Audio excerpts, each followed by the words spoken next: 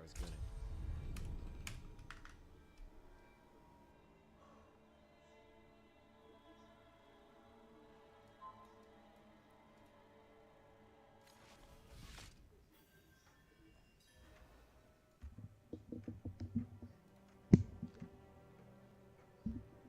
What's going on, guys? How are we doing today, guys?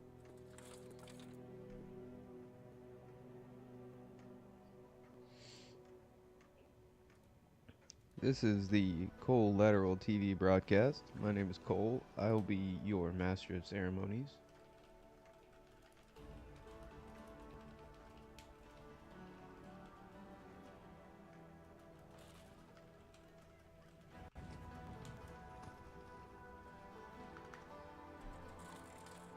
Bush and Kyle are talking shit about you right now.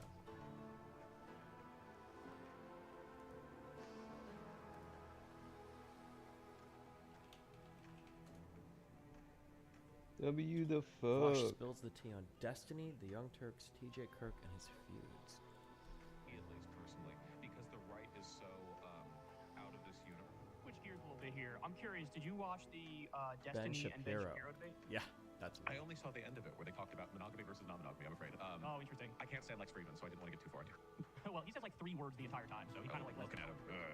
Yeah, well, I was going to ask what your thoughts on it were, but, you know, I'll just give everybody mine since I watched more of it. I was absolutely, I tried to digest more of it. So I thought that on certain issues like Trump versus Biden, I think Destiny did a really great job. When talking about January 6th, I think he did a really great job. They were having a debate around like schooling and the social safety net. I think he did a great job there. But I was actually surprised that around Foreign there were policy. a certain number of issues where I think there was like way too much agreement. I think Israel was actually one of them. He disagreed around the edges. You know, he brings up like the this illegal settlers in the West Bank and how he's against that.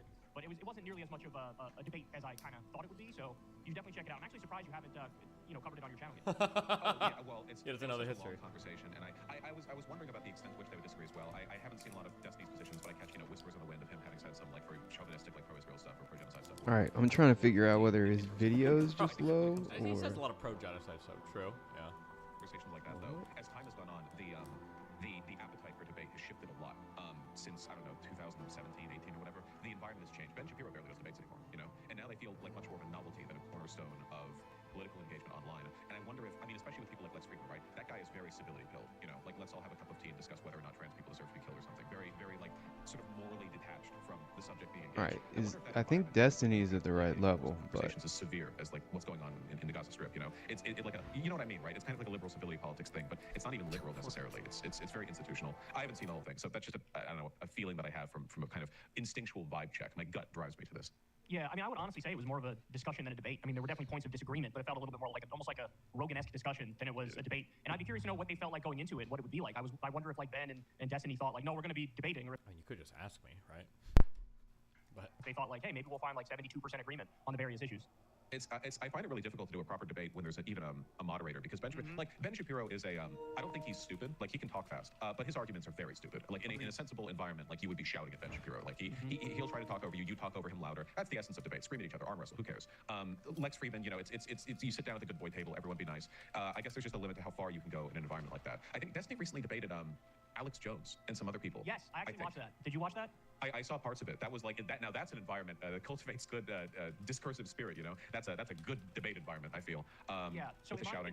opinion, he actually did better in that. And again, I'd be curious to know what he thinks, like how he did in each respective debate. But in my opinion, there was much more clear disagreement and differentiation now in that debate. now we're and cooking with really, gas. honestly, what I would have liked to see, I don't know if you saw the whole thing or not, but it would have been good to have just Destiny versus Glenn Greenwald. And I think they're actually somebody's making that happen. did you just say that he thought my Alex Jones debate was better than the... What? Did he... I'm sorry. Did he say that? And there was somebody tweeted about how that's going to happen shortly, but Alex Jones just ruined the whole fucking thing. I mean, he's in there. He's a total idiot. He makes horrendously stupid points. He's loud. He's obnoxious. He's probably like high as balls on cocaine or whatever the fuck he's on. Lord only knows. And it's like every 14 minutes, Destiny would come in and say something smart, shit. and then Glenn would say something interesting in damn it. response to it. And actually, to my surprise, the Krasenstein bros were not bad. And Glenn would say something interesting. Dusty, did you know that the in 1950 the FBI I was was kind of amazed by that. Yeah. You them as sort of like, community people like who don't really like know anything or care, but they actually did a half decent job too. Like the Vinky twins, you know, just into politics. I agree. Yeah, it feels like debate is getting less and less interesting for me, at least personally, because the right is so out of this universe that it feels like a lot of points. What do you mean debate is getting less and less interesting? It's just because you guys won't do it anymore. Because you guys are scared of looking like fucking retards. That's the only reason why. This idea that it's not interesting to watch two people argue over positions has been like a cornerstone of like political and social life for fucking 12,000 fucking years, okay? Ever since the first corn was planted, I bet they argued about how to fucking dig the dirt up the best. And I'm sure there were two fucking cavemen, okay? With the biggest clubs and the biggest brains debating on early fucking agriculture or whatever.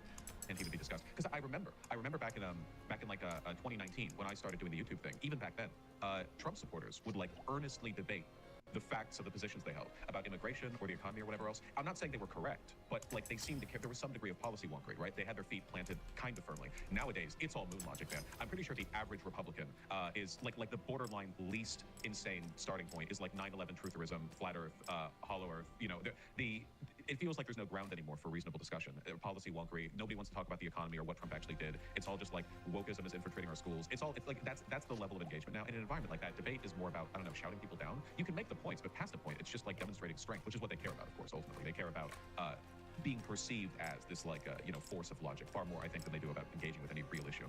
Yeah, so back in like 2015 and 2016, I had a very, very different approach when it came to Trump supporters, where, you know, you try to see the best. Hey, why do you feel the way you feel? Why do you like him? What is it about it? And then in some instances, you could pick out with some people, I don't know, they thought he was a little better on trade than Hillary Clinton, who was in favor of all the outsourcing deals and all this stuff. But as time has gone by, now with Trump he was president for 4 years, then we had January 6th, and he attempted to overturn the election, and then here we are today, where this dude refuses to go away. And I am 100% doomer pilled on the people who remain, who support Trump, because there's been a million of these interviews. You go to the rallies, the Young Turks have done this, where they send people to rallies to interview these people, and you literally can't find one salient point among them. It is just all complete cultishness, devotion. It's all about emotion and feelings. They're also at the same time like they're. Do you think Vosh is really scared to look dumb versus retarded rightoids? It's not like Vosh has to debate smarter conservatives. I don't know why he doesn't give his fans content. I don't actually know. Where's August at? I'm actually curious what August thinks about that. I actually don't know why he doesn't debate. Is it really because he's scared of people on the right? I don't think so. I think Vosh is pretty smart. I don't think he should be. I don't think he would be. It's not because it would be bad viewership. It would be great viewership. It's not because his fans don't like it. His fans want it. It's not because of, I truly don't know, actually. I don't know. I think he doesn't want to take the time to prepare. Maybe he's gotten embarrassed too many times when he didn't prepare. Like, he doesn't stream that much, but why couldn't he just substitute some streaming hours with, like, debate? I'm not sure. I really don't know. Be closed-minded and arrogant in their without understanding anything about politics. He's lazy and doesn't want to prep. He doesn't prep ever. He doesn't prep for debates regardless. Maybe I called it. Because he lost a few where he refused to prep, and now he's maybe. See your facts, and so I've been so doomer pilled on him now that I really have no patience left for anybody. Like we were like Alex Jones in that debate. I would have felt like Destiny did, where I was face palming. Like, what the fuck are you even doing in this conversation? Like, you're not even engaging. Alex Jones isn't even that far off, I feel, from the median GOP voter at this point. Like fully, like half. You have a good eye. Of the things that he says, just like, oh no, yeah, that's just like standard policy now, or like that's just normal rhetoric. I think like the DNC is also actually he's kind of close to right on that. Actually, unfortunately, yeah, he's kind of close to right on that.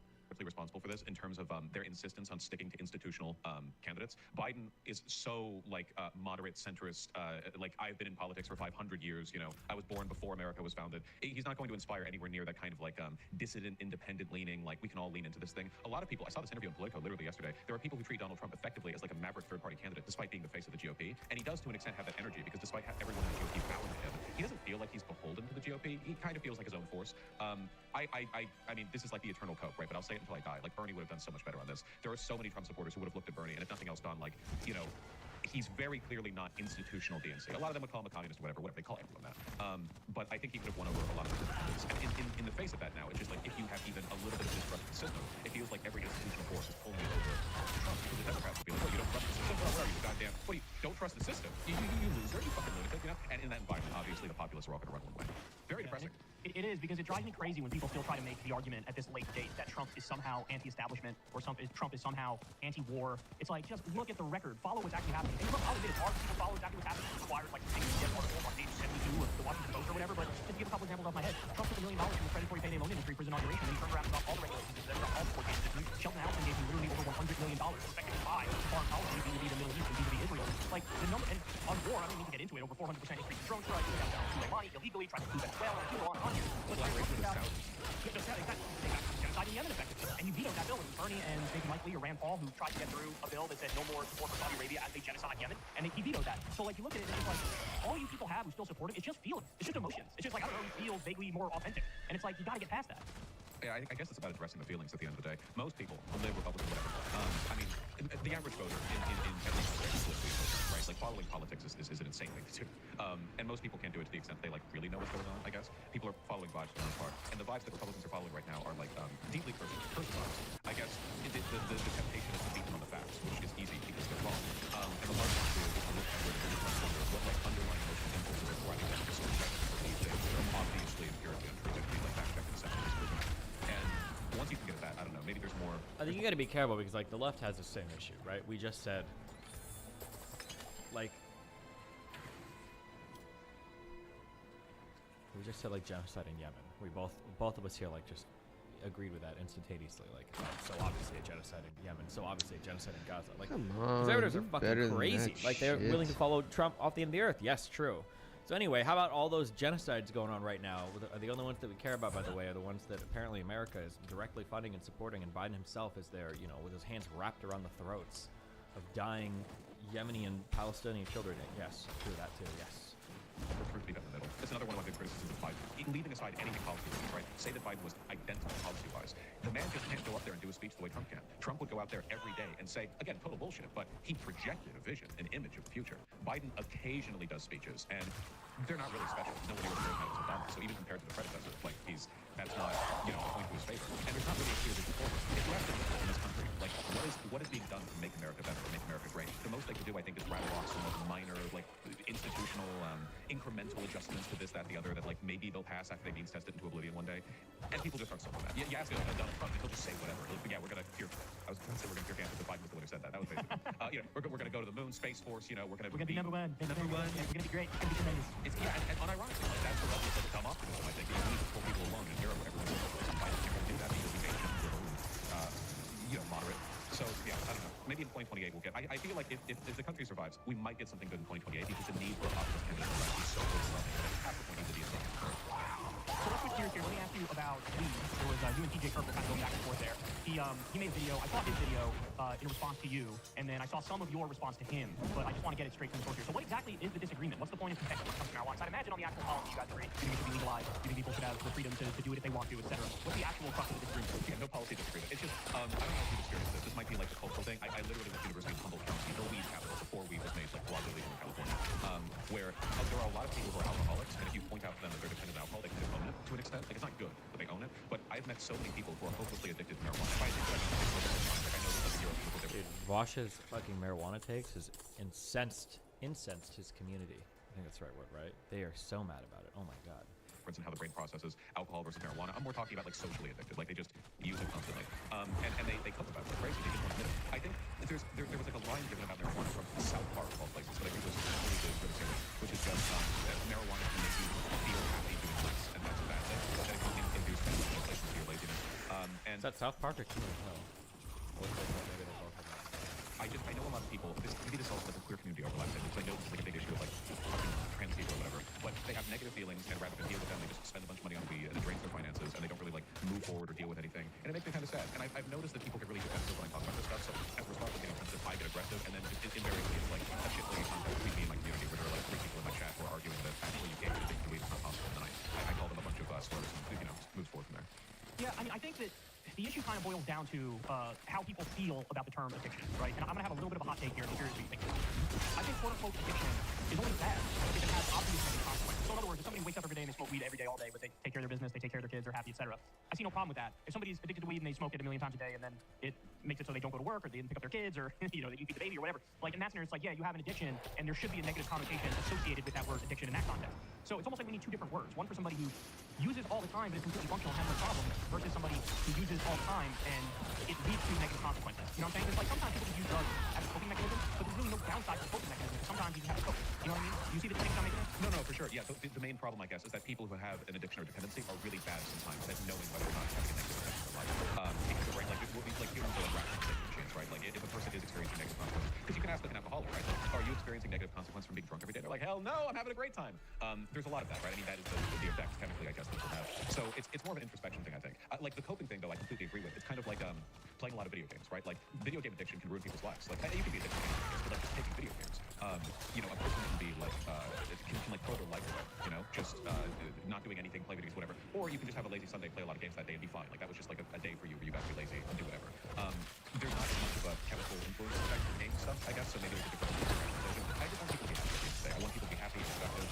I know a lot of people get kind of like locked into a negative spiral, and they only realize it when they're really far down, and it's difficult to do anything about it. So I guess I encourage a critical attitude about that sort of thing, but not any like, I don't know, drug war era like redneck. You know, there's no reefer madness fear mongering going on. I just want people to be happy, and there's just a lot of sad stoners out there.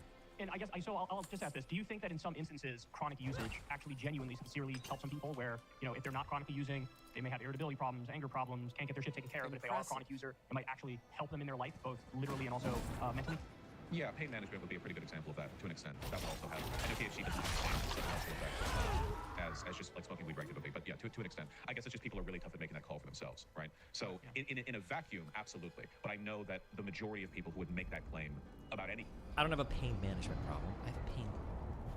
chemical substance about themselves would be coping, or would not know what they had lost. Like maybe they thought that they were just like mellowing out a bit, but in reality there were like things in their life falling behind, skills they could have obtained, or opportunities they missed that they'll never know about, and it's really tough to know, I guess, without a third-party perspective. But in the abstract, like totally possible, yeah.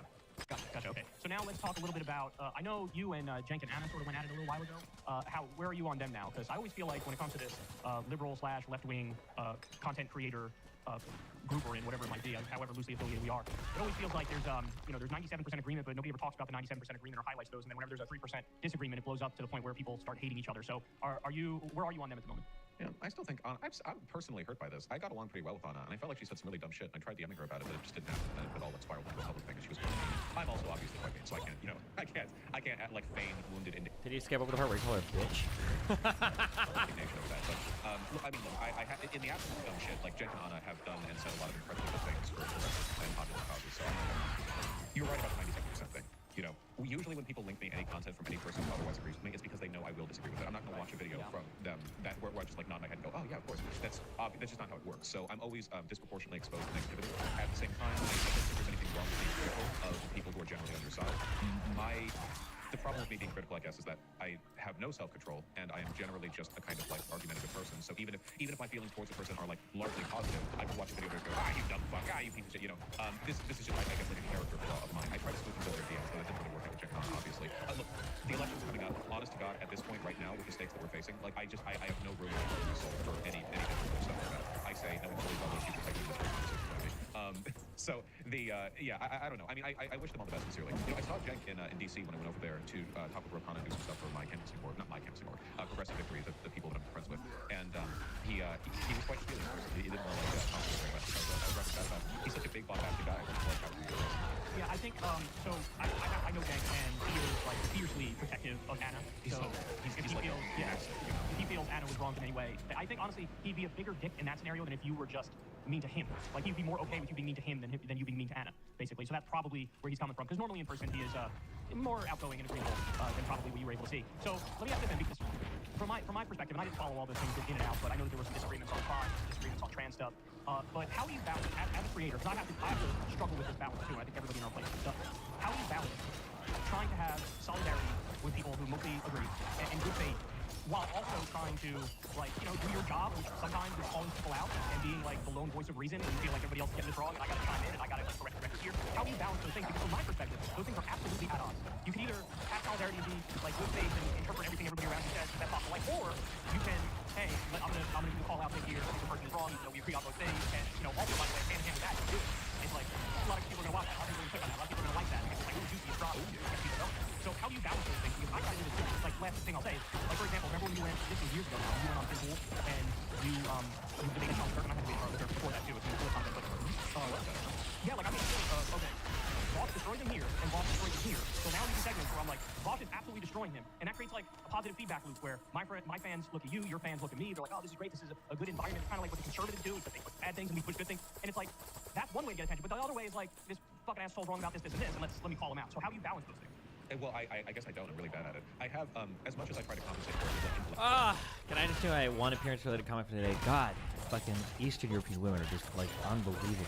My God, that's it. That's all I have to say about it. It must be there's got to be like a selection bias. Like it's just the ones that end up online, and maybe the other half of them are idiots. Holy shit!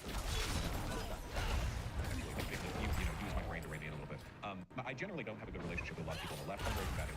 This is mostly like, well, there are parts of this that I definitely think is wrong, so it's not something that I feel very entitled to complain about. But it does give me the impression sometimes when I'm there with the stream chat, we're all just watching videos. It gives me the impression that there's not much solidarity from me really actually good to make this video actually burn. I think that what you spoke to there about like, oh, he just read this person, oh, he just did right here. Like that stuff is not only for one, it's good content. For two, like people like seeing that like cross creator fight. It's also really effective in terms of solidarity building. It's also just good politics, frankly. You're right about the balance between being good faith and being like good about solidarity building. I feel like this didn't used to be as difficult because back in the 1960s or whatever, we didn't have everything being put online. If somebody said some dumb shit like, oh, whatever, like, oh, he said that, she said that, he said, okay, whatever, like, let's go march, But nowadays, everyone is subject to everything that everyone else believes, and invariably, especially in a live streaming format, people are like, hey, this dumb shit, and even if you look at it and then go, that's good, yeah, and then move on. Now there are like 4,000 people who are watching, and that's their first impression of that person. But so like that's a lot of negativity you've set up at the beginning. I don't know. I think that like this is something that I've always tried to be better about, and I keep failing at, which is just understanding beyond any criticism the broader stakes of fandom. Because I talk about other people's fandom too. So when I myself then go over a video from, say, for example, a person I'm on good terms with who I really like, and then make like oblique comparisons. In retrospect, it's like, okay, it's not that I think anything that I'm saying is indefensible, right? Like, I love making comparisons to nonsense. I'll do that all day. But in the broader context of what's going on here, is there not like another way this could have been handled? And I mean, there almost always is. This is something about which you've always been better. And it's one of the reasons I think that I've gotten along with you over the years. It's because in spite of any like, individual disagreements, you've always had your feet planted super firmly. So I respect that about you, frankly.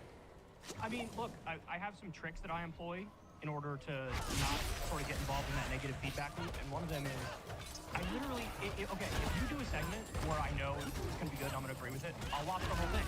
If you do one where it's like, you're coming after me or whatever, I can still watch it, and then I'll hear, people say, oh, he said this or that, and I get like a sense of what you may have said, but if I don't hear you actually say things that I might dislike or be offended by, then it literally is out of sight, out of mind.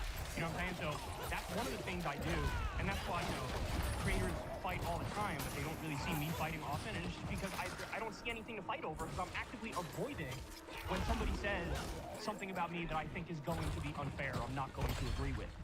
All right, so now let's get to the fun part that I'm sure everybody's waiting for. Oh, no. Sounds pretty dumb.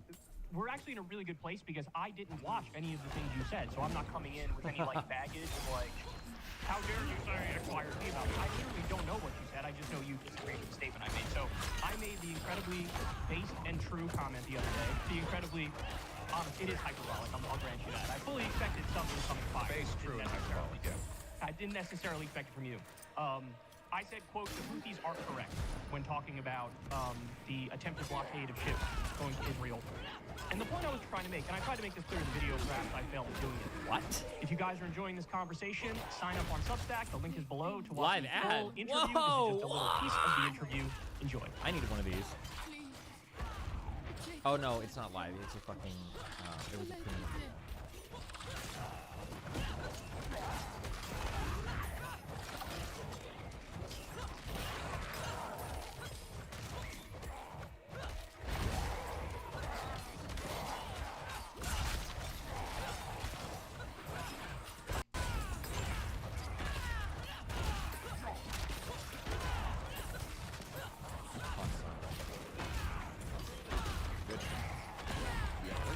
I didn't know that much about Destiny.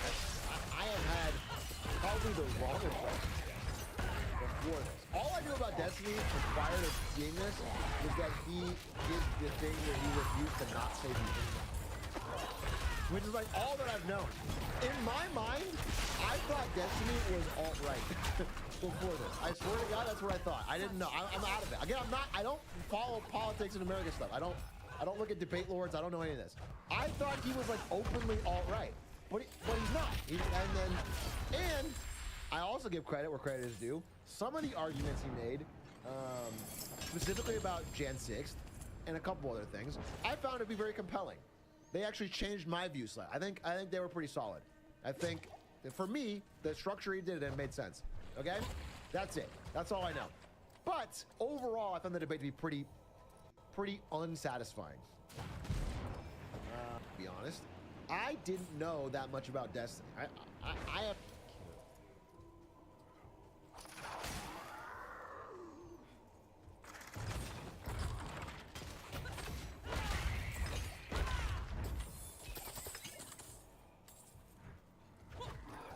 Shouldn't be.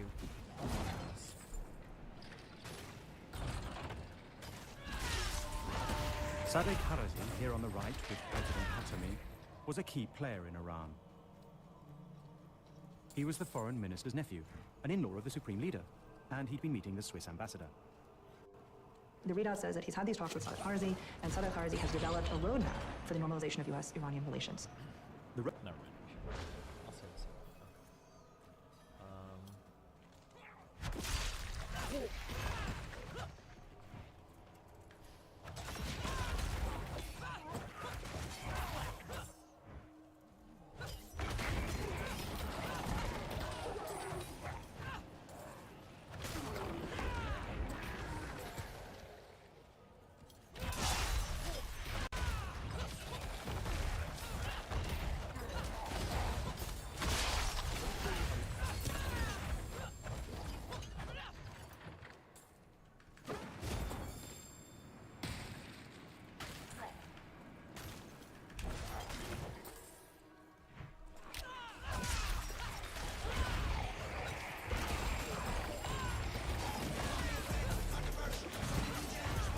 They can't cancel my message cause I'm the biggest independent rapper in the whole freaking world. Think that I'm racist, yeah, alright.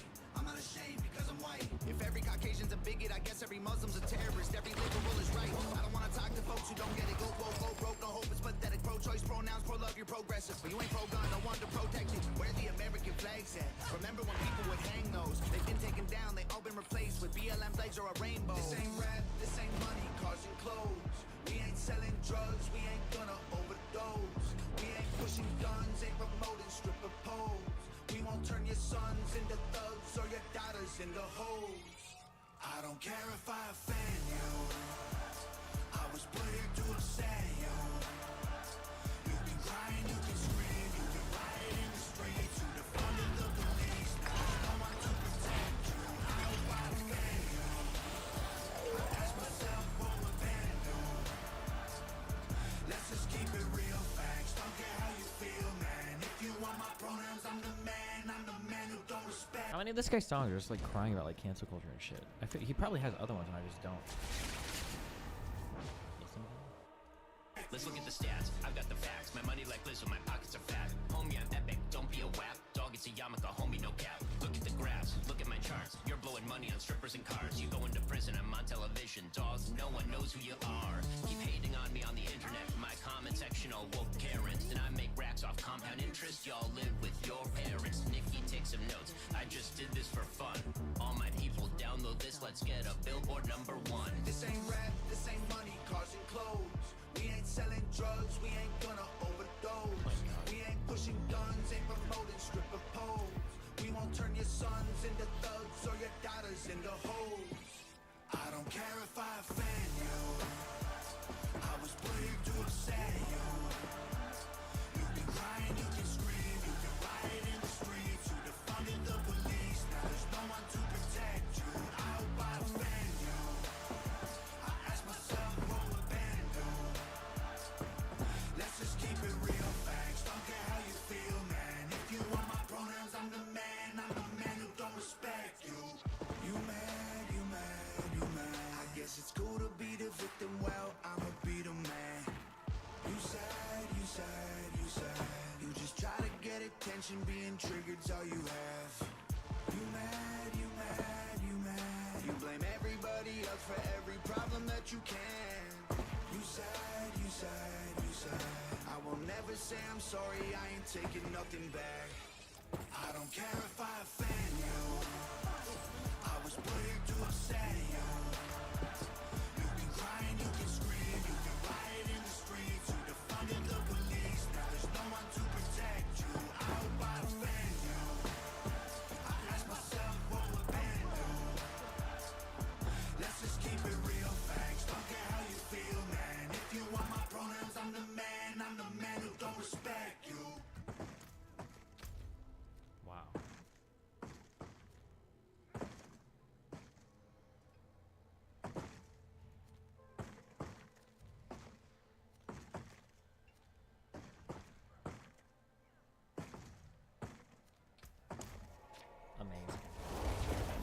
Amazing.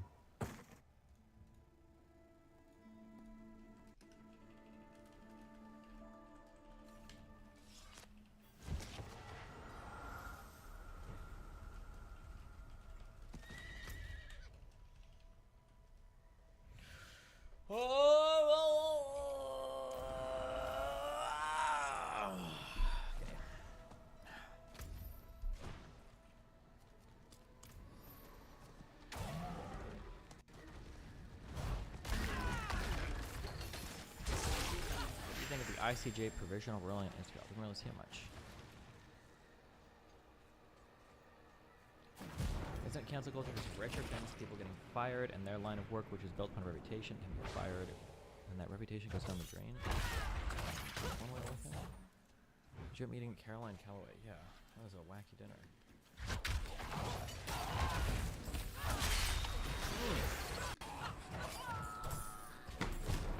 Nobody special. Thank you for the 10 gifted memberships.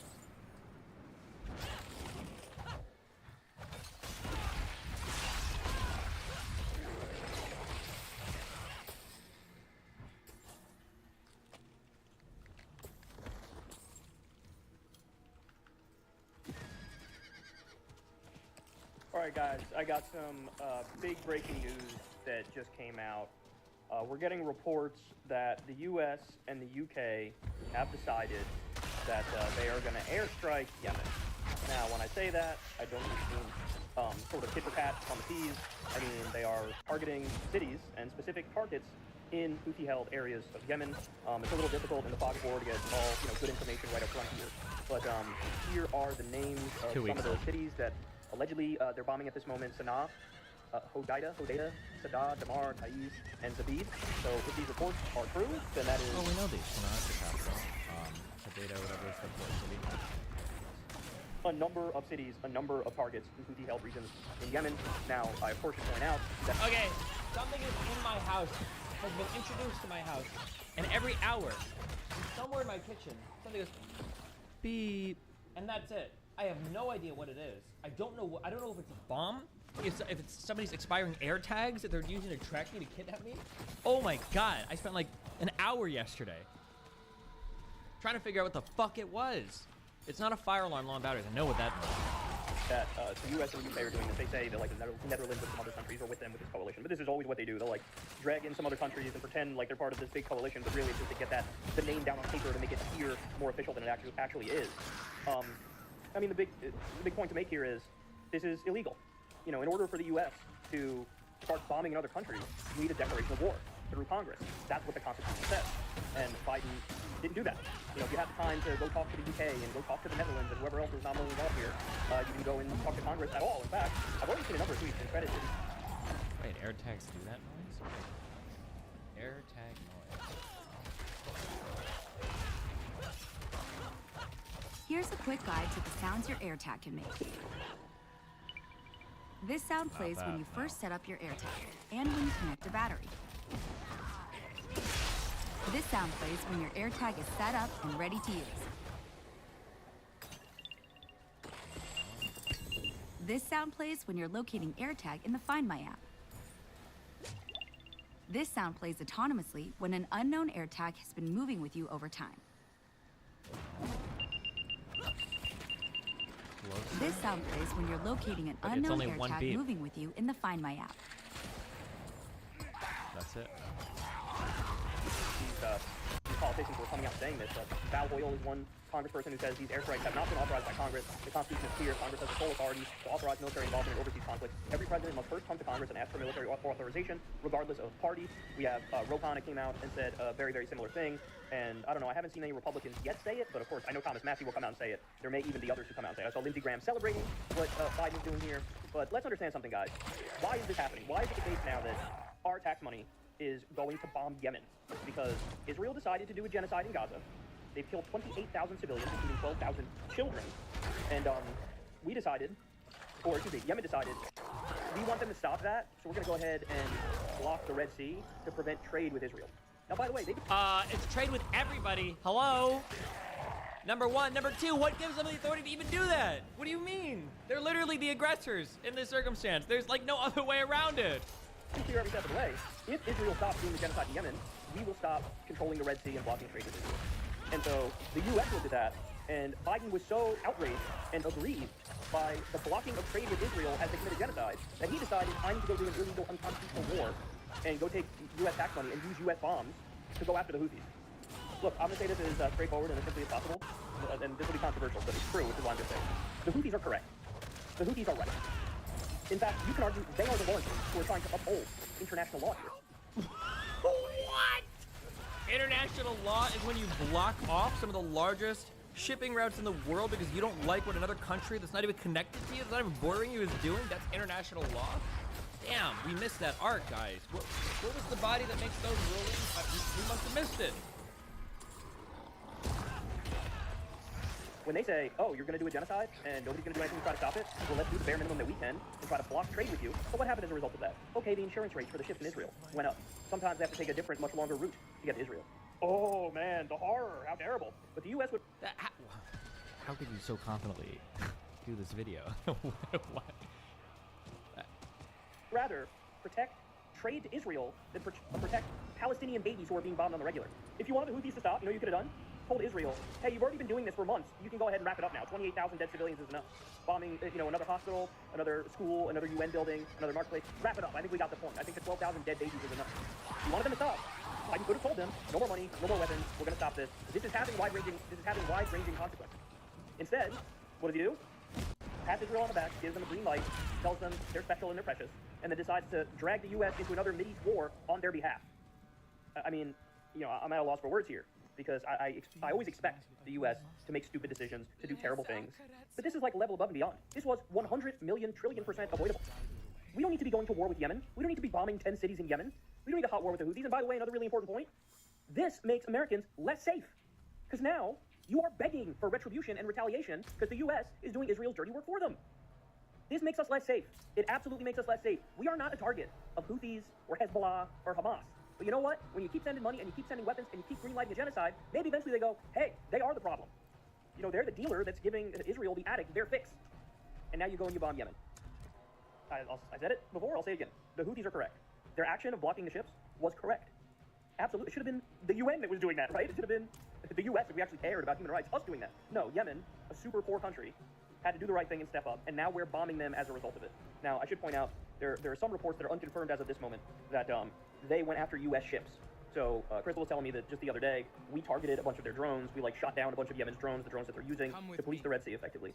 And there's some reports now that they went after U.S. ships. We don't know the timeline of the events. So in other words, we don't know if the Houthis knew the U.S. were going to attack them, or the U.S. was already in the midst of attacking them, and then the Houthis started attacking the ships. Or we don't know if they attacked the ships in retaliation to us attacking their drones the other day. We don't even know for sure if they did attack the ships. There's just some unconfirmed reports that happened. But now that's almost certainly going to happen. And this is what we've been talking about, guys, how everything escalates out of control, and the tit for tat, it turns into a massive snowball effect, right? And so now, the Houthis fire back on some U.S. ships. Nobody died. No U.S. people died, right? But imagine even one U.S. soldier dies.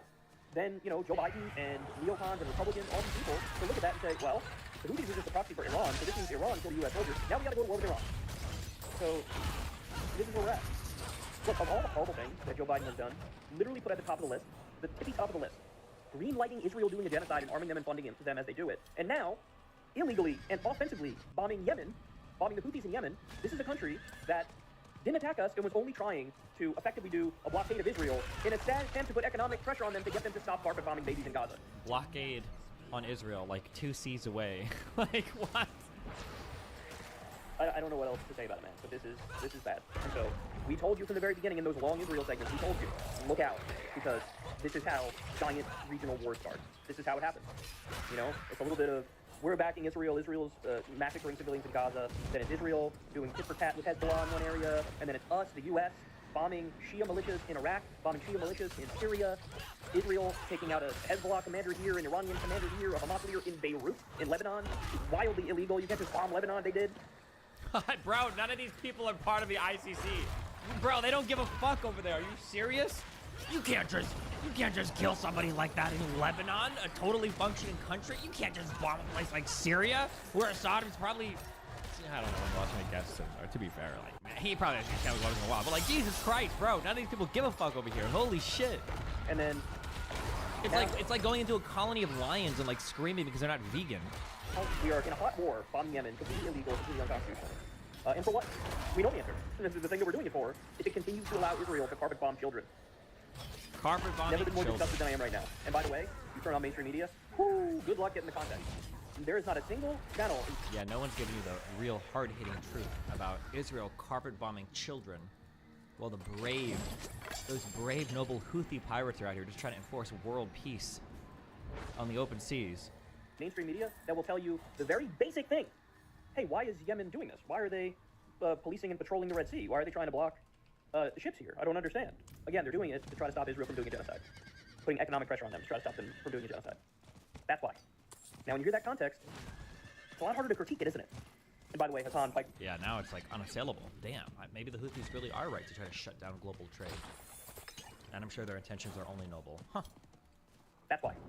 Now, when you hear that context, it's a lot harder to critique it, isn't it? And by the way, Hassan Pike was saying on Twitter that he turned on CNN, and they were describing the U.S. illegally bombing Yemen as a de-escalatory action. Holy shit, man. This is bad. This is bad. Lord only knows what happens from here. Lord only knows how long we'll continue to bomb Yemen. Lord only knows now what they'll do in response, or if Hezbollah comes in more, or Iran comes in more. If now, you know, Lindsey Graham starts screaming about, let's go invade Iran. But the Biden probably closed. If he was going to greenlight a war with Yemen illegally, then why not go all the way into Iran? Imagine blowing your chances of re-election. What's wrong with ships just going around Africa? Well, one, there are probably some countries who can only get stuff shipped to them through the Red Sea.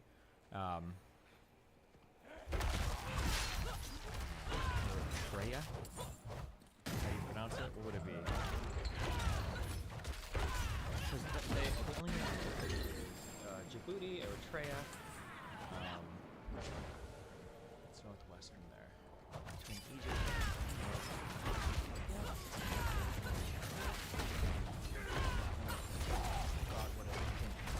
Think, God damn it.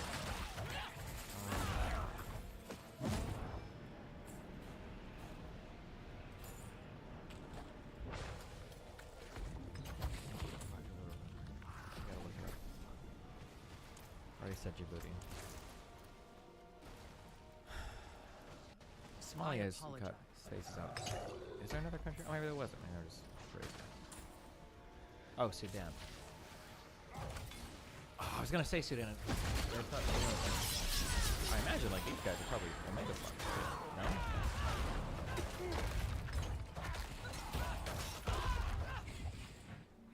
But also the issue is that it's like a month long, or no, it's not a month, but it's like 2 weeks longer to get shit around here. So the price of everything like dramatically increases. It's the Houthis' water rights they can blockade if they want. Okay. Well, then we can bomb if we want. What a retarded fucking sale, but okay.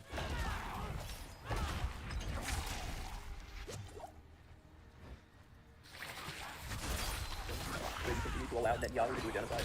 Imagine being that fucking stupid. Imagine being that fucking stupid. That's what we got, Joe Biden. So by the way, final point, all you Republicans, oh my god, the 274 hearings on Hunter Biden's cock and balls. You want to talk about impeaching Joe Biden? You want to talk about accountability? Here you have a clear-cut example of an illegal bombing campaign. The Constitution is super clear. The president can't just willy-nilly go around and start bombing wherever the hell they want for whatever reason. I'm pretty sure it's not illegal. I'm pretty sure the president has authorization to do military strikes like this, but okay.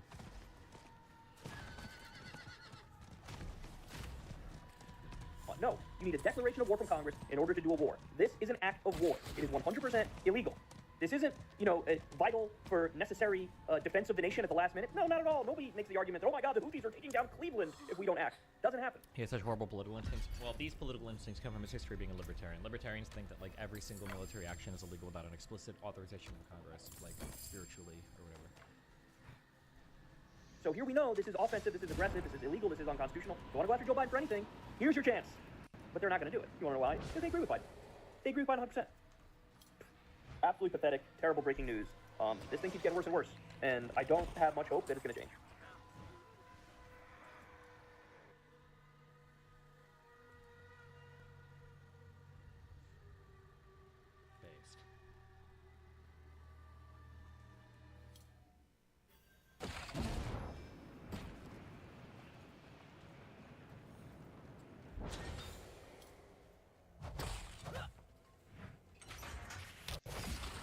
Based.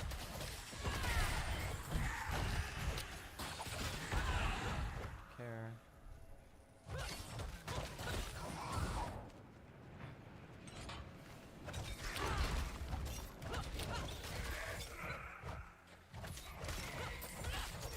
Hey, what's up? Thanks for having me. Cecilia here, a long time viewer. First time poster, covering Twitch for break. Wait, what? For this person?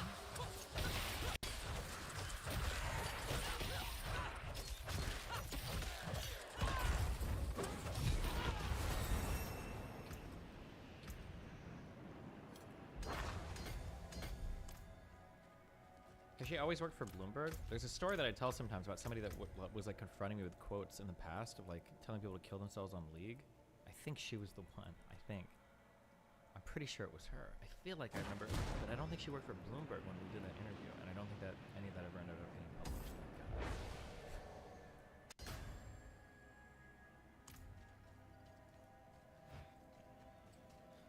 Do reporters really know why the doctors ban? And if they do, why are they not reported on it? Great question that I can't answer.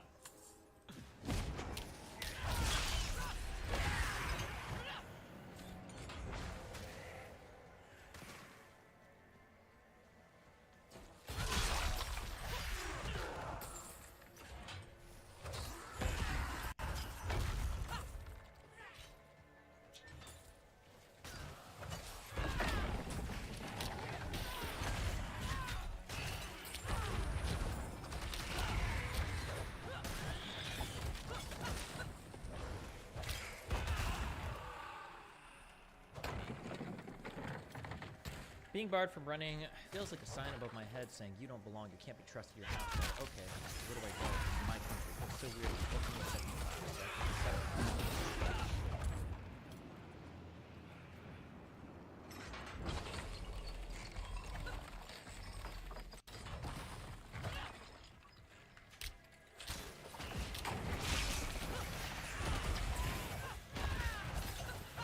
Texas governor says he's prepared for conflict to fight the future of America.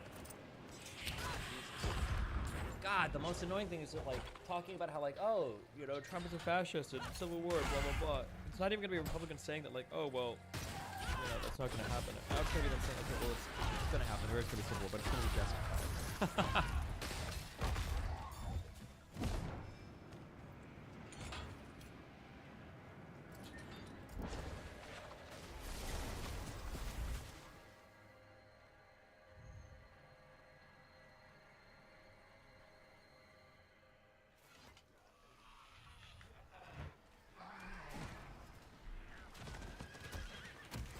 No, you know what it's like?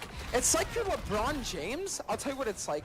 It's like you're LeBron James, and every single game, you have to play against an all-star team, and you get 4 kids with Down syndrome as your fucking teammates.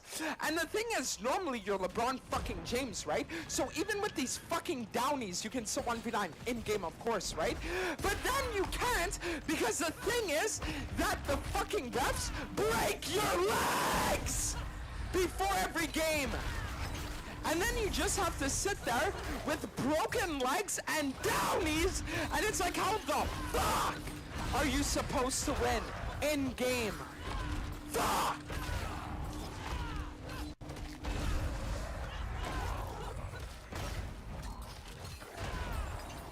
No, you know what it...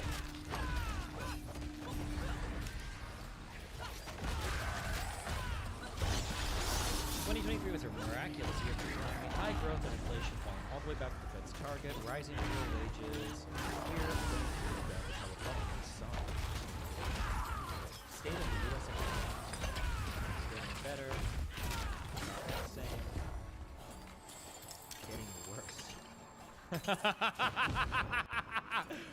No shot. To be fair,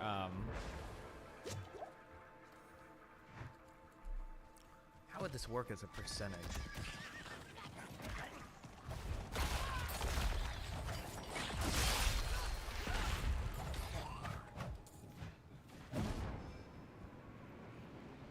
Wait, hold on. I'm trying to think, actually.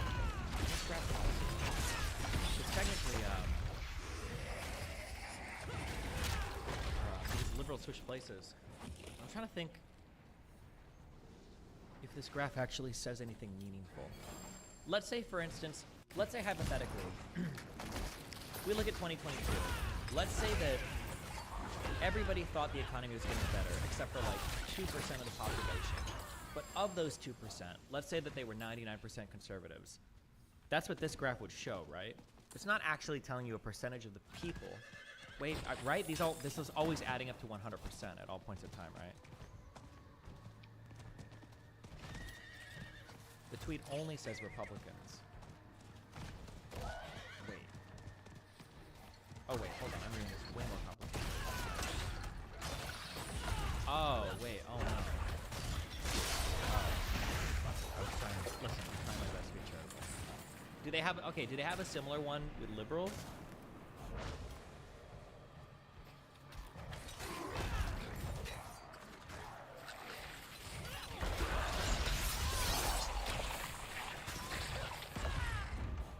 YouGov poll, how economy doing?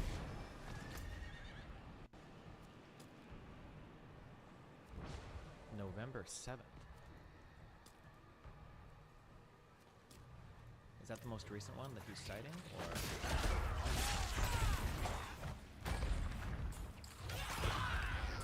Wait, hold on. Give me your cookies. Okay, state of the U.S. economy. Oh, damn, we got graphic to play with and everything. Okay.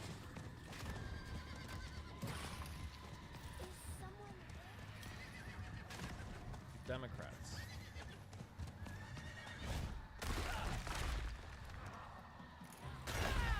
The noise is coming back. Shit.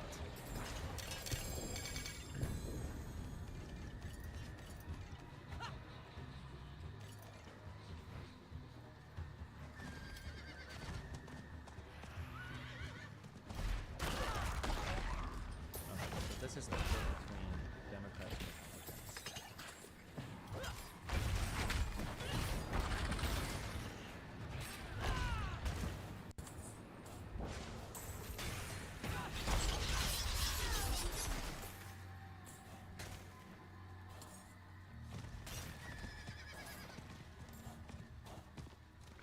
Let's see. Prior to 2020,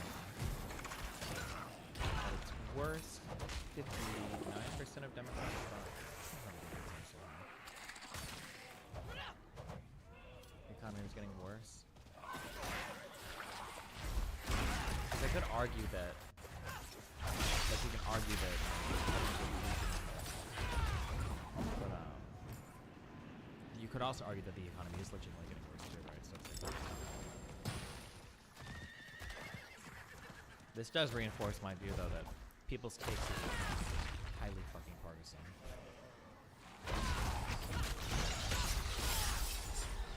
Yeah, the Republican swing is definitely way, way, way.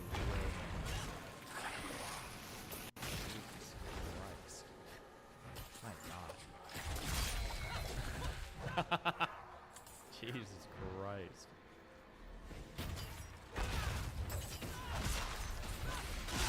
70 to 80% for the past year and a half, 2 years, 3 years, say the economy is getting just because Biden is president. Why am I so bright?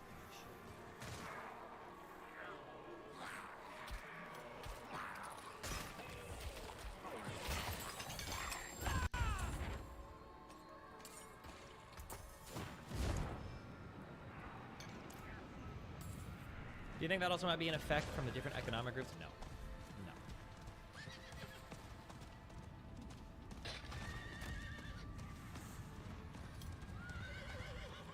How does he age?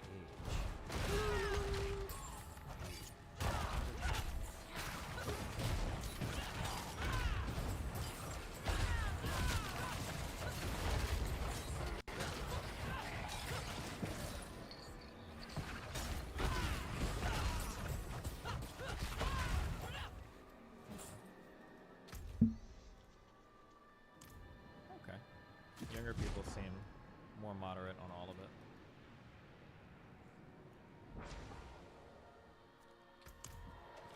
Report about rental prices in the U.S. Curious your thoughts since you were talking about the economy a bit.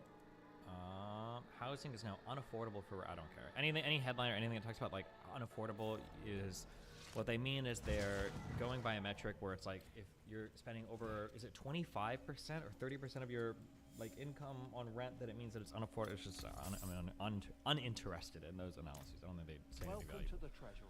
Don't care. 30%. It is done.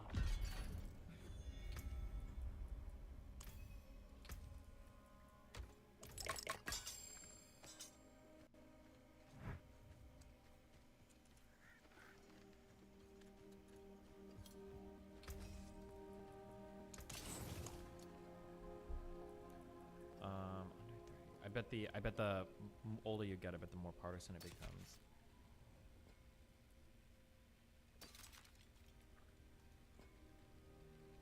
It just did it again. Did you hear that? Oh, you can only do one at a time? Really? Oh, shit.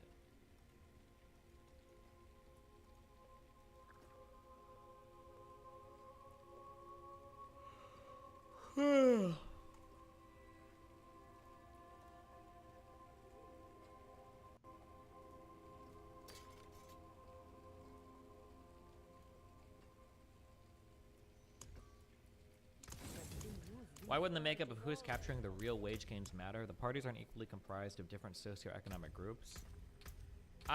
If you want to show me that there is data that they're like wildly disproportionate, I'm sorry, I don't believe it. Maybe there is, but I don't believe it. I don't believe that. I'm pretty sure it's just partisan hackery.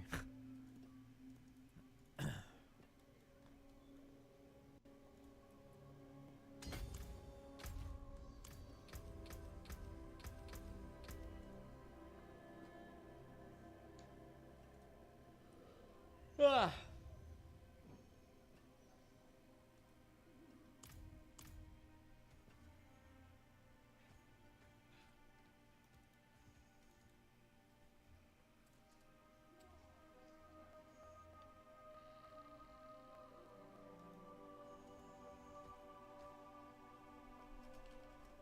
All right, what are we doing today?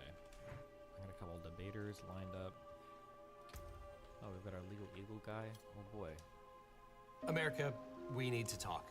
We've grown apart these last few years. It's not you, it's Mississippi. It's Mississippi. Pew Research reports that over the past 7 years, Americans have increasingly felt that their political opposites are stupider, more dishonest, more immoral, and lazier. And the simple fact is, they're right, regardless of what side they're on. I'm playing both sides so that I always come out on top. And in revolution or a consensual dissolution. The wealth to back that up. Oh yeah, San Antonio, that was the other thing. The brokerage firm argued that these sales were legal and it had no duty to repay legal basis for secession. And we learned Scalia.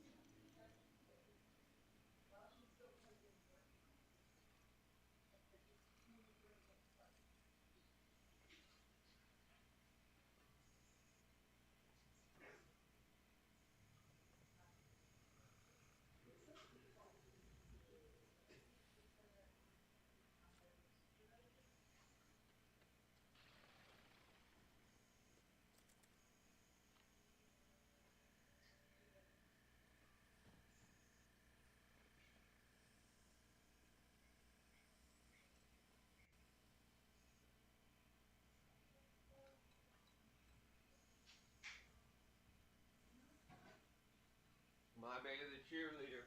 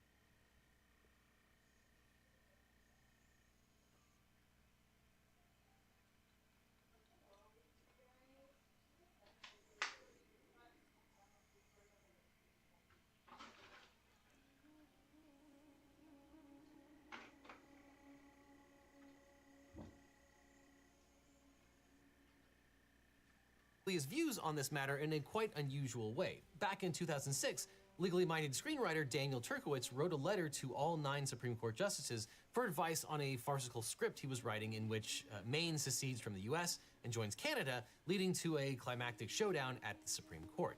Scalia was the only justice to provide a substantive response to Turkowitz, and the late justice was unequivocal. Quote, "To begin with, the answer is clear. If there was any constitutional issue resolved by the Civil War, it is that there is no right to secede. Hence, in the Pledge of Allegiance, one nation, you have indivisible." no right. Damn, you got pledged. Pledge of Allegiance also proves that God is real too. Damn. Has also explained why a secession case would never end up before the Supreme Court. Quote, "I find it difficult to envision who the parties to this lawsuit might be. Is the state suing the United States for a declaratory judgment? But the United States cannot be sued without its consent, and it has not consented to this sort of suit. I am sure that poetic license can overcome all that, but you do not need legal advice for that. Good luck with your screenplay." And although the Supreme Court has never heard a direct secession case, it did address the question indirectly in 1869, and once again, it involves Texas.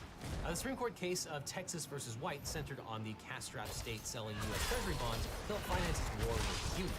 A brokerage firm purchased some of these bonds and then resold them to investors. And after the South's defeat, the Union-supported Reconstruction government of Texas filed suit against the brokerage firm directly with the Supreme Court, as the Constitution confers original jurisdiction to the top court in cases in which a state is a party. And Texas argued that the rebel government had illegally sold these bonds, and the state was therefore entitled for their return and or repayment. The brokerage firm argued that these sales were legal and it had no duty to repay Texas. And in a 5-3 ruling, the Supreme Court ruled that the Confederate States' sale was illegal because Texas's secession itself was illegal, and as a matter of law, it never happened. Writing for the majority of the court, Chief Justice and secret grizzly bear Salmon Chase, who once famously graced the face of the now defunct $10,000 bill, declared, quote, "The union between Texas and the other states was as complete, as perpetual, and as indissoluble as the union between the original states. There was no place for reconsideration or revocation except through revolution or through the consent of the states." So the Supreme Court has spoken. There are only 2 paths to secession: revolution or a consensual dissolution. Now, before you go thinking that declaring war against the United States is just this one weird trick that allows you to secede, or governments hate it because it's so successful, I should note that waging war against the government is not legal. It's what we lawyer types would call treason, a crime that is punishable by death. Cringe. Hashtag not legal advice, don't commit treason. Also, seceding by force, even unsuccessfully, or especially unsuccessfully, will typically result in a high body count. And during the Civil War, about 620,000 people, or finally back. 2% of the nation's total population were killed. So unless you're jazzing to murder thousands, if not millions, of your friends and neighbors, spend decades in prison for sedition, or get executed for treason, revolution is probably not the ideal secession path. In fairness, that would be the most Texas thing that you could do.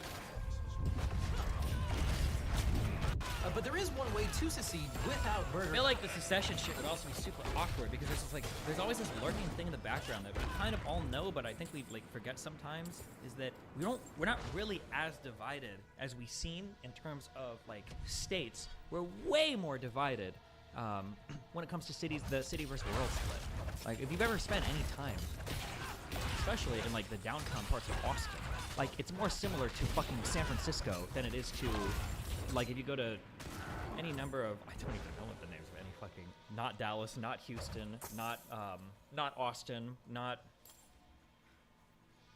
Fort Worth. Yeah. These places are super, super, super liberal places. Young people, they got tattoos, they got piercings, a lot of them are gay, especially in Austin. You got your liberal homelessness. It would just be so, I'm trying to imagine, what are people in Austin doing during the secession? Maybe they would just go along with the rest of the state. They're fuck it, I don't know. Bring a whole bunch of people. The states and the federal government consent to your secession. And of course, some states already act like their own independent nations and have the wealth to back that up. Oh yeah, San Antonio, that was it. If California and Texas were their own countries, they would be the 5th and 10th largest economies in the world by GDP, respectively. And if one state leaves, it's easy to imagine the domino effect of mass. Texas is the largest, or is the second largest in the country, I think. Why is Texas's GDP so large? Is it just population, or I'm trying to think of what else? Oil, Texas cattle. GDP contribution. Oh, was it? Oh, oil, maybe. Where's like that cute? You know how they have like cute rings? You know what I'm thinking of? The boxes. What are the names of those types of graphs? Does anybody know what I'm talking about? The box ones. Why is he trying to make cute happen? I don't get it. Bar chart? It's the one where they have like where it'll be like this, and then like this, like and then like this for like the exports and shit. You know what I'm talking about? Like, what are these called? Those are for exports now. Yeah, but like I can't see. You can't make them for not exports. You can't make them for normal things.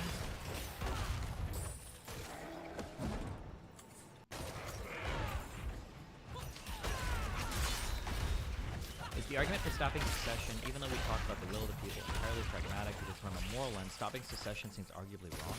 What? No, what do you mean? We function best as a country together. It's the reason why the United States is so fucking successful. That and the two oceans on both sides of it.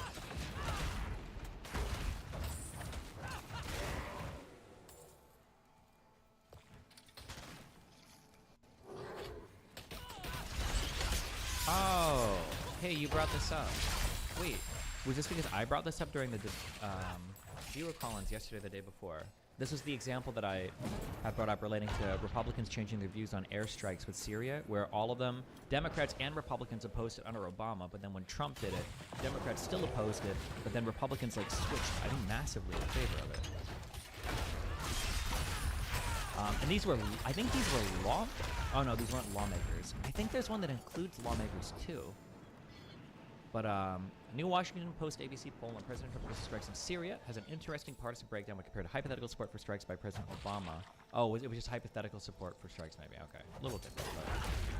But Democrats support 38% in 2013, 37% in 2017. Republicans support 22% in 2013, 6% in 2017. No, I just had this in my head when you brought it up 5 years ago. Jesus.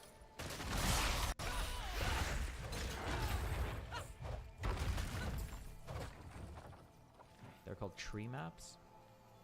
Oh, this thing. Oh, you found it. Thank you. This is just exports, though, which doesn't technically capture the full GDP of a state.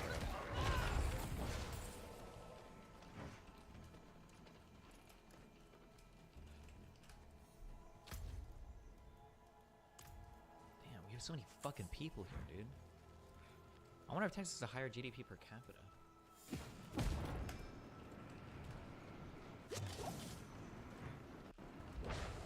I feel like 78,000 versus California 2022.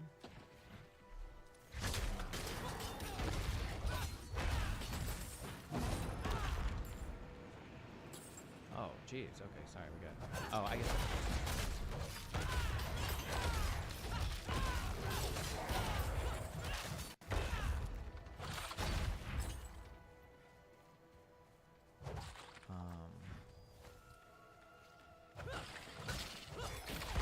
How is Texas so low?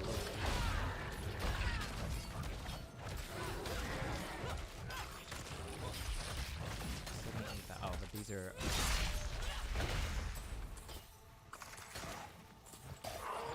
Okay, when it says enchained $2012, what the fuck does that mean? What do you think Joe Biden should do in to confront Texas? This is obviously a political stunt by Republicans. How can Biden maintain control of anything like that? I don't actually know. I think it's a really good question.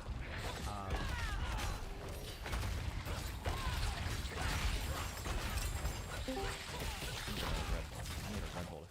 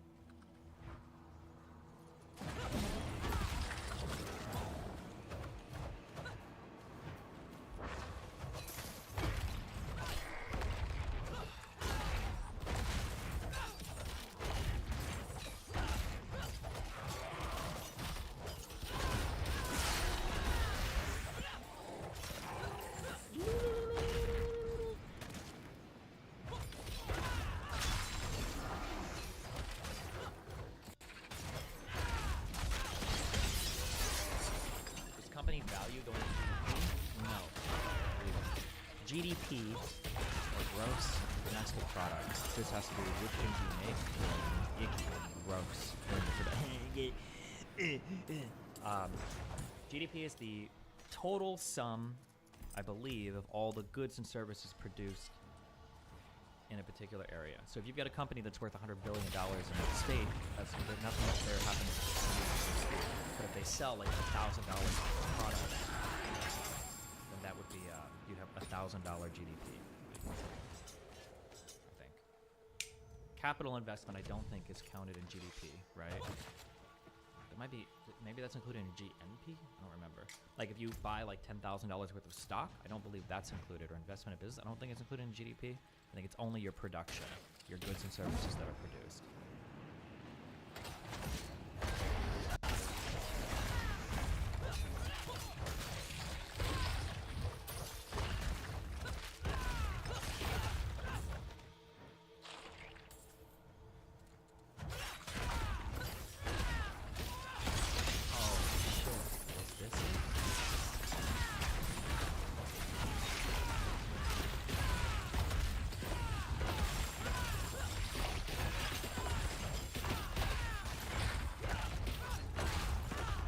State were to secede from the U.S. because the U.S. would blockade / sanction the state from going for export. Not only could they, historically that did happen. There's a huge Supreme Court case of it.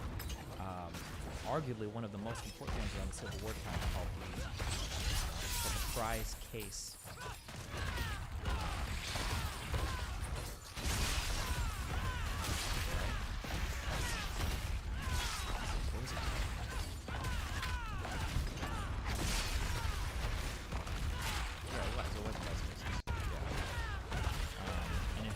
Abraham Lincoln blockaded the southern ports without like a declaration or anything like that.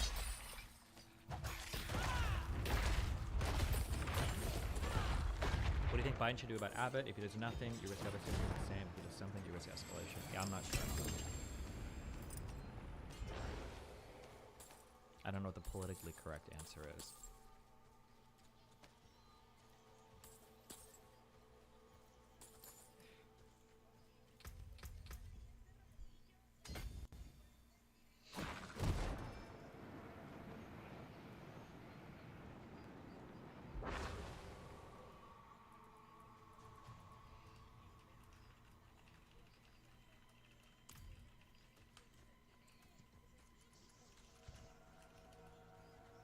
Just go on vibes here, boys.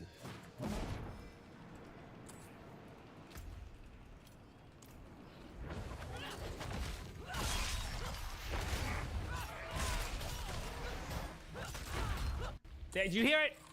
Please tell me somebody heard that. Hold on.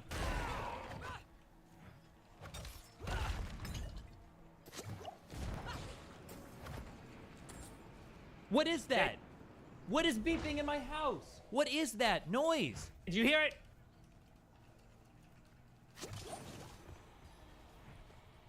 What is that? Please find out what that beep is. I don't know what's beeping. I don't know what's in here. I'm not even the beeps like that. It just started yesterday. Stop saying smoke alarm. Those ones go beep. Those are way different. Destiny, it was 50 minutes exactly. 11:38 to 12:28.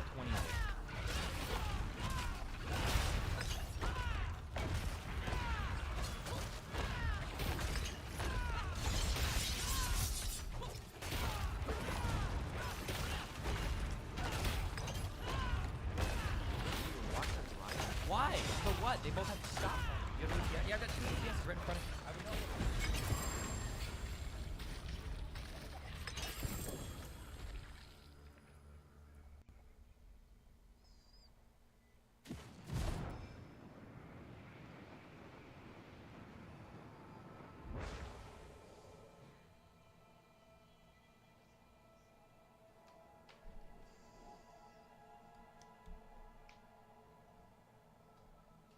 At 1:18 your time. Okay, remind me when to go into the kitchen.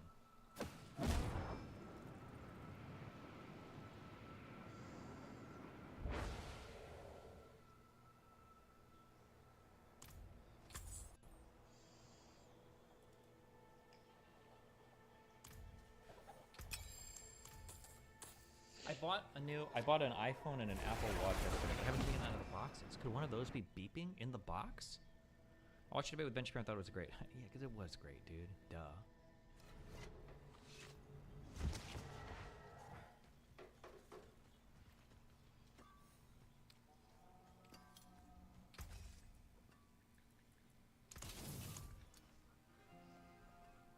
It's not my fridge. Shut up.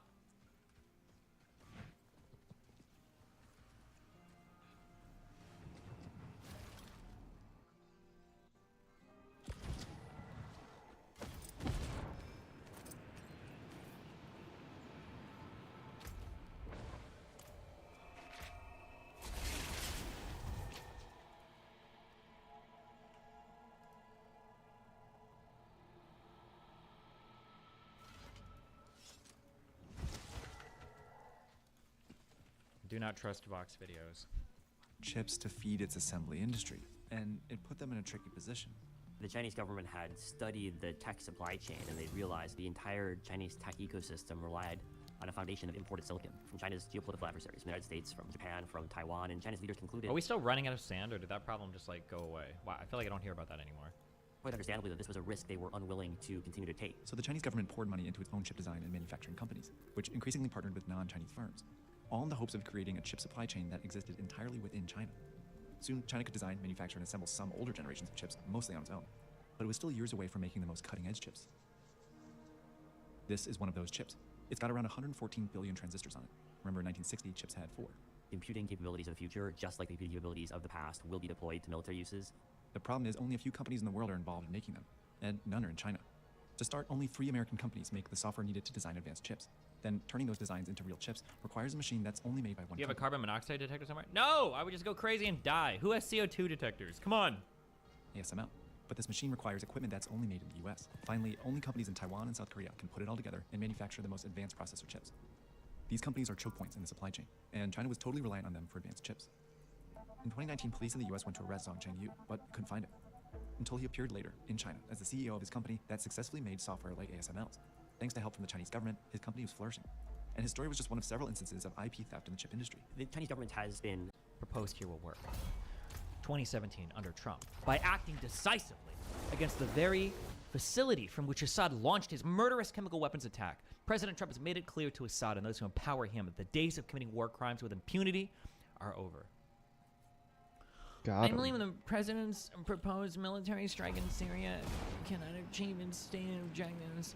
2017.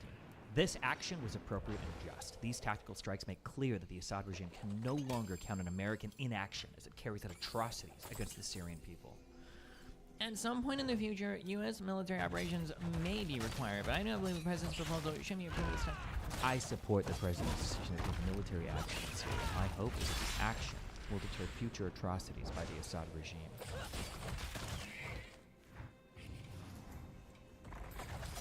So many Republican lawmakers. Supportive and needs. Top Democrats supported the strike, but emphasized congressional oversight. Maybe there were other responses in here that were left out.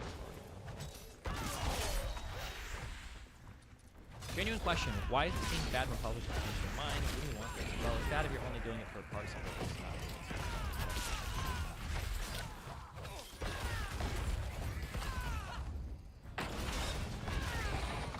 You remember when flip-flopping was a big?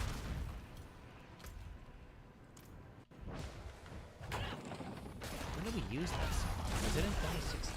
Was that like Hillary? No, 2012, Romney. Like the word for one election cycle. Was it with Romney? Was it earlier? It might have been. Maybe it was 2012, 2010.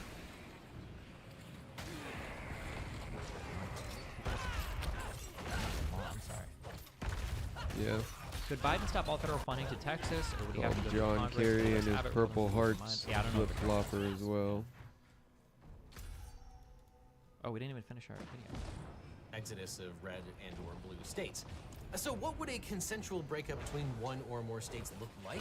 Well, in a December 2022 article for the New Republic, Bryn Tannehill, a former naval aviator and a senior defense analyst, gamed out what a divided United States of America can actually look like.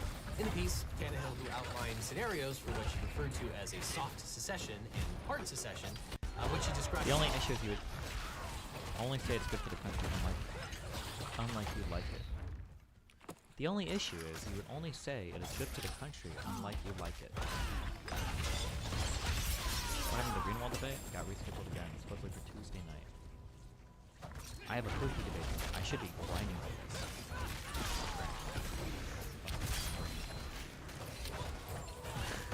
Bro, it's fucking bro. Isn't it crazy how the economy just like magically just got so much fucking better instantaneously under Trump, and then just magically got so much fucking worse? Isn't Israel Palestine debate? Yeah, I think in an hour or two.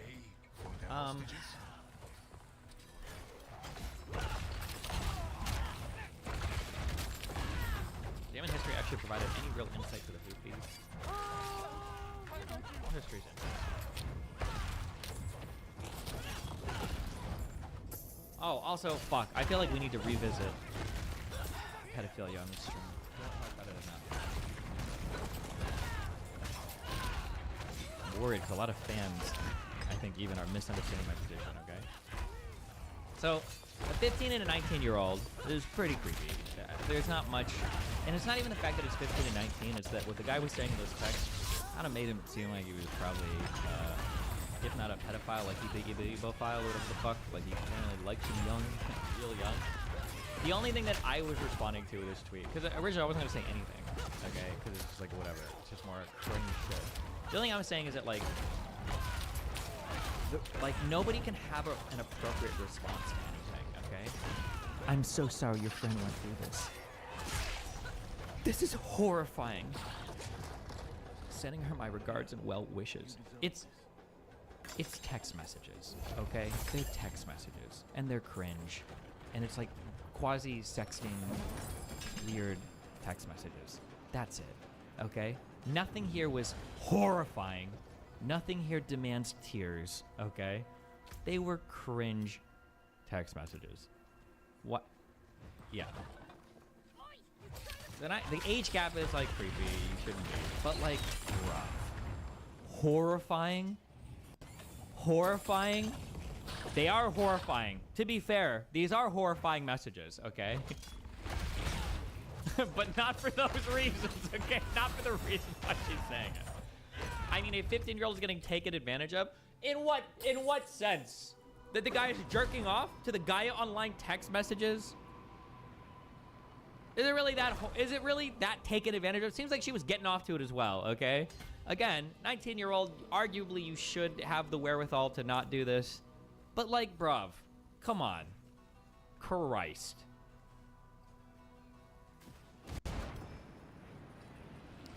'19 and 15 is kind of creepy. Would you say the same about 30 and 20? Yes. Every 30-year-old that fucks any 20-year-old should be arrested for pedophiles, okay?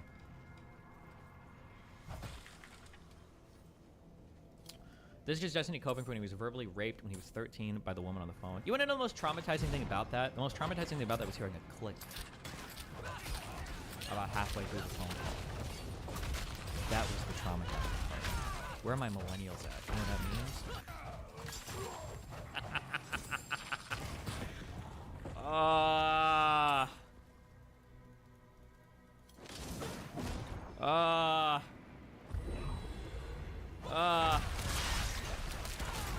Thankfully, my parents are way too sex negative to ever talk about anything related to sex ever, so I shouldn't have to deal with that kind of shit.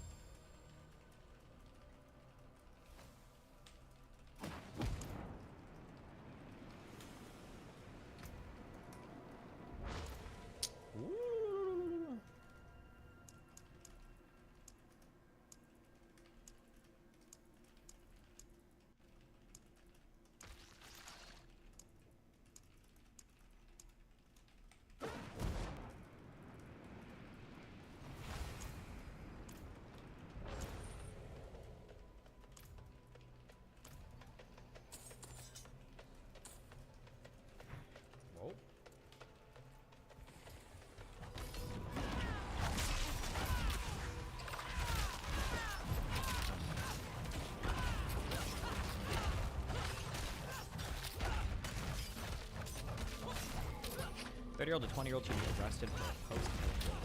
This is the U.S. True.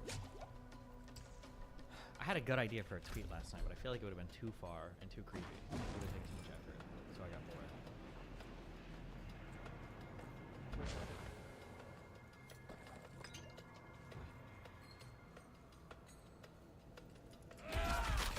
Oh no, did this guy block me? No.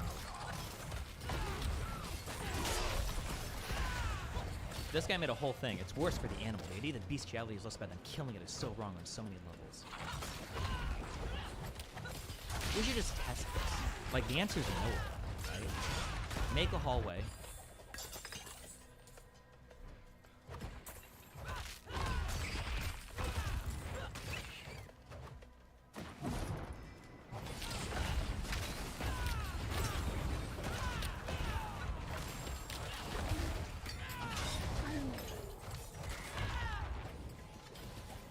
Hello? What is this? Okay, make a hallway. Okay, put a lion at one side. Make sure it's a very, very, very narrow hallway. Okay. Put a dog on the other side.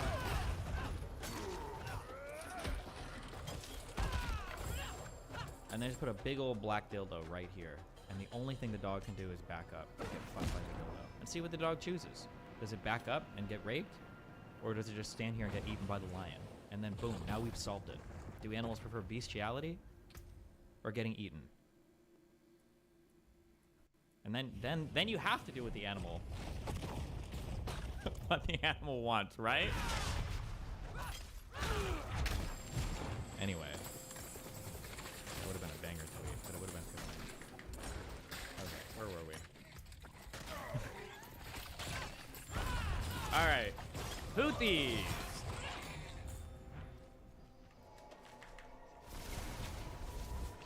Banger indeed, my friend.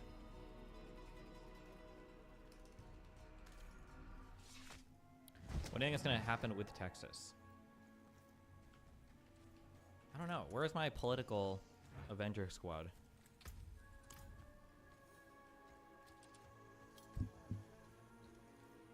The problem is that, like, it was kind of funny in the past because it wasn't as real. I guess it's still not really, like, super real. But, like, the, Republicans are becoming conservatives under Trump especially, who are, like, acceleratedly becoming increasingly detached from reality. And now that's, like, hitting terminal velocity, and I don't know how to break that. Yeah, I don't know what to do about that.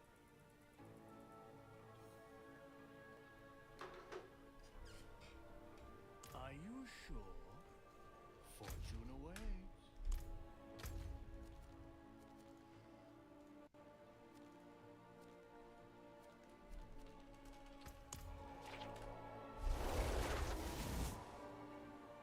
Let us have a civil war? Okay, but how about no?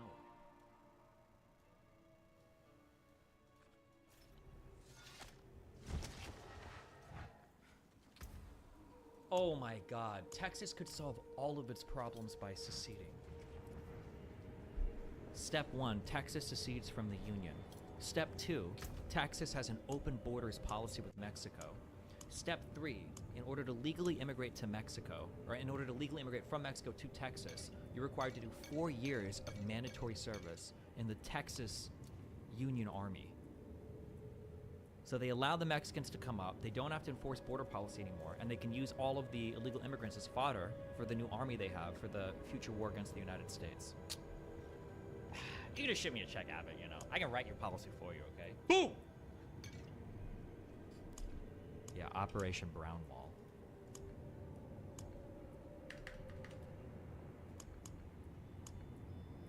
There it was again! Hold on. You heard that, right? It's in the kitchen. It is in the kitchen. I turned off and turned on all my appliances. Hold on. You guys heard that. Wait. You heard it. You heard it. You heard? What is that? It's the water filter alarm? Why? The water filter thing has been on for 6 months. Why would it start beeping now?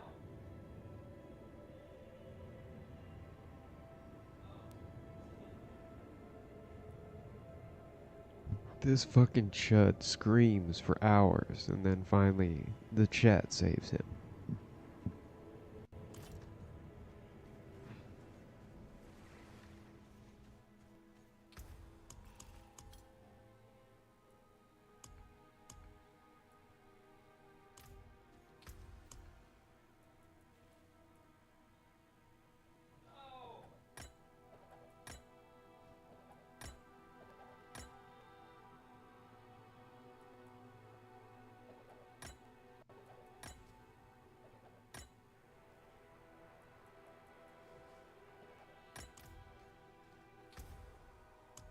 Shouldn't my apartment complex be automatically doing all this shit?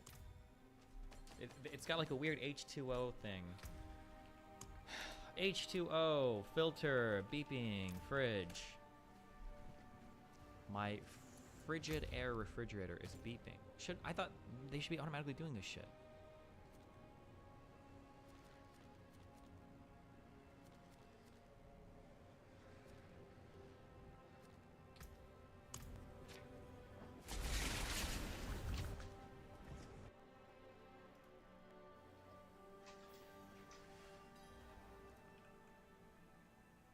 There's a filter tube you can pop out. That ain't my job, bro. I rent here. I'm not doing that shit. What the fuck?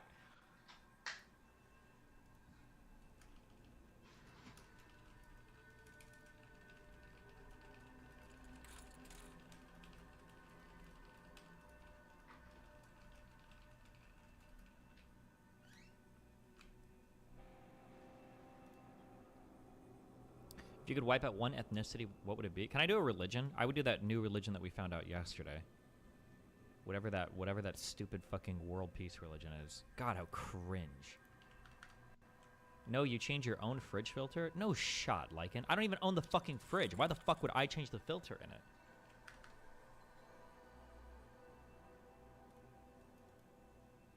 You rent the fridge, they supply it with water? They don't supply it with water. I pay for the water too.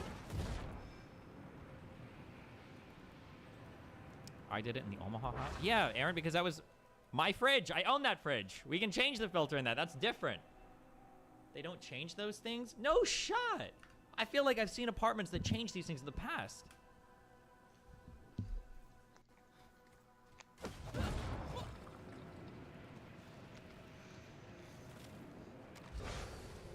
You probably have to like, yeah, you have to like put in a work order and shit. Oh, bro, I don't want to do all that shit.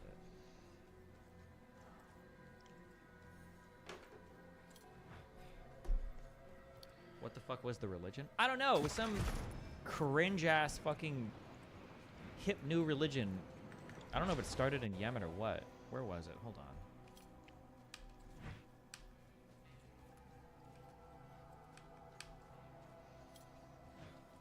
Called Baha'i.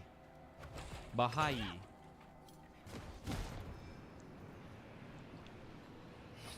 And they had prophets in like the 1800s, okay? So they're claiming even more recent holy people. It's Iranian? Is it? Oh, well, whatever it is, it's cringe. All right, let's get to the end of this article real quick. We can do this, okay? Or actually, we're really listening to this one.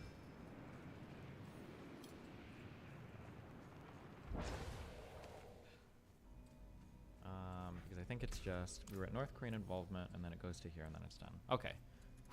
It's this, and then I think this is like the last big article, and then we're done. It's Baha'i. Shut up. Literally nobody cares, bruv.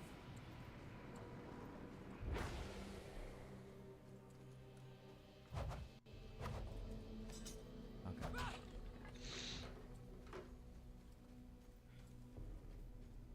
How are you doing today? I'm doing great. But I'm always doing great. I was just screen sharing with my team while Dusky was talking about pedophile shit in another window. Apparently Discord changed the window sharing options on shared audio too, and they didn't tell me until like 10 minutes in. Base United Terror! Welcome to the pedo club!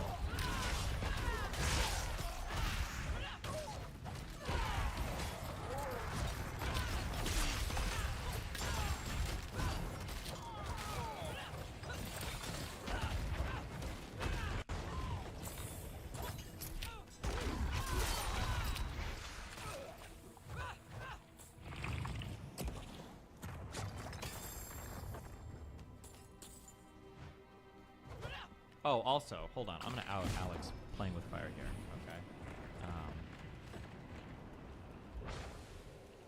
Okay. Okay, people that send voice message memo things should actually be executed in the Civil War. Do you ever check your thing like, oh, message, and it's like 52 seconds? And you're like, no shot. Did you just send me a... And then it goes again! It was like, it wasn't even all done. It was like 27 seconds, like 2 parts. I'm like, bro. I didn't know I signed up to do fucking e-reading here, okay?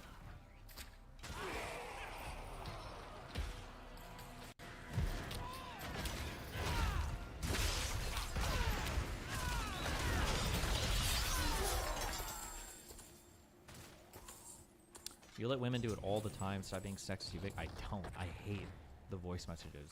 That's the easiest way for me to stop talking to them.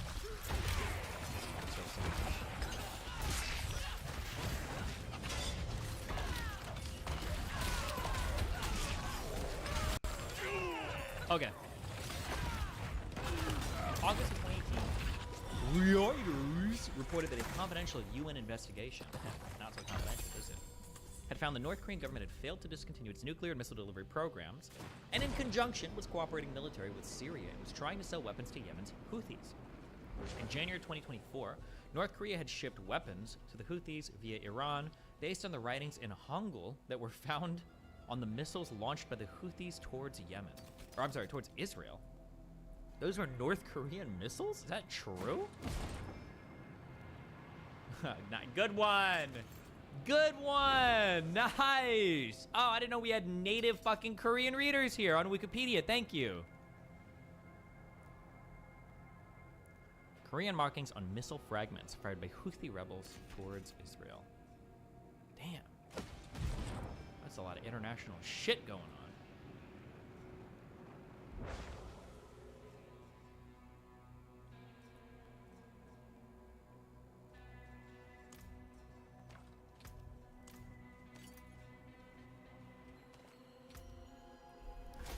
Iranian IRGC involvement. 2013, an Iranian vessel was seized and discovered to be carrying Katyusha rockets. Wait, okay. Korea likely supplied missiles launched towards Israel to the Houthis in January 2024. 2013, an Iranian vessel was seized and discovered to be carrying Katyusha rockets, heat-seeking surface-to-air missiles, RPG-7s, Iranian-made night vision goggles, and artillery systems that track land and Navy targets 40 kilometers away. This was en route to the Houthis. In March of 2017, Qasem Soleimani, the head of Iran's Quds force, met with Iran's Revolutionary Guard Corps to look for ways to what was described as empowering the Houthis. Soleimani was quoted as saying, at this meeting, they agreed to increase the amount of help through training, arms, and financial support. Despite the Iranian government, the Houthis both officially denying Iranian support for the group. Brigadier General Ahmad Asiri, the spokesman of the Saudi-led coalition, told Reuters that evidence of Iranian support was manifesting in Houthi use of Kornet anti-tank guided missiles, which had never been in use with the Yemeni military or with the Houthis, and that the arrival of Kornet missiles had only come at a later time. One thing that we know so far is when people are claiming that the other side is being helped by other people, sometimes this is propaganda and sometimes it's hope. Always be careful to say that. I'm not saying it's necessarily the case here, but make sure that like if someone's making a claim for that, they have to show evidence. Remember when Egypt was getting its shit pushed in on June 6th in 1967, their claim was that I think the Brits and the Americans were also running air raids against Egyptian airports that they could at the same time. There's no way for this to be done. And then on both sides in the prior Yemen civil wars and civil conflicts, it was always the goal of both political sides to say, like, whether you're talking about the loyalists, to the actual government, to Saleh's government, or whether you were talking about like the tribes fighting against them, they were always accusing the other side of like, oh, you're bought and owned by the Saudis, oh, well, you're getting help from Iran, oh, blah, blah, blah, blah, blah. Seems to be the case that for a long time the Houthis probably didn't have official support from Iran. Probably the case, but it seems like that's probably the case. But yeah, it's always like accusing the other side of being disloyal fools, basically. Yeah.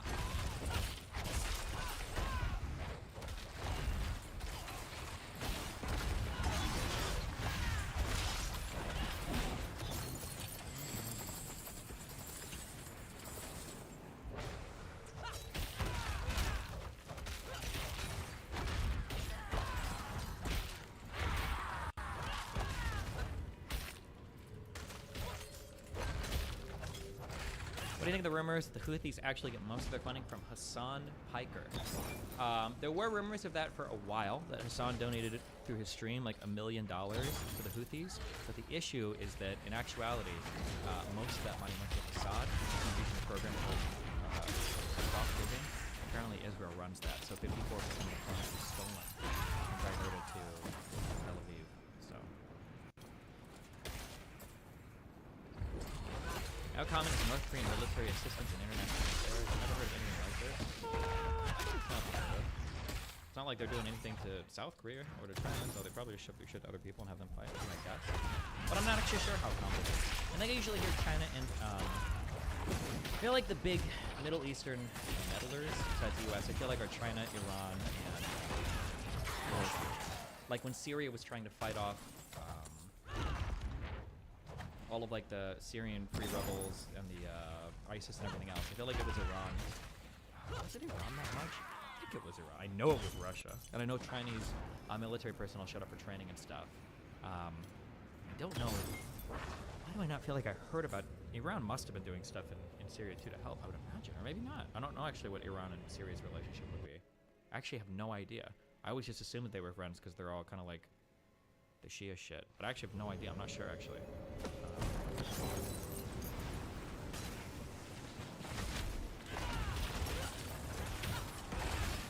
Wait, that was oh, popular mobilization forces. Oh, you're talking about.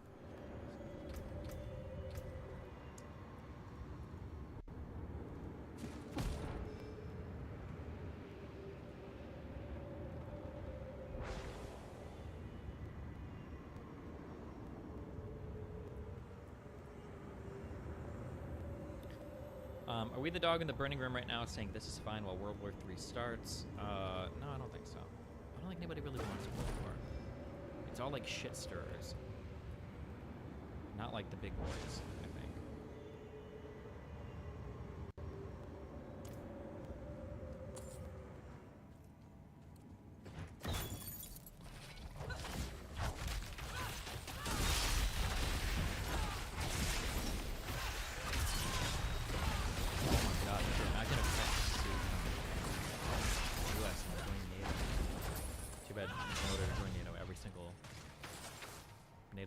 To consent to it.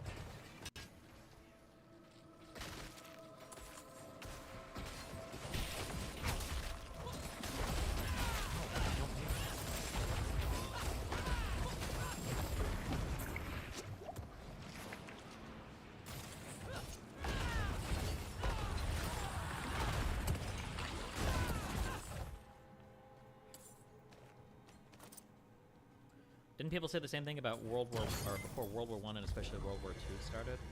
I don't know, did they? I honestly God don't know anything about the lead up to World War I. I don't know like what caused or why World War I started. World War II started. Well, would you say mainly because of Hitler? I mean, Japan was doing shit too. I still don't know what Italy did with World War II at all.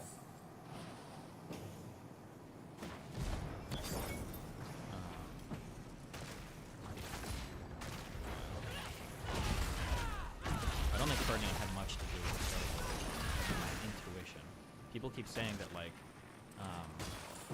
people keep saying it's because Prince Ferdinand got shot and assassinated. But my guess is going to be that if, like, the assassination of that dude led to, like, an entire fucking world conflict, my guess is there were a whole bunch of other things that were building up that had people, like, itching to fucking go to war with each other. That'd be my guess. That's my intuition. I could be wrong on that. Maybe it literally was. Maybe everybody was just super chill and they all got roped into some weird pact versus pact. But my guess is there was probably a ton of tension and everything prior to that happening.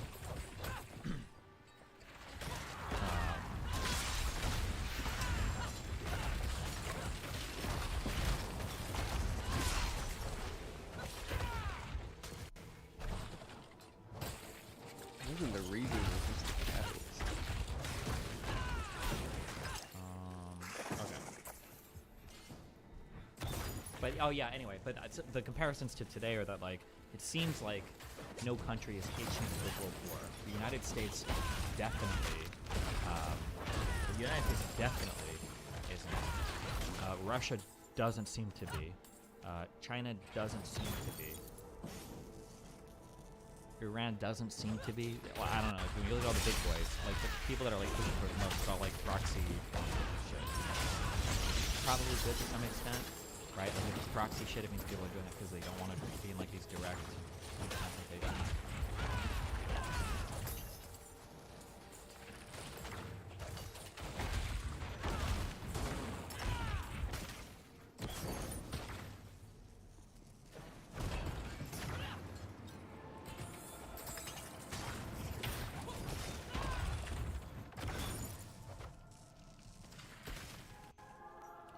Iran did directly shoot missiles at the U.S. Embassy in Iraq. Yeah, but it's not because we just did something. Wasn't that in response to something else? Fuck, I don't remember what happened. But was it Israel that bombed or blew up a bunch of Iranians in a place or something? I felt like it was in response to literally something else that happened. Technically, man, a video on nuclear weapons. Was it by? I don't know if it was by the Perun guy or somebody else. But when people do things proportionally and they announce them, supposedly, I don't have a good like macro international super going on vibes here. Warning. But like when people announce things and when they do things, even though it might seem kind of spooky, apparently that's like a really, really, really good thing because it means everybody wants everybody to see what's going on. Like you're playing the game as you're supposed to, right? So when Russia says something like, hey, just so you guys know, we're going to be testing some of our nuclear shit and we're going to be moving it from Moscow to Petersburg, I don't fucking know, some Russian city, okay, to get them ready to fire, okay? Just letting you guys know that, right? That when people say shit like that, the public, the saber rattler sounds like very scared, like, oh my god, Russia's nuke, holy shit, blah, blah, blah. But to the rest of the world, they're like, okay, well, they're announcing their shit, they're moving it around, they just want to like make a PR statement. Because if they were truly getting ready for some crazy nuclear military shit, there would be no public announcements. That shit would be attempted to move covertly, and they would be setting shit up to actually do like some real ass shit. Not like making these huge statements, you know? That as long as people are being like very public and very overt with their counter responses and everything, that's like more of a measured, like, okay, well, we're all kind of understand that we're all like playing the game, you know? Yeah.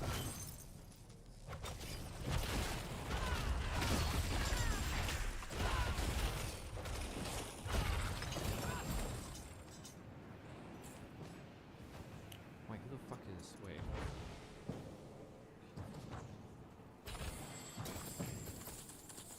Sorry, fucking. Okay. God, I need to buy a sick AR-15. Before Iran, after Yemen. Okay, we are doing that. I am gonna get one. Fuck it. Since I got my hopes shattered the Final Fantasy boxes yesterday.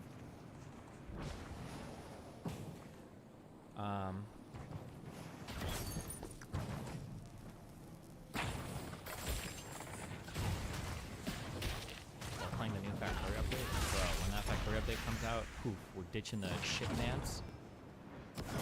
Wait for real, what's the budget? For an AR-15, Jacob? I don't know, sick as shit. It's tactical, awesome fuck, I don't know. Whatever sick as fuck. I don't have a budget, okay?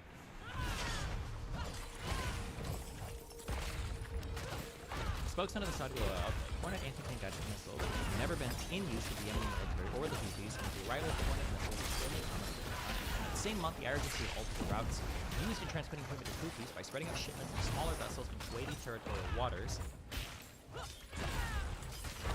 in order to avoid naval patrols in the Gulf of Oman. Due to sanctions imposed, shipments reportedly included parts of missiles, launchers, and drugs. Wait, what?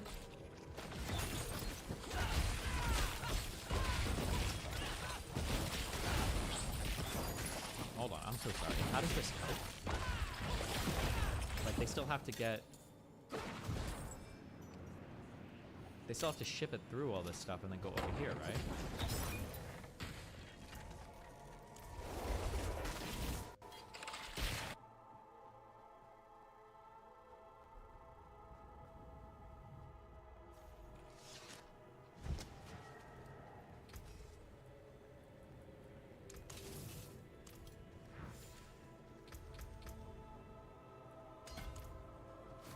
I don't understand at all. Jake, thanks for the $10. Or, yeah. In May of 2018, the United States imposed sanctions on Iran's IRGC, which was also listed as a designated terrorist organization by the U.S. over its role in providing support to the Houthis, including help with manufacturing ballistic missiles used in attacks targeting cities and oil fields in Saudi Arabia. August of 2018, despite previous Iranian denial of military support to the Houthis, IRGC commander Nasser Shabani is quoted by the Iranian Foreign News Agency saying, "We, the IRGC, told Yemenis, the Houthi rebels, to strike 2 Saudi oil tankers, and they did it." On the 7th of August 2018, in response to Shabani's account, the IRGC released a statement saying the quote was a Western lie and that Shabani was a retired commander despite no actual reports of his retirement after 37 years in the IRGC, and the media linked to the Iranian government confirmed he was still enlisted with the IRGC. Furthermore, while the Houthis and the Iranian government have previously denied any military affiliation, Iranian Supreme Commander Ali Khamenei, I don't remember how to pronounce this, we spent like 30 minutes on the track today, openly announced his spiritual support of the movement in a personal meeting. This was silent, right? Ali Khamenei or something? Fuck me, I don't remember. Supported the movement in a personal meeting with the Houthi spokesperson, Mohammed Abdul Salam. Yeah, you want me to believe that you can fucking do a 385 country world map or some shit like that after like 3 hours worth of practice flawlessly, but you can't even remember how to pronounce some dude, Ayatollah Khamenei, when you spend 30 minutes looking that shit up and you go to sleep on it and you have the fucking ability to memorize that shit? Nah, bro. I got banned for saying you cheated. You definitely cheated. Were reportedly actively involved in the ground in Yemen, overseeing and directing Houthi attacks on Red Sea shipping, according to a report by the Edison, can you explain what about huge corps that make them so much more efficient at running an economy than a government? I don't think a single huge corporation runs an economy. I don't. What do you mean?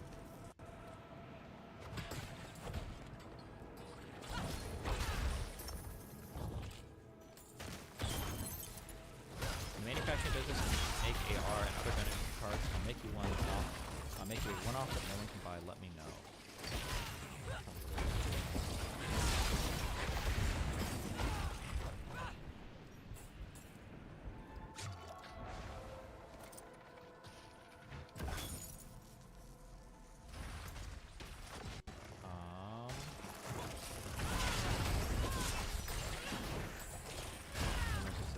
Human rights violations.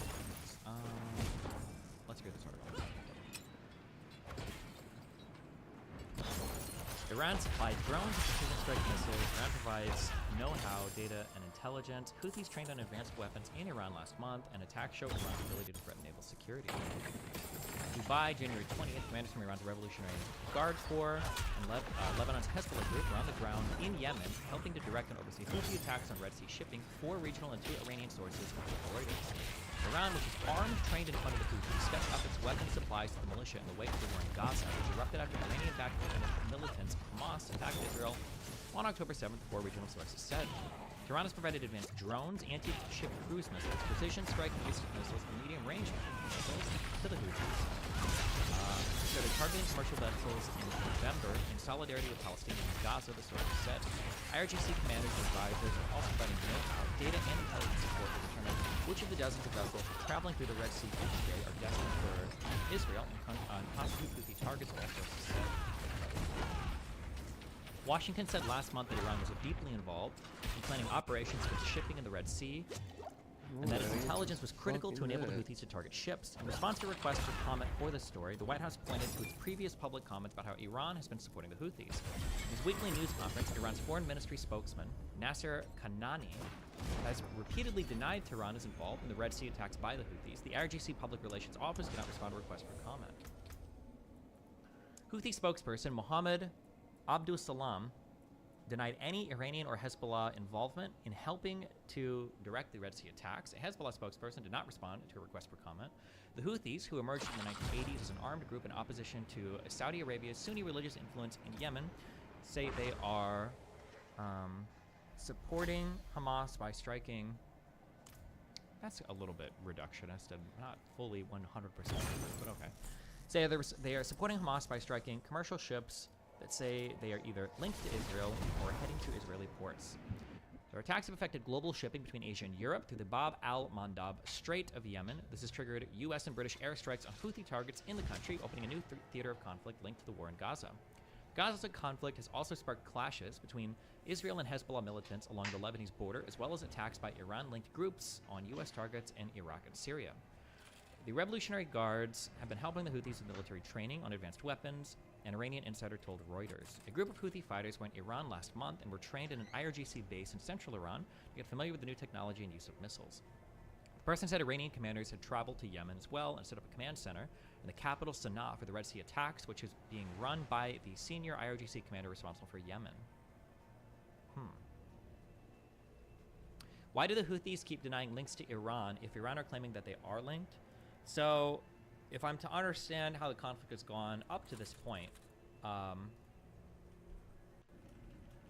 basically, one of the big things that people keep throwing at each other when they're fighting in Yemen is like, oh, you're just a puppet of the Saudis. Oh, you're just a puppet of the, of Nasser in Egypt. Oh, the, Cuba and the USSR and the US and blah, blah, blah, blah, blah, blah, right? This is like all, and people keep rising up. It's like, well, no, look, we're just fighting for Yemen. And the Houthis want to be the people that are fighting for, Yemen, for, for food and water and, country stability and blah, blah, blah. So if you're seen as taking foreign help, I don't think that you don't want to, yeah, it's a bad look, because then people are going to accuse you of being a puppet, basically.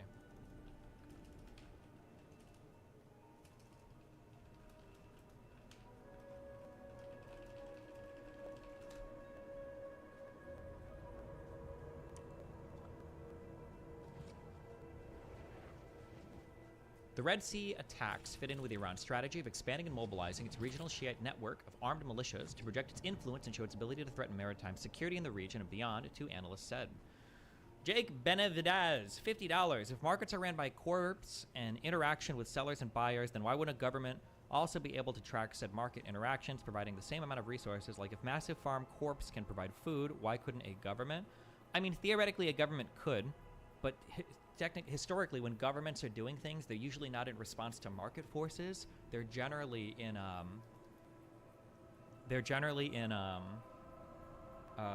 it's something called a command economy, I think, where they're not usually responsive to market forces.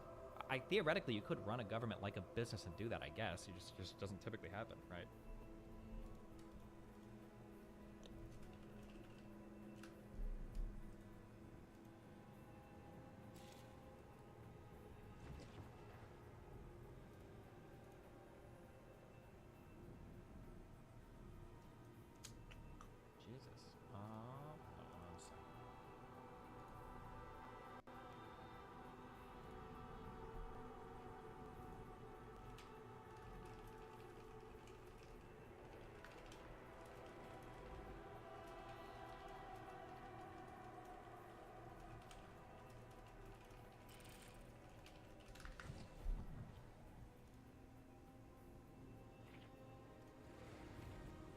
Jesus, Tucker, what are you doing? Okay. Ronan, the guy who made the Marriage Story parody of you and Vosh, has released a new rap battle. Okay, maybe we'll watch it later. We'll see.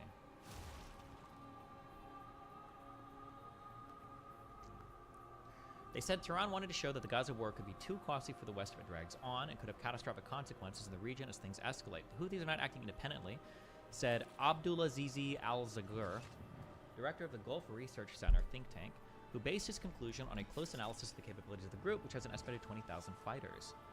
The Houthis, with their personnel, expertise, and capabilities, are not that advanced. Dozens of vessels cross through Bab al-Mandab daily. The Houthis don't have the means, resources, knowledge, or satellite information to find the specific target and attack, he said. White House National Security spokeswoman Adrienne Watson also said last month that Iranian-provided tactical intelligence has been critical in enabling the Houthis to target ships. According to two former Yemeni army sources, there is a clear presence of IRGC and Hezbollah members in Yemen. They are responsible for supervising military operations, training, and assembling missiles smuggled into Yemen as separate pieces, the two people said. Abdul Ghani Al-Iryani, a senior researcher at the Sana'a Center for Strategic Studies, an independent think tank, said, it is clearly the case that the Iranians are helping identify the target and the destination. There is no local Houthi capacity to do that. One senior regional source who follows Iran who spoke on condition of anonymity, said, "The political decision is in Tehran, the management is Hezbollah, and the location is the Houthis in Yemen." Houthi spokesperson Abdul Salam said the group's aim was to target Israeli ships heading to Yemen. Was to target Israeli ships heading to Israel without causing any human or significant material losses. U.S. and British strikes on Yemen would not force them to back down, he said. Why you're not diving into the border issue at all? With election year coming up, it seems to be more relevant. From congressional reports to mainstream talking points, this topic seems super important. No hate at all, just seems like a more relevant topic. Yeah, I'll get there. We'll do that after this, okay? Fuck, let me finish this. We're so close. I have like one more thing and then we're totally caught up on Yemen, and then we'll do immigration shit. But I don't even think it is that relevant, because Republicans don't actually give a fuck about immigration or even think there are problems 99% of the time. They just stir shit up and then fucking go full retard with it. But we'll see.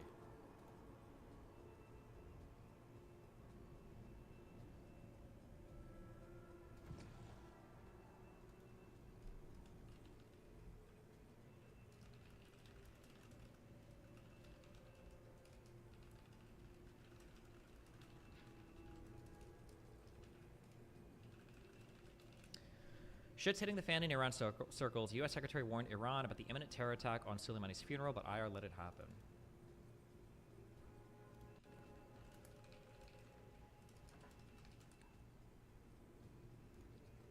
We don't deny that we have a relationship with Iran and that we benefited from the Iranian experience in training, military manufacturing, and capabilities, but the decision taken by Yemen is an independent one that has nothing to do with the other party, he said. That's a Houthi spokesperson.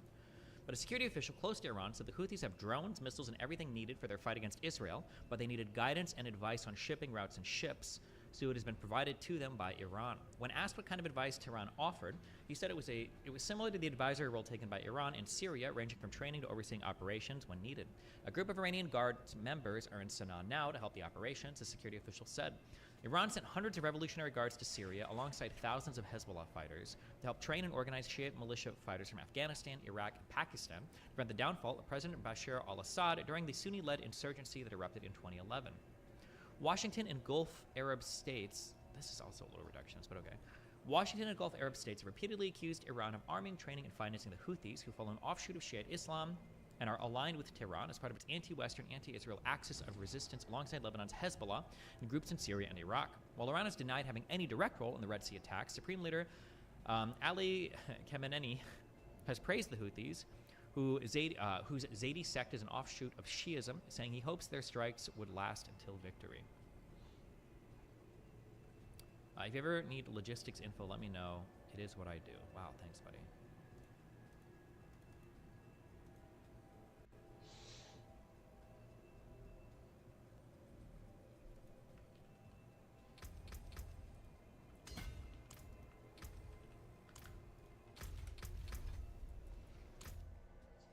On Monday, the Supreme Court of the United States ruled that the Biden administration is legally allowed to open the border by force to cut down razor wire along the Rio Grande sector of the U.S.-Mexico border in Texas. The usual suspects voted for this: Sotomayor, Elena Kagan, Kentucky Brown Jackson, but they were joined by so-called conservative justices John Roberts and Amy Coney Barrett. So-called conservative justices. So in response to this ruling, which shocked many, the governor of Texas, Greg Abbott, drafted a letter, not simply to the administration, but to the world, and here's part of what it said. Under President Biden's lawless border policies, more than 6 million illegal immigrants have crossed our southern border in just 3 years. That is more than the population of 33 different states in this country. This illegal refusal to protect the states has inflicted unprecedented harm on the people all across the United States. Abbott goes on to say the state of Texas has the authority under the Constitution to, quote, protect itself. That authority is the supreme law of the land, and it supersedes any federal statutes to the contrary. And then, following very quickly, 25 other states with Republican governors signed a letter pledging their support to Texas and its constitutional right to defend itself and this country. Those states include Ohio, Florida, Utah, Nevada, and many others. And then the Biden administration responded. The administration threatened these states, and particularly Texas, with a, quote, 24-hour deadline to allow Border Patrol to reopen the border and to take down the barbed wire. Clearly a collision course. What happens next? We're thankful to be joined now by Governor Greg Abbott of Texas, who joins us by phone from India. Governor Abbott, thank you so much for joining us. If the administration declares that it plans to federalize the National Guard of the state of Texas, your National Guard, what will be your response? Well, first, I'll be shocked. That would be a boneheaded move on his part, a total disaster. But for one, as you might imagine, we are prepared in the event that that unlikely event does occur to make sure that we will be able to continue exactly what we've been doing over the past month, and that is building these barriers, whether it be the constitutional wire or other anti-crime border barriers, wherever we've been building. The Biden administration is now trying to attack us because of it, and we will continue to do exactly what we're doing to expand our denial of illegal entry into the state of Texas. With state employees, I assume, not with National Guard, but can you envision a scenario in which you would put armed state employees on the border instead of the National Guard of Texas? we do have other armed citizens on the border as we speak right this minute, and the Texas Department of Public Safety, as well as other law enforcement officers, as well as National Guard from other states. And you can be assured there will be more National Guard from other states and more law enforcement officers within the state of Texas and other states. And, Tucker, I just signed a new law in the state of Texas that will go into effect on March the 5th that authorizes any law enforcement officer in the state of Texas to be able to arrest anybody coming across the border illegally. Have you spoken to the president or anyone? Hello, good eye. That's wild. There's no way you can do that. I don't think a state can make an arrest for an illegal immigrant. I don't think states can enforce immigration policy at all. I'm almost positive that's the case. Law enforcement officer in the state of Texas to be able to arrest anybody coming across the border illegally. Maybe you get them on trespassing, though? I'm curious what the actual law is phrased as. Have you spoken to the president or anyone from the Biden White House about what appears to be an imminent collision? I have not, to be clear. I have spoken to the president about the border. I met him on a tarmac in El Paso and talked to him directly about what was going on. I handed him a letter that had in it... Oh, the court has already ruled that law is unconstitutional. Gotcha. Immediate solutions he could think that would immediately secure the border without the need of any new law to be passed. Despite the fact that I handed him on altogether 8 different letters, he has refused to ever respond. My point in telling you that, we have laid down the precursor of what's called Article 4, Section 4 of the United States Constitution to show that we have been invaded and we have demanded support from the president to safeguard our state. And they have refused to do so 8 times. And that authorized me to declare an invasion under Article 1, Section 10 of the Constitution to make sure that Texas is going to be able to use every tool in our arsenal to defend our state. Of the couple of dozen Republican-led states who pledged support for you, how many do you think would send National Guard to Texas? I'll be shocked and disappointed if almost all of them do not send. There have been about 10 so far that have sent National Guard or other law enforcement. They now are joining together. This state fight for the future of America, and they all do. So I believe that they will all do that. I know you're getting out, but the final question is, how do you see this resolving? What happens next? Well, Texas is going to continue to expand the border barriers that we are erecting, the razor wire that we're putting up, and to continue to gain control of more land over the coming months. I believe, however, that this will all come to an end on January the 20th of next year, because I believe a new president will be sworn in, a president who will actually enforce the immigration laws of the entire country, not just the Texas border, but New Mexico and Arizona and California and the Canadian border also. And we will have safe and secure borders once again because we will have a president who actually will enforce the laws of the United States of America. But in the next year, are you concerned about any kind of conflict between state forces, whether state employees or National Guard, and federal forces? That seems wrong about Tucker getting no views. Now he's getting a lot of views. I didn't say he gets no views, but Tucker has dropped off immensely in popularity. If you think otherwise, you're just delusional. So, Tucker, all we can do is be as prepared as possible, deploy... New Vera, what's one debate you felt like you lost or one you could have done better in? I don't lose any debates ever, except for the one with your mom about fucking her. I feel like my subreddit has these posts like every 3 months. As many people as possible, do as much as possible to put up more border barriers and deny illegal entry. And our head is down. We're working hard, regardless of what the Biden administration is. Governor Greg Abbott of Texas. Thank you very much, Governor. Thank you. Take care. Free speech is...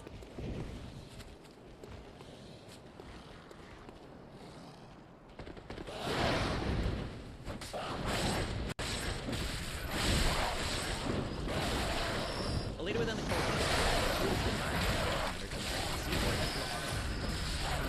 he said a team of Iranian and Hezbollah military experts had gone to Yemen earlier in the civil war to train, equip, and build manufacturing military capabilities of the Houthis. They came and helped the Houthis and left, just as they did with Hezbollah and Hamas, he added, adding that the military capabilities of the Houthis should not be used. The person said the Houthis knew the terrain and sea well and already had the systems in place for attacking ships, including high-precision equipment from ground.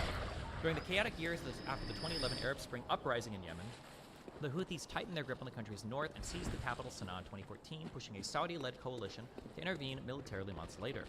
When Hamas attacked Israel, Iran had little choice but to demonstrate support for the Palestinian group after years of anti-Israeli rhetoric, but was worried that using Hezbollah would trigger massive Israeli retaliation, and was said.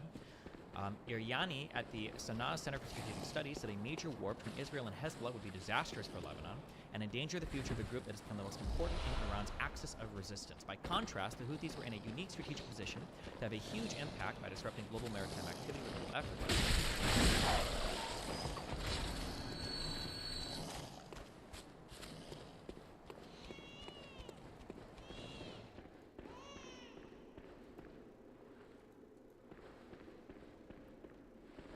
Destiny really only got destroyed by Medicare.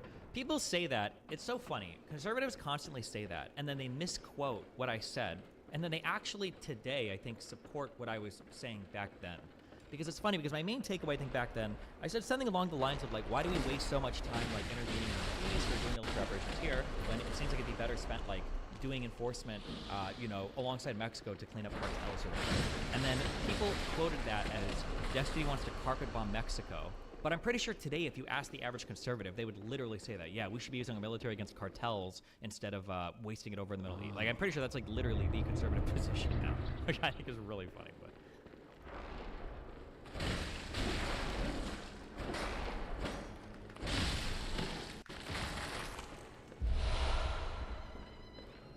Hello, chat and Destiny girls. Nice.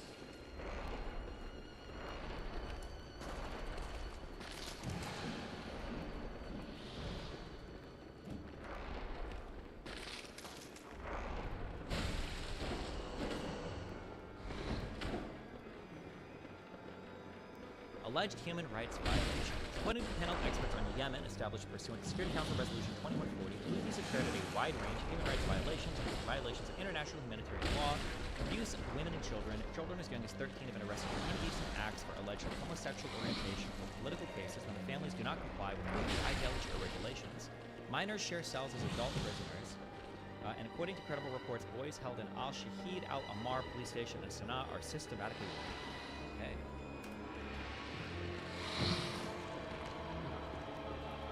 Oh, what the fuck?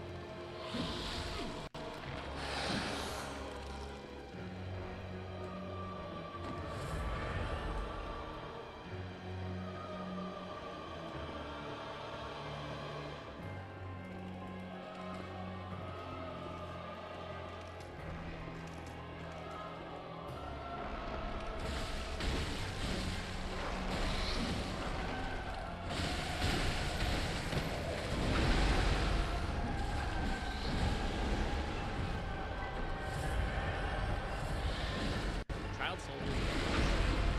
Houthis have been accused of violations of international humanitarian law, such as using child soldiers, shelling civilian areas, forcing evacuations and execution. According to Human Rights Watch, Houthis intensified their recruitment of children. UNICEF mentioned that children within Houthis, other armed groups in Yemen, comprise up to a third of all fighters. Majestic! A hunter is a hunter, even in a dream. But alas, not too fast.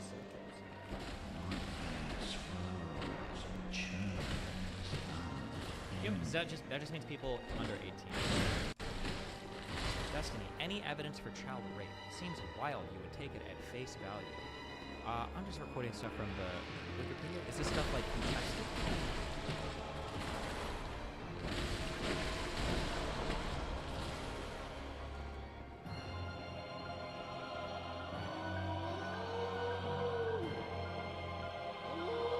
Houthi group in Yemen is intensified recruitment training for children in violation of international law. What does their report say on this?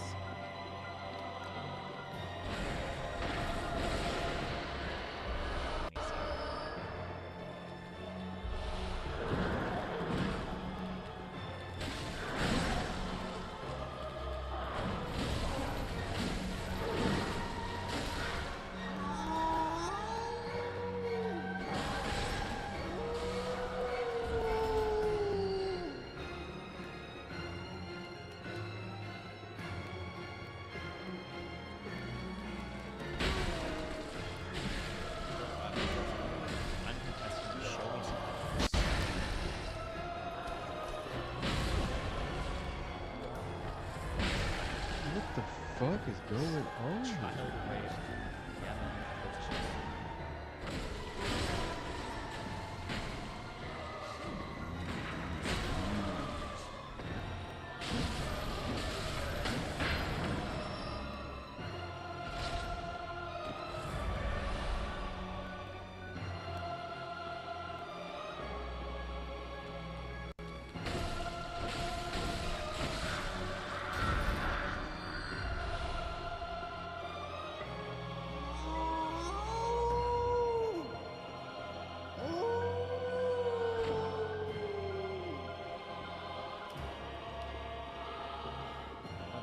There should be an accessibility option to shut the fuck up out So of an Amnesty Nikolai. International report. An investigation by Amnesty International revealed children as young as 8 years old were raped in the Yemeni city of Taiz Suspected perpetrators, including members of militias backed by the Saudi Arabian-led coalition, including members backed by the Saudi Arabian coalition, are yet to be accountable.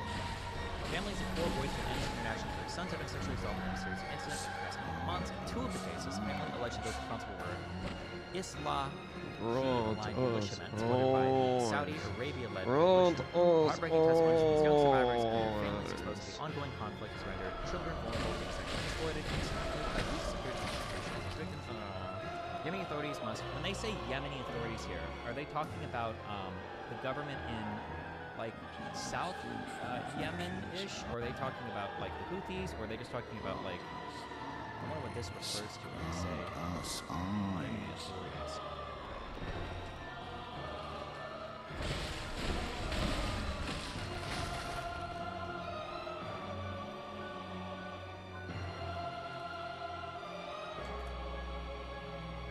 You ever consider posting a note somewhere? My notes are already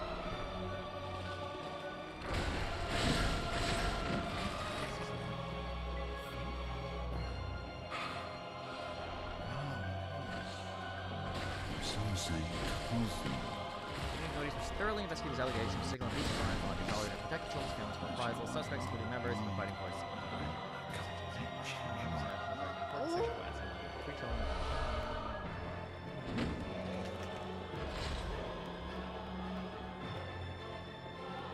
Civilian suspects have been arrested. Military suspects.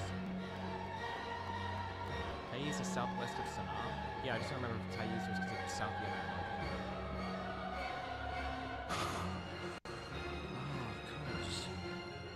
Some say Cosmo.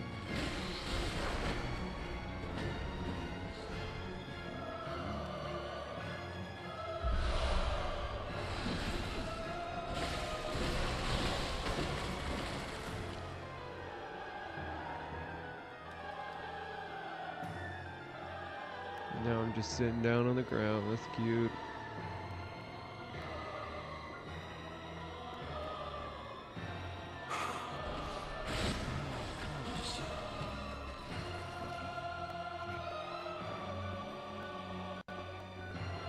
I feel like Yemeni authorities must be the official government like this.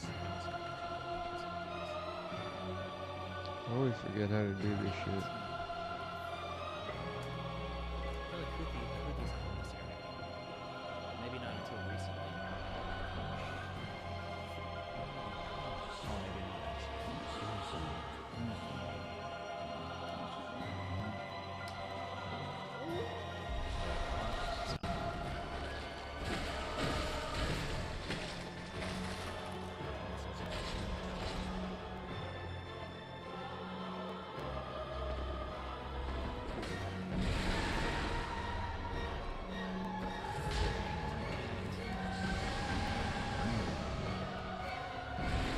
War crimes committed by both sides in Yemen. UN panel says all parties from Yemen are parental peace are under UN strict torturers and community of risk according to the international.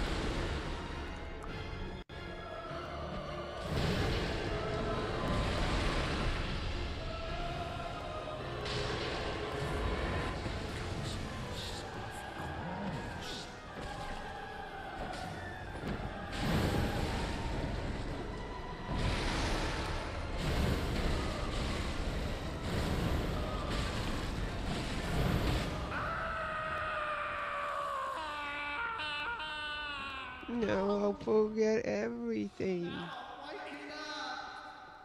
I'll forget everything. When you have a Zionist terrorist that's true. I don't think this mentions anything about prison stuff.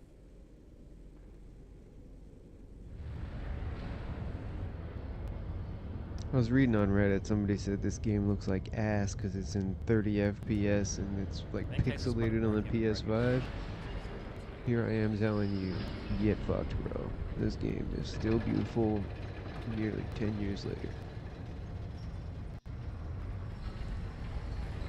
This is the same motherfucker who probably likes to play his little fucking pixelated 2D top-down side-scroll fucking farm and Fishville shit. Because it's the UAE, right?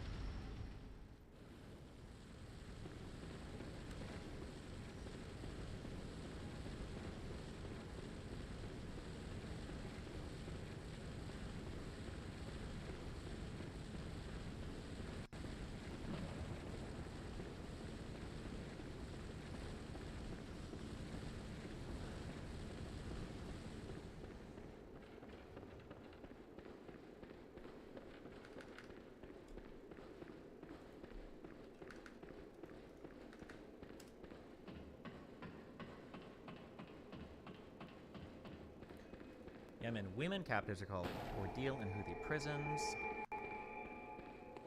Although these might not necessarily be children. Human rights groups document 1,181 violations committed by Houthi rebels against women, including torture, rape, and murder. This is 2021.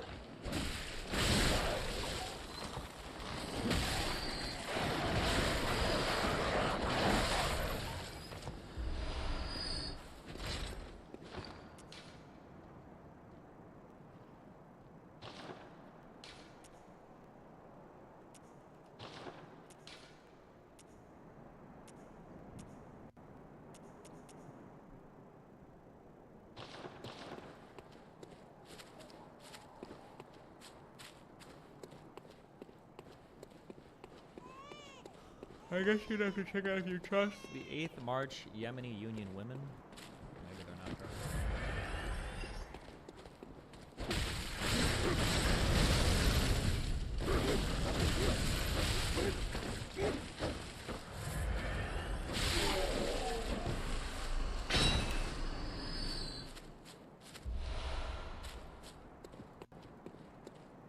Yemeni human rights activist and former prisoner of Yusuf Samira Abdullah Al-Huri. The Houthis raped, tortured us, and forced children to watch their mothers being tortured. They told me they were raping my daughter.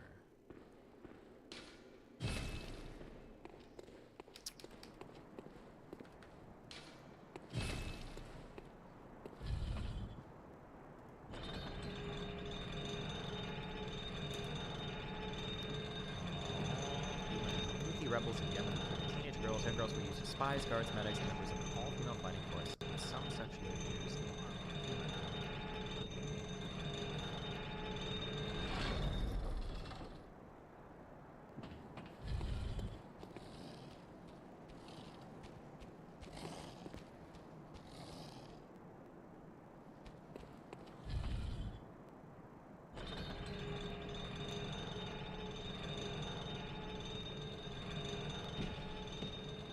Oh, the girls allegedly survived sexual violence and were forced into her early marriage directly linked to recruitment. Houthis recruited 34 girls in June 2020 for use as spies, recruiters of other children. Yeah, I don't know. It's probably, it seems true. If you want to go dig through every source and see if they're all lying or what's trustworthy and not, just okay, let me know.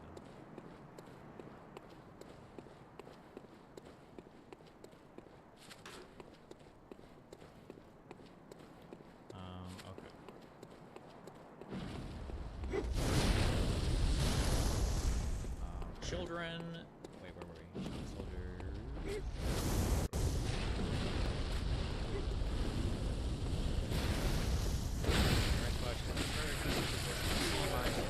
Third largest IUs, which is by many civilian casualties and prevents the return of families displaced by the fighting. HRWs also accused the Houthis of interfering with the work of Yemen's human rights advocates organizations. An HRW researcher quoted in a 2009 U.S. Embassy report has downplayed the allegations by the former government of Yemen accusing the Houthis of using civilians as human shields by saying that it did not have enough evidence to believe the Houthis have been potentially using civilians as human shields. Hostage taking. According to the Human Rights Watch, the Houthis also use hostage taking as a tactic to generate profit. Human Rights Watch documented 16 cases in which Houthi authorities held people unlawfully, in large part to extort money from relatives or to exchange them for people held by opposing forces. Did you see the rap battle made by Ehud Ben? No, I have not seen it yet.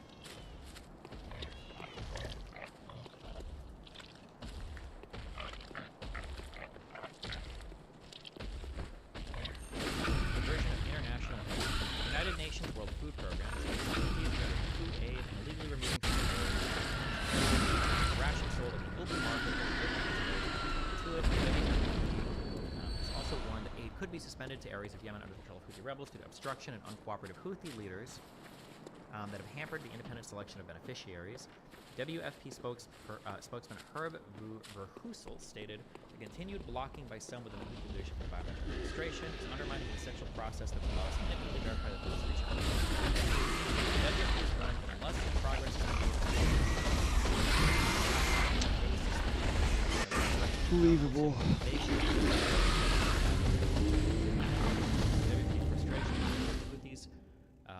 And reiterate to the Houthis to allow humanitarian agencies to distribute food.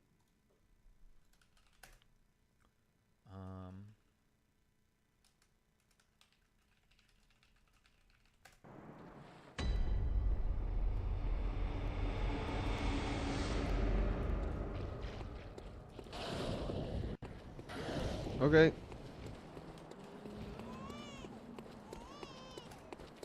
Any particular reason?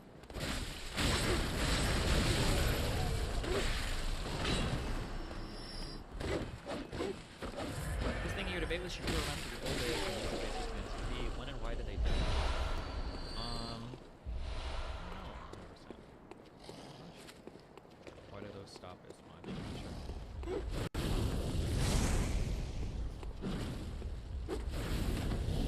These are girls, unfunded investigators who went to tens of teenage girls as performance nurses and guards.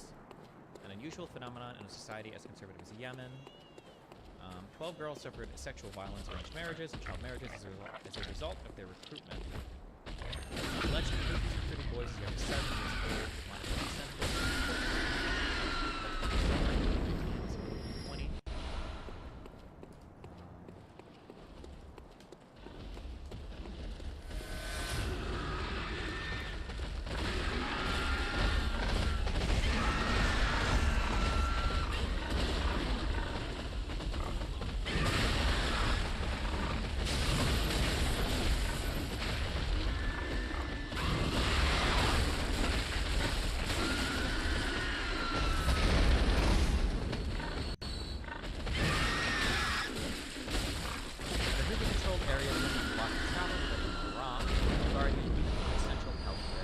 Affected humanitarian operations by the United Nations in Yemen, forcing female staff to office jobs.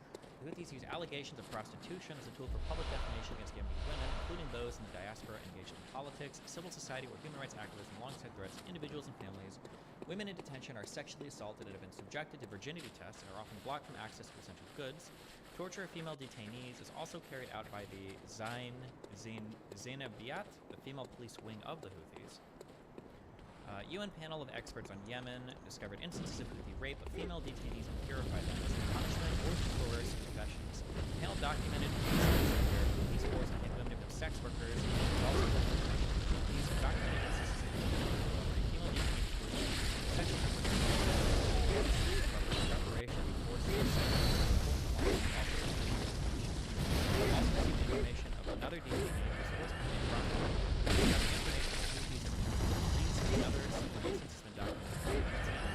It also resulted in women who have been detained by Houthis being ostracized by society, one in several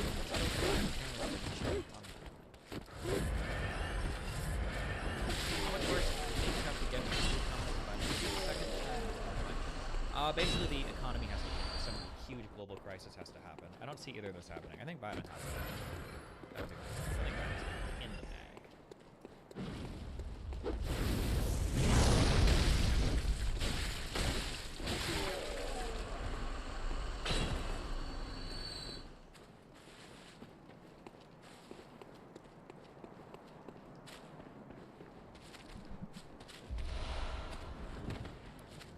Governance.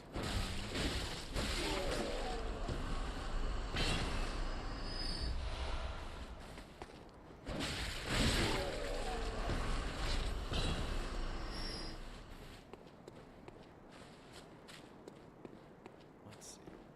According to a 2009 leaked U.S. Embassy cable, Houthis have reportedly established courts and prisons in areas they control. They impose their own laws on local residents, demand protection money, and dispense rough justice by ordering executions. AP's reporter, Ahmad Al-Hajj, argued that the Houthis were winning hearts and minds, providing security in areas long neglected by the Yemeni government, while limiting the arbitrary and abuse of power of influential sheikhs. According to the Civic Democratic Foundation, the Houthis help resolve conflicts between tribes and reduce the number of potential areas of control. The U.S. ambassador believed in the report that explained Houthi roles arbitrating local disputes were likely. I don't like that they mix years up so much. Like the Houthis in 2009 are probably quite a bit different than the Houthis in like 12 to 2014, and it's also different than the Houthis that exist like today. It's kind of weird that for like an article of the Houthi movement, they like just grab so quickly. Like imagine if you were reading an article about like, oh, like the U.S. politics. In the United States, like Democrats, are largely the supporters of Jim Crow laws as they tend to oppose civil rights, legislation. And it's like, it's a long time ago. I don't know how relevant that is to today. It's kind of weird, but probably just because I guess not as many people care about this or write about this, so the articles are a lot more scattered. Jesus.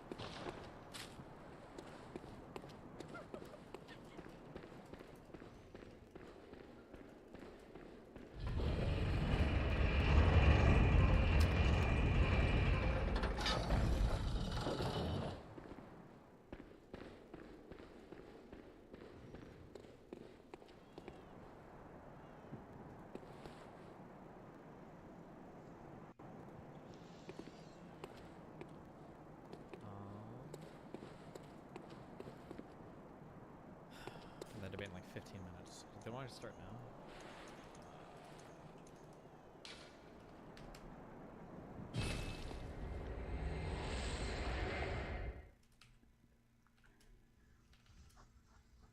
Fuck. Who is it? It's Doobie and...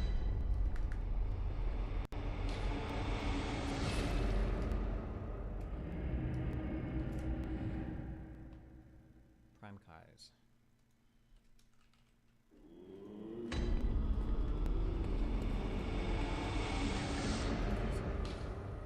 Very well, then. I wonder if I can read this whole article before at 7 o'clock.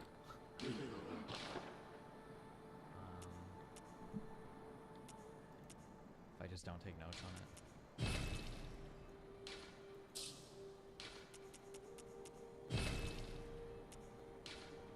I bet we're good, actually. Let me use the restroom real quick. Hold on.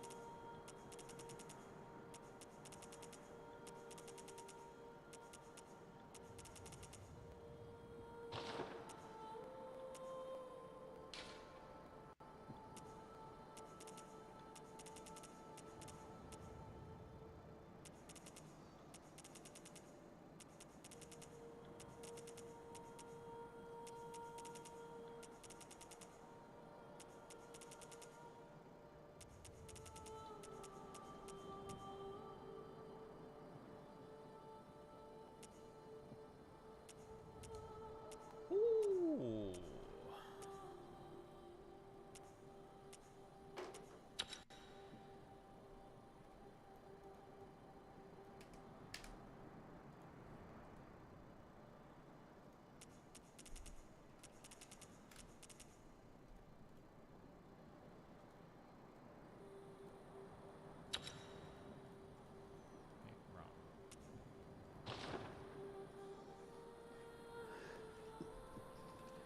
Okay, here.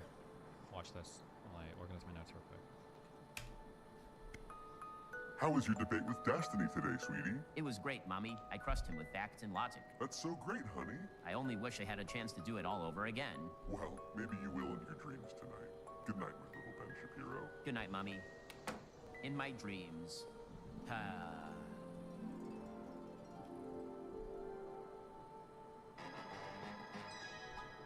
And then I said, lobster? I hardly know her. And I was like, chat, I swear to God, don't make me bring back leak streams. Oh, shit. Hello, Steven. Are you ready for our debate? Round 2, Rat Battle.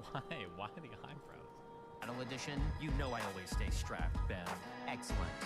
I'll start. Yo, let's say, hypothetically, purely theoretically, though we lived in a world where you could spit bars better than me and make more cheddar than me and fuck wap wetter than me. Oh wait, you have a girl's name, ha, get fucked destiny.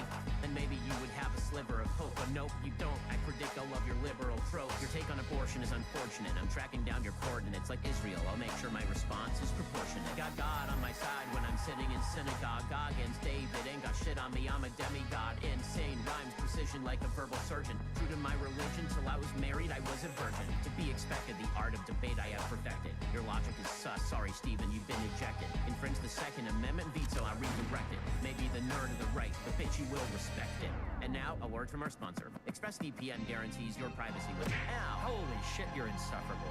How did you interrupt my ad read in my dream? I don't know, Ben. I guess you just fucking suck. Let me show you how a real MC spits. Here comes little Ben Shapiro, the conservative fool, compensating for all the years that he was bullied in school. Always ducking on college students, picking low-hanging fruit while I crush real leftists and do your own job better than you. Your epistemic and meta-ethical framework is shit. It's called presuppositionalism. Go fuck yourself, bitch. You're all Mr. Facts and Logic, while your whole worldview is based on fairy tale bullshit that you can't even prove. Every conservative I debate leaves to bend you in tears. I've been wrecking people with double your coherence for years. Ask Alex Jones when I staked him, made his ego deflate. I'm beginning to feel like I'm the fucking god of debate. Destroy my foes with deadly precision, no pivoting necessary. I left the debate stage, taking this to a cemetery. Verdict's the death penalty, I'm the judiciary. Fuck a manifesto, I just wrote your obituary. Not bad, Stephen. I didn't want to have to do this, but you've left me no choice.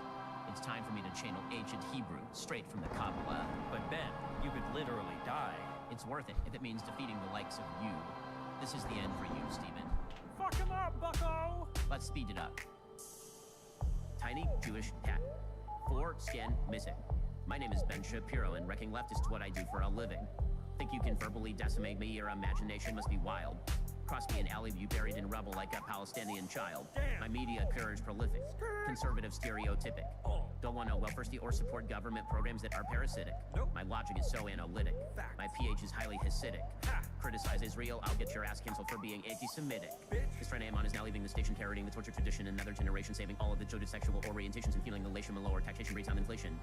You want to decimate the tax, the Judeo-Christian values that all underlie the West, but my flow is ineffable and impeccably blessed. And do you really want to know what's next? Let's go! Call me Gordon Ramsay because I'm dicing with a steak knife. Your nihilism and denial of the next life be a death blow when you see on the fisheye me a sneak goat running trains on your ex-wife. I'm just kidding, only said it for the bit. As a Jew, adultery is not a thing I would commit. Being rap god is fun, but my time is on low. There's only one god and now I give him back the throne. I'm done. Not bad, Ben, but you forgot one thing. What's that? My Adderall just kicked in. Ripperino, cappuccino, pappuccino, hoppuccino, mappuccino, cappuccino, cappuccino. Filipino, maraschino, jalapeno, jalapeno, whiny bean, rip it to me like a nino. Very shitty, feeling creepy to me, I feel like I want to kill myself alive with some on fire. Wait a sec, I didn't eat the day I suffered poisoning, I just get the witch in the Daily Wire. Every time I get a prefer the beta reference Wikipedia, I load the dimmer brain and lock it in, and then I show up at the way I'm making wishes stand. Then I ask to pray and I play and I'm too busy going Super Saiyan. Moral AG realist, so I don't believe in moral facts. Economic leftist, so I do believe in higher taxation on the rich proportional to their ability to maximize efficiency and marginal utility. I don't believe the circumstantial economic factors should determine a child's future and know how they climb the ladder. Just because they're born to parents who cannot afford to send their kids to Harvard, we can't all be born to Hollywood executives. Your market fundamentalism is a natural extension of your bad knack to lack wisdom, but it tracks for a right-wing hack whose rhymes to whack, to stack, to snap back, attack, get 'em. Or at it, didn't you oppose the Civil Rights Act because it violated private business freedoms? But you back as Santos, sued Disney for their free speech, but hey, principles, who needs them? Started from the bottom, now I'm dumb rich. Sub 80 IQ, you a dumb bitch. This is it, Ben. Hear the tolling of the bells. Final words ringing in your ears. Gotcha. Anything else? I don't understand how the AI voices do so well. Or it's because he's talking and the AI filter just makes it sound like me, I guess. Damn, that was actually fucking this is what the AI sick. artists are fighting against, by the way, guys. This is what they want to take from us, okay? And you do the hokey pokey and you turn yourself around. That's what it's all about. Hey! Oh shit. Oops. Jesus.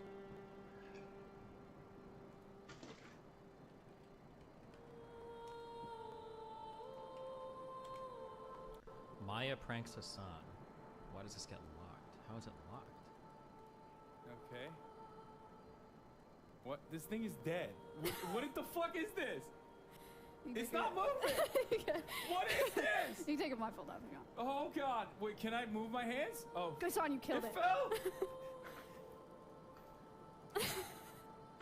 You can buy these now if you want. This is a Winnie plushie. We also have a Georgie one and a Stompy one and a Siren one. That's insane. If Why you would want you do to that buy to one of me? these, it's a fundraiser for Elvis. You want a plushie? You can get a plushie. What the fuck? I was like, why is it not moving? What do you think? They're very cute when you find out that they're not dead. They're not a dead animal, and they're instead a cute plushie. That's crazy that you did.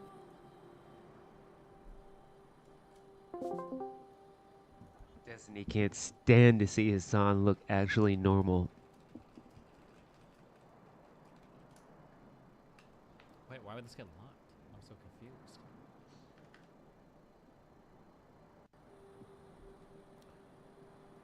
Use this comment, fill up the comment section so people think it's a controversial thread when it's not really.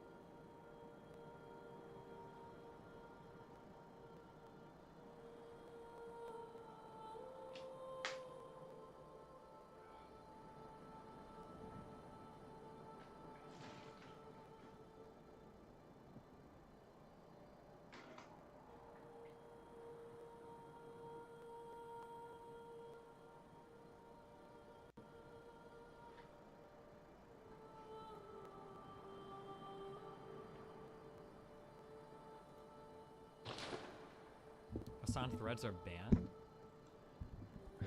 Fuck it, boys. I'm doing a chalice. Don't judge me.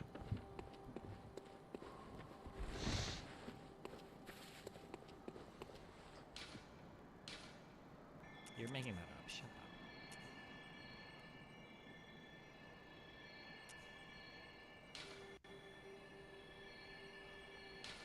Here, listen.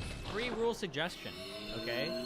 Listen, if you're an LSF mod, here's a rule, okay? Make it so that off-topic conversations are banned in threads. Boom. That's so easy. Ban all meta commentary and ban off-topic conversations in threads. Boom. Easy. Hey, Meat Cutter. Thanks for the 5 gifted subs, buddy.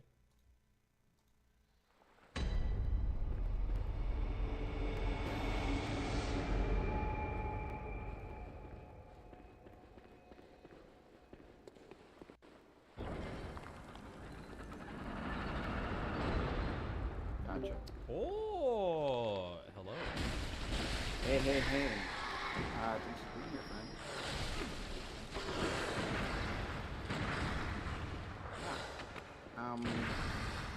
So, we're just going to sort of keep stuff away from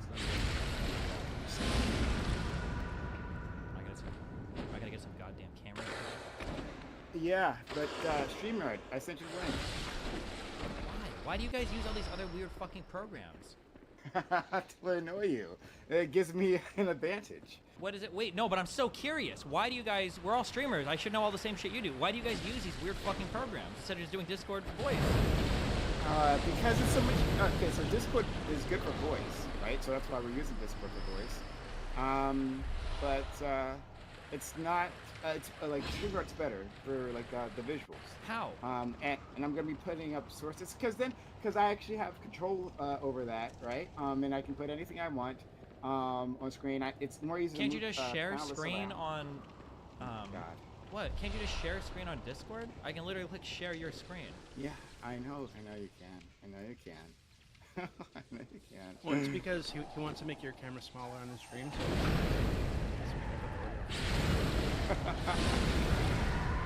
I super don't get it. I feel like I've never understood why people use all these other weird programs. But okay, wait. So, but then why don't we just talk on there? So we use this for voice, but we're using that for.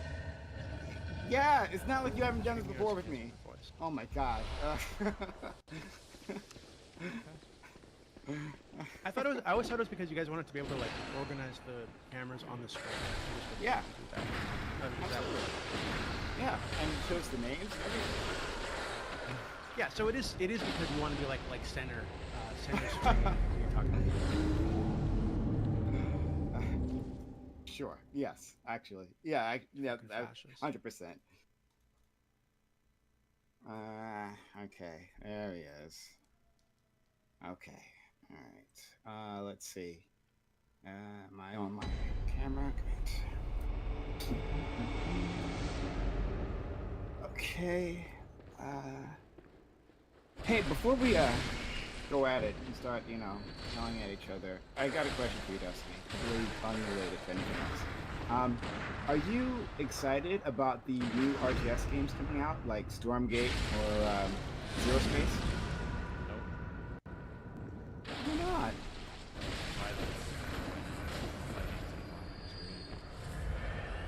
Oh, what are you reading? Wikipedia. Okay, no, I mean, okay. This is something I've been asking a lot of people recently because I read a lot like books.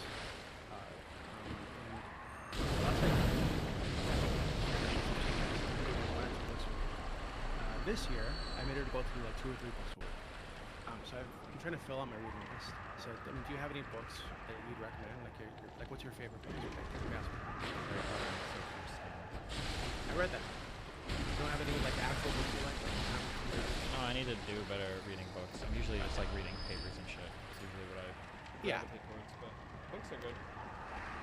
Yeah, I usually do like physical books, when I'm trying to like wind down, then audiobooks while I'm working. So I maybe just got through a fuck ton of books. Nice. Wait, audiobooks when you're working? Yeah. What do you? Yeah, I'm an insurance grad. And so I have a lot of time where I'm just at the computer, Excel sheets, sending emails, shit like this. So I just, have the book on in the background, and I'm able to listen to both at the same time. Oh, I can't do that. If I'm listening to like an audiobook, I have to be pretty, I can only do basically what I'm pretty plugged in to get everything, but. Yeah, I used to worry that that'd be a problem for me.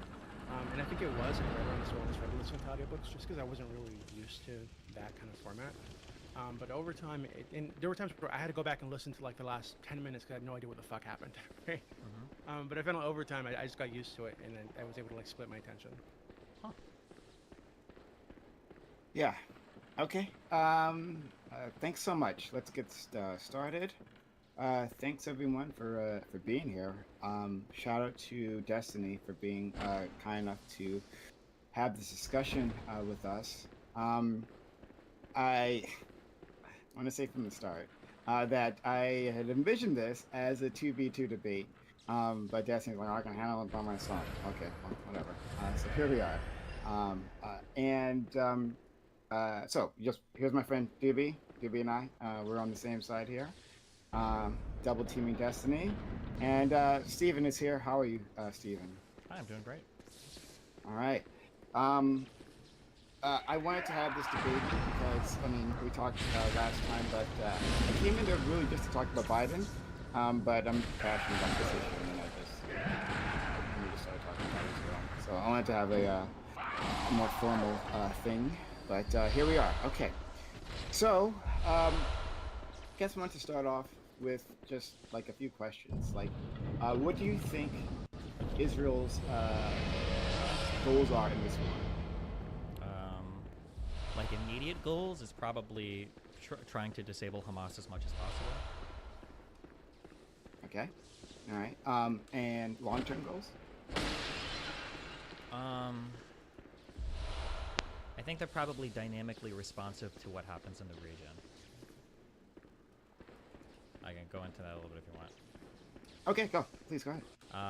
I think that if violence continues from Palestinian regions, I think that they'll probably continue to expand into the West Bank. I think they'll probably start annexing territory over there, starting with Area C. If Palestinians and basically the Iranian supporting proxy groups kind of chill and things move in a different direction, then I think you would see Israel move towards some kind of like two-state solution. I would think in one of those directions, but I think it's going to depend on what the Palestinian stuff looks like. That'd be my guess. Okay. And you are in favor of a two-state solution, correct? As long as both sides. As long as both sides want. Well, we'll explore that in a second. But well, what do you envision a two-state solution to be? Ideally, Palestinians have some kind of governing body that runs the West Bank and the Gaza Strip. Ideally, you have relatively contiguous territory throughout the West Bank. We're probably going to have to accomplish some kind of land swaps, hopefully a reduction of enclave settlements in the West Bank territory. I think they had before suggested like a highway that connects the Gaza Strip with the West Bank so that you're able to travel between the two without ever having to cross like checkpoints. And then probably some sort of like graduated handoff of the security of the West Bank slowly over the next 5 years of like rail bases or airspace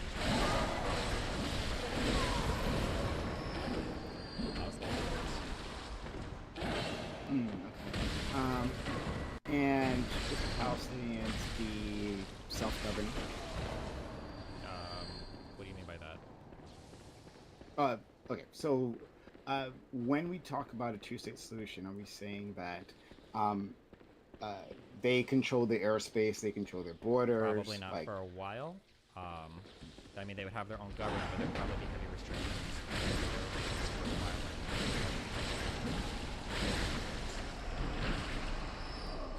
Okay, all right. So you're saying there's a transitionary period. Yeah, but things would like gradually, like different things. Like I imagine like them having a proper army and air force is something that would be far down the line, like a decade or longer. But things like, sole control on the ground of their area in terms of security would probably be something that would happen on a shorter time span, I would Okay, all right. Do you think what kind of interim steps do you think might be involved in that? If there's anything in particular that comes to mind. If not, that's fine. I'm just writing these points down. What do you mean by, like, what would have to happen for us to get to, like, the two-state solution thing? I guess. Yep.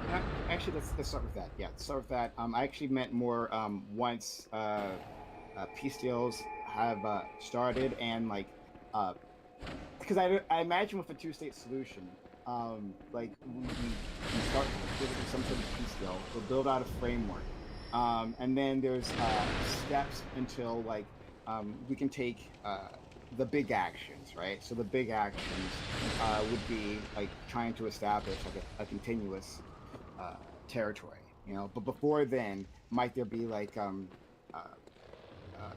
exercises in trust that might happen? But that's just an idea. So are you saying, like, what does the interim period look like between, like, the signing of the peace deal and before they actually have their country, or?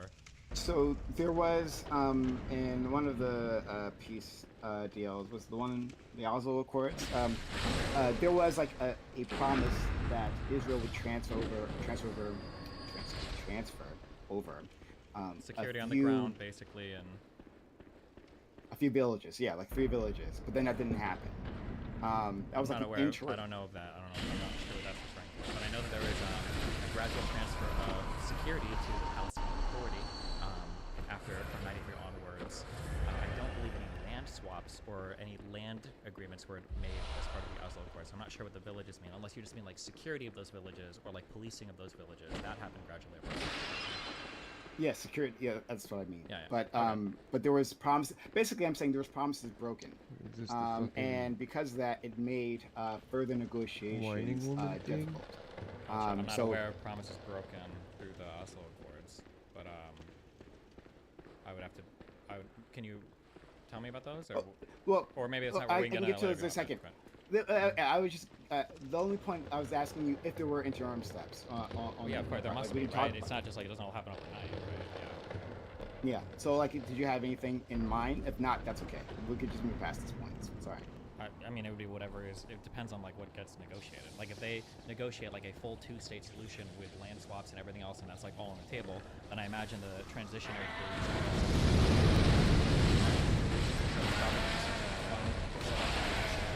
Palestinian refugees, because that's always the thing that's kind of so some sort of that would have to be some number of Palestinians who are allowed back to Israel. I think that was on the table before, up to 100,000, I think, for the 2000 David Accords, and that might have been the later Clinton parameters. But it's super going to depend. I mean, an easing of restrictions on stuff moving in and out of Gaza, probably talks with Egypt for also the Gazan border, talks with Saudi Arabia for leadership in the region, talks with their I don't know. This could look like a billion different things. I don't know. But I don't think that's the case. Okay, no, fair enough. And what's this idea of reparations? Like, any idea what that might look like? Just like a money transfer for those who maybe can't go back to Israel proper? I think before the talk was an international fund that would be set up to help some Palestinians back. So just to move back, but like, let's say your house was taken, but that's going to be part of Israel proper. You're not going to get it back. Do you think maybe there would be? A lot of the Arab villages were compensated when the land was bought.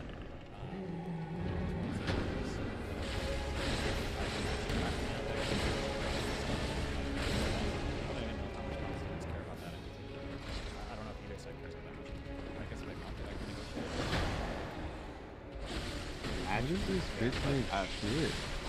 That's okay. Jibby, did you want to ask a question? Can you guys hear me? A bloodstone chunk out of that? That was the easiest bloodstone chunk I've ever gotten. Because I think I Easier mostly than agree most with of the fucking shivering nightmare fucks. Especially like I was listening to your debate that you had with Prime, and then during that discussion, you see other contradict or maybe give less weight to prior positions I'd heard from you.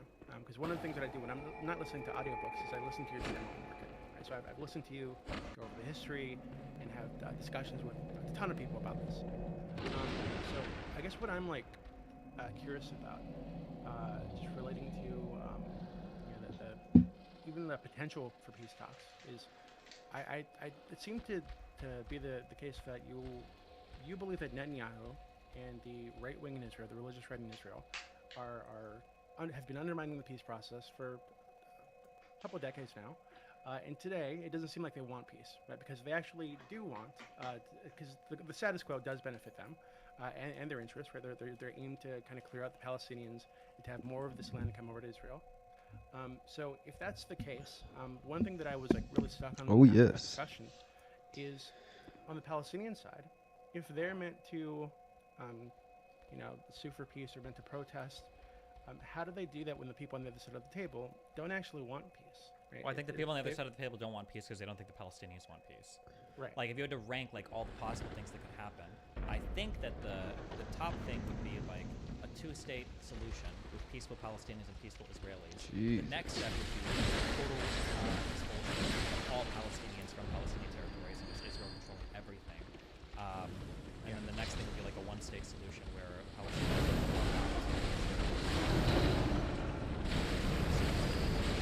I think that if there was a push from the Palestinian side, I think that Israel would probably go for it because it would be the easiest thing. After that, yeah, see, I agree with that. Like, I actually think that both sides, my kind of perspective, so you have two groups of people who are in conflict, and they're traumatized and angry, and they're just lashing out at each other nonstop, lashing out at just one side. That's like, I'll reiterate, with super general, that's kind of how it is. So, I think it's reasonable for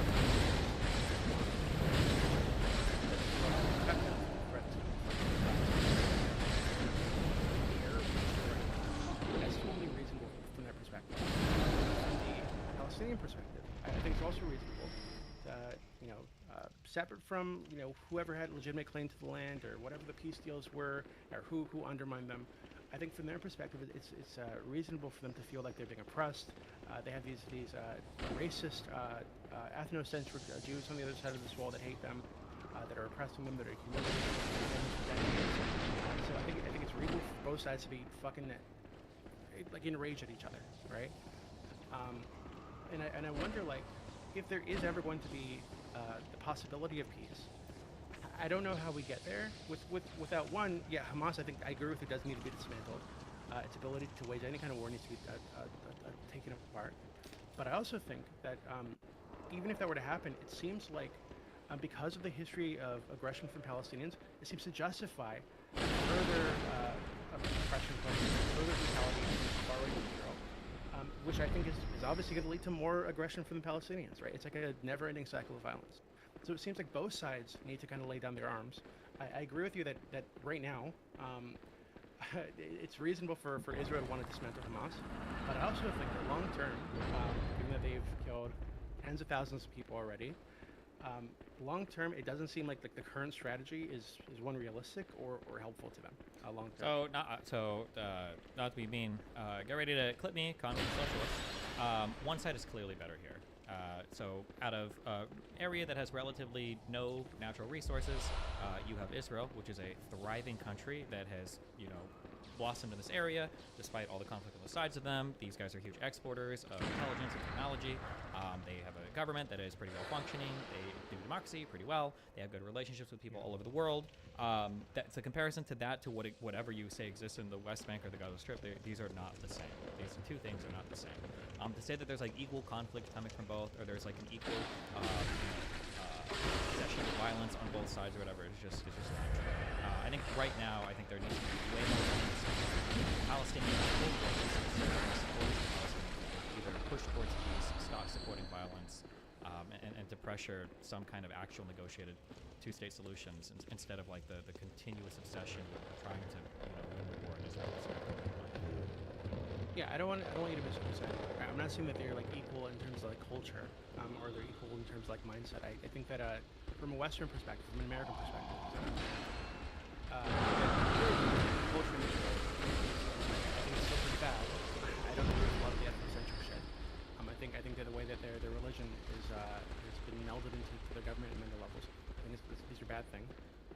But still much better than what happens in Gaza. Much better than the belief systems in the West Bank. Much better than belief systems across a lot of the Muslim world. Right?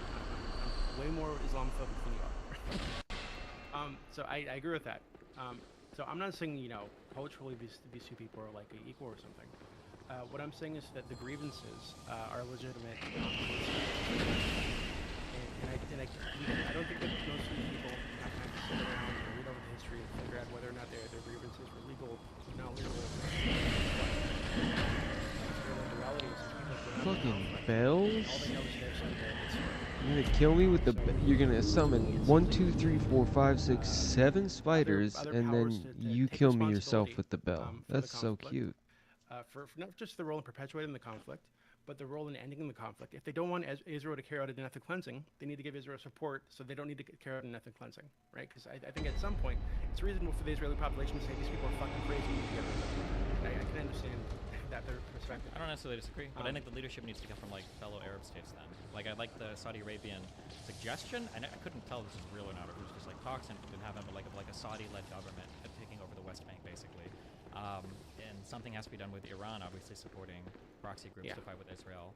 But if these two things aren't happening, and if the Palestinians are still being increasingly radicalized every single day, like Israel's not going to be the one to do anything. Yeah, and they, from their perspective, they have no reason to. There's no reason for them to lay down on so there was a story that I saw a few days ago about Bibi talking about not annexing Gaza, but occupying Gaza. Based on the history of what happens in the occupied territories, to me that seems like a massive step backwards. Right? So I'd agree with you. You know, if Saudi were to come in and do this instead, I think that would be much better. Given that Bibi and the Israeli right wing have only grown in power over the last couple of decades, it seems to me that there's no reason to believe that they wouldn't do the sort of thing there that they're doing in the West Bank, you know, which is also undermining stability, also detrimental to any kind of peace process. So when I say that the rest of the world should get involved, I agree. The Arab states need to do this, but I also think that the United States needs to do this.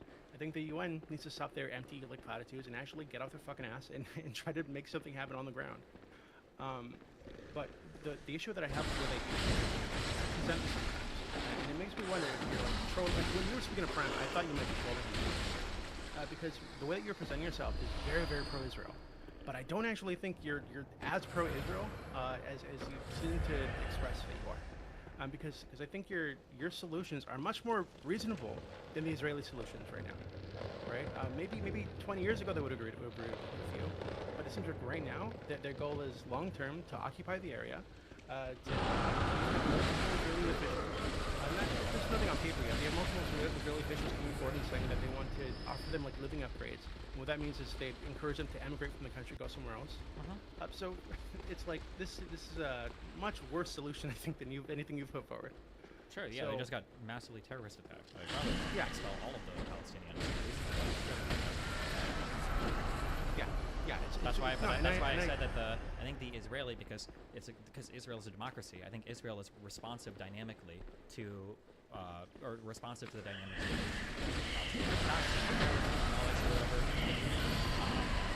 Continuing to be pushed to the right. Fuck me, fucking heal, bro. God damn, I hate this room. I remember this room well. Actually doing stuff besides just fighting with Israel all day. I think that those attitudes would probably change over time. That'd be my guess. Yeah, I agree with you.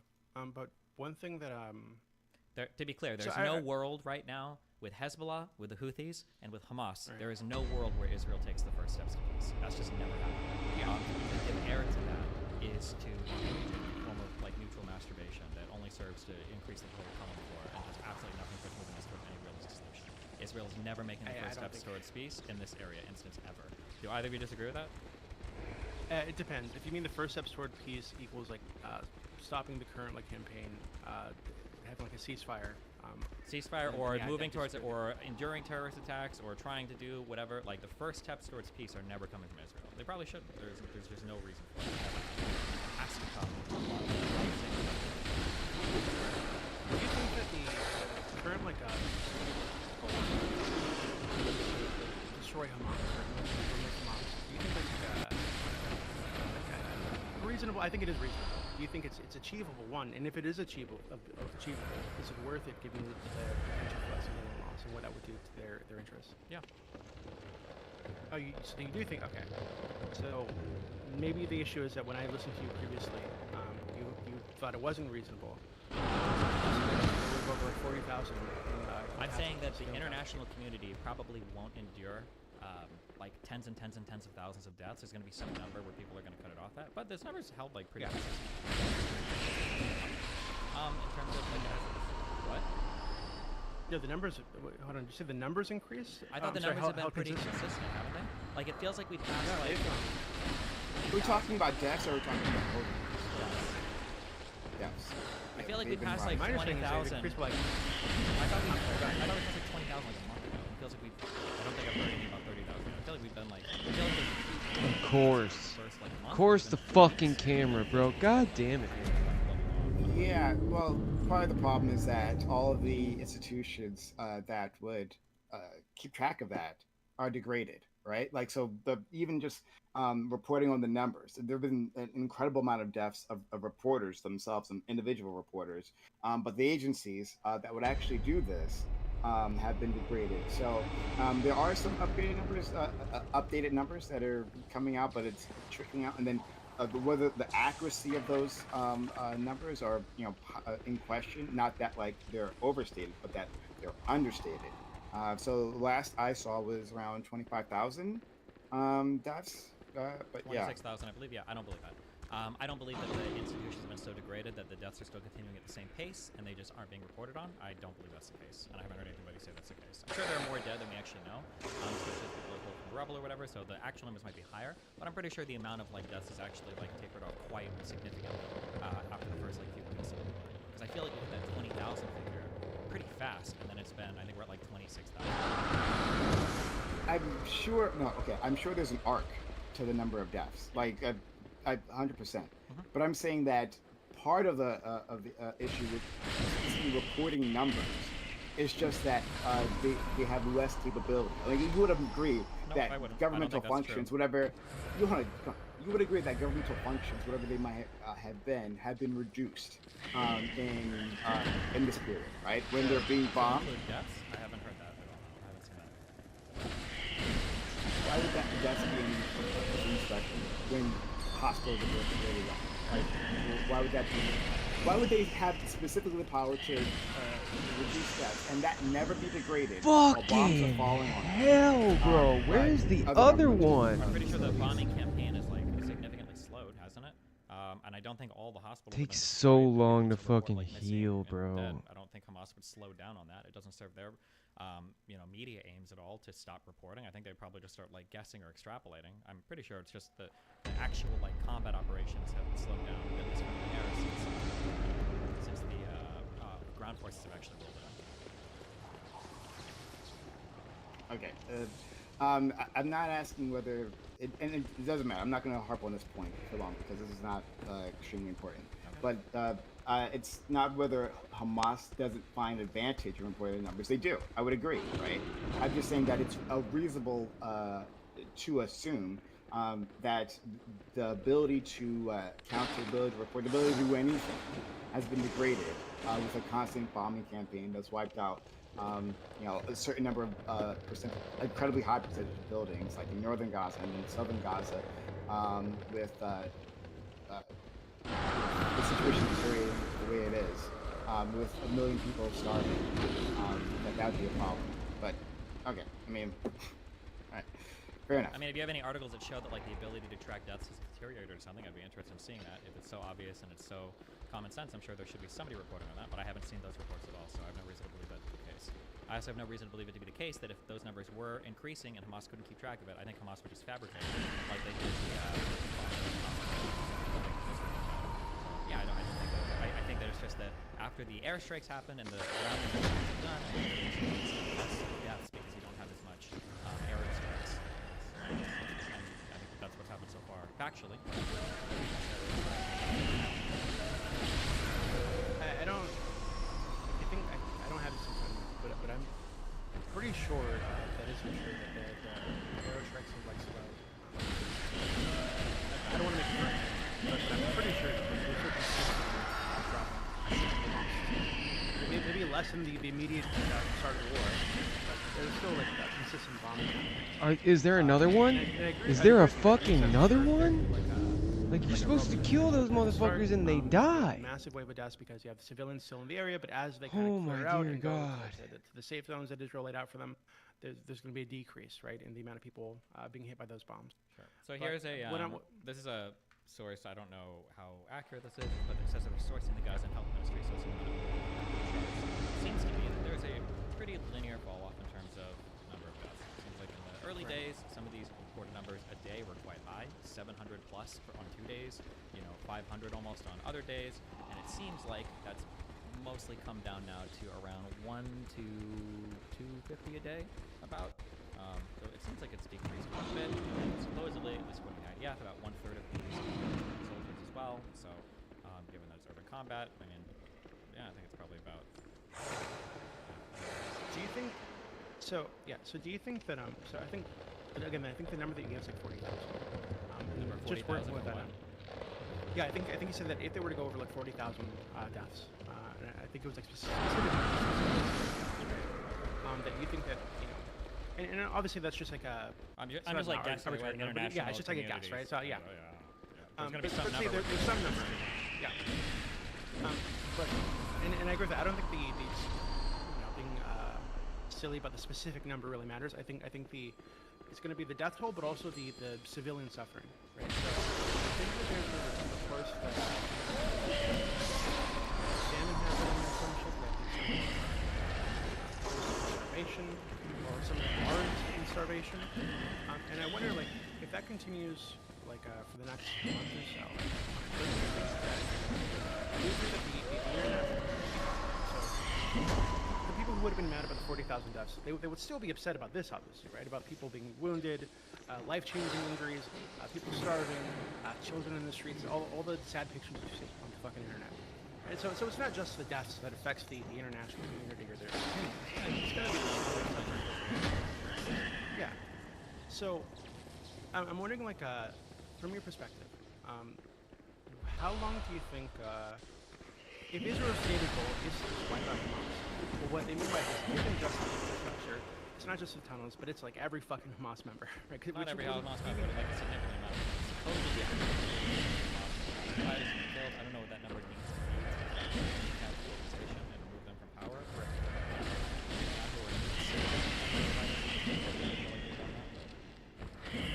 Yeah, that's what I'm.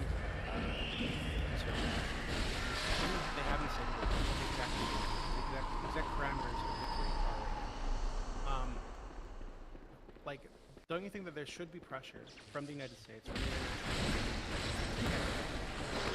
lay out that number, lay out exactly what they're looking for, construction of plans, but what exactly specifically are you trying to achieve?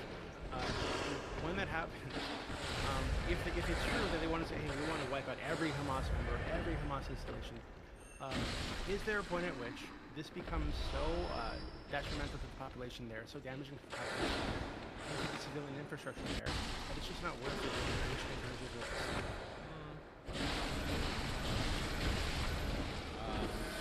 going to be a question about, like, how much you can help international, or like what they should be concerned with for, like, international support. Like, Israel should balance that and weigh that carefully. But I mean, at the end of the day, this is I just don't get it, man. When you kill those fucking bell women, they're supposed to kill the fucking spiders. The person responding to a terrorist attack rather than the terrorist entity that is controlling the responsibility at the end of the day is or I'm And sorry, for the it's not record, Hamas, there's Israel absolutely needs to do a nothing in better this job at, like, room trying to win the worth information war, fucking being better killing at for. marketing. It seems like they suck at that. But yeah, at the end of the day, all the ire, like the civilian situation is tragic, and something needs to be done about it. And Hamas should do something about it, but they haven't. Good Not fucking hostages. god, They want dude. to fight. What Yeah, a Hamas wants joke. as many Yeah, I mean, civilian it casualties seems- as possible, so it benefits them. And Yeah, I agree. I mean, it seems like This room is literally rage from bait. Hamas perspective, or the just like anti-Israeli perspective, more civilians deaths is better because it makes people more angry at Israel. Right? So they don't seem to give a fuck. 1 So million, that's why I agree with you that trillion, obviously billion, whatever happens here, it doesn't seem like quadrillion, this organization can be around. Right? billion, they need million, to be dismantled, trillion, whatever the fuck that means. quadrillion, But I think thousand. the issue that I have is I agreed with you when you said that after a certain point of civilian deaths, it would be unrealistic, or I forgot the word you used.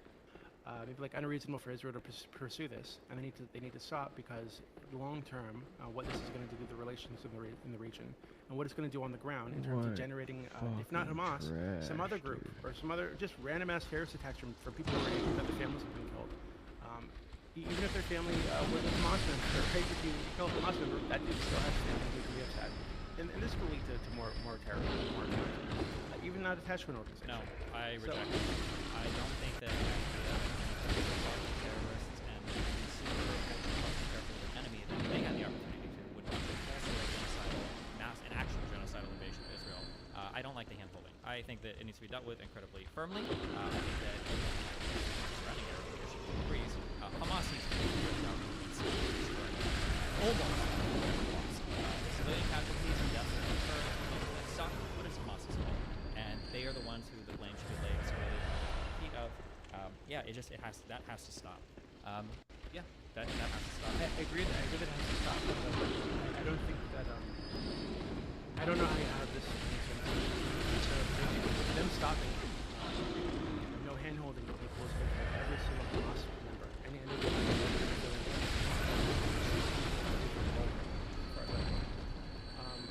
If that's what that means, I agree they have there's reasons for them to do this. I agree that they are justified in thinking this way. But as like from the outside perspective, it seems like what this is going to do, not just to the people there, but to the region, it seems like it's not worth it, right? At some point, you can't kill every single ISIS member. You need to accept that ISIS is defeated, even though they're ex-ISIS Like I said, there's probably going to be some like percentage of Hamas they're looking at. I don't know what that percentage is. I don't know if they have that in mind or what that looks like, or if they're just planning on sweeping basically all of North and South Gaza, and then they're going to leave after that. I don't know, but. Okay, so so sweeping North and South Gaza and moving. So it seems like I think Bibi said that his goal is to occupy the area, right? He doesn't want Gaza to have sovereignty Indefinitely? No, I don't think indefinitely. I'm not aware of him saying indefinitely. I just said that. I mean, they occupy the area right now. Well, sort of. Yeah. So, no, but yeah. I think. I'm not sure this well, counts no, as but an I think. occupation, but okay. Yeah, I think. They have, like, If I remember correctly. military personnel and airstrikes and like all of Gaza. Yeah, sort of. I think, yeah, you can define. Oh, it's fine. You can go ahead. Yeah. So again, so my understanding is that he's not just saying that they're going to park the military there. He's talking about occupation. It seems, based on the wording that I saw, it seems something similar to what's happening in parts of the West Bank, right? Some kind of military occupation, long term. Why? Settle the region to make sure that Hamas doesn't pop up again, to make sure other groups don't pop up again. Which, again, from their perspective, totally reasonable. Why? But I think you said in your discussion, I think you're on some Box panel. Why is it driving you so said crazy? Backstab. This would be a step back. Well, then put it off until later this weekend. Sorry, I have you in the wrong. I have the wrong earbud in. Like if they had like security checkpoints. I need you to come in here if you want to talk. Yeah, and I think I agree with you. I think it inevitably caused further attacks. Why is it driving you crazy, and why can't you just do it? To attack Gaza. We'll do it later this weekend then. It's obviously not due today. They're already violent. Yeah, I mean, so Hamas already wants to do as much violence as possible to Israel.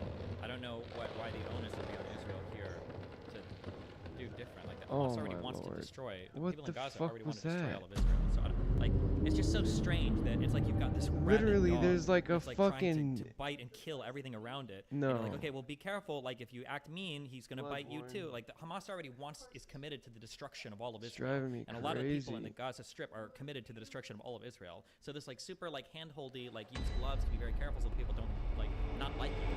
It doesn't. I don't think that makes any sense. They don't understand analysis. They already want to kill all of them. Like, Israel's priority right now, as it probably should be, is Israel's security. That's probably first and foremost thing they care about after the elimination of Hamas. And if they feel like that checkpoints or whatever the fuck, Go to the or some store kind if of like you want to, but short to midterm occupation of the Gaza Strip is the way to affect that, then that's probably don't stress. Okay, but it seems, again, there's nothing like written yet, but it seems like it is the occupation.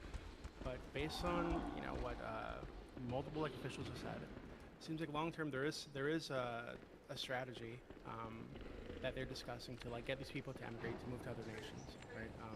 Offer them like living upgrades or whatever in other countries, and to encourage other countries to take in these refugees, which again is reasonable. I imagine many of these people would want to do that, but again, from the Get Palestinian in my perspective, belly. as this rabid dog, right, who's been beat down, if the Israelis are coming in and offering you the opportunity to leave your home, I don't think we're gonna eat tacos for another week or two. Just it grab. seems like this is Just grab your not, stuff not and not come an back ethnic to cleansing, me. if that's exactly how it works. But Oh some no, bro! God damn it! And I understand that fuck them. They started it. I get that. But I'm talking about like a situation in which Hamas has been dismantled. The Israeli military objective has been achieved. Now they have this area where Hamas is dismantled. There's no Hamas infrastructure. All right, go away. Or very little Hamas infrastructure. Love you. Now they're occupying this area. So going forward, it seems like their current plan Okay. would just inflame tensions again. Well, And they're continue to worried cycle probably on. be like coming up, or there's Yeah. something a security threat, right?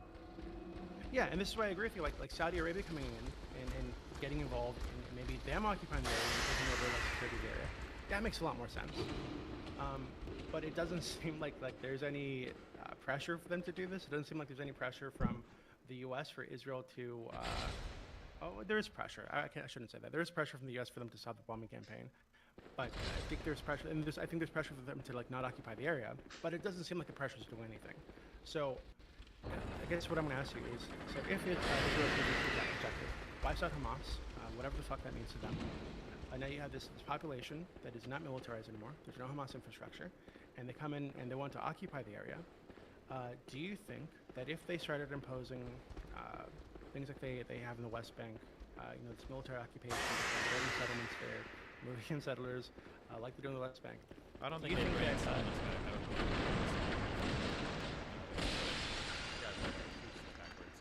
as far as running security checkpoints, I don't know. They want to do it if they feel like they need to.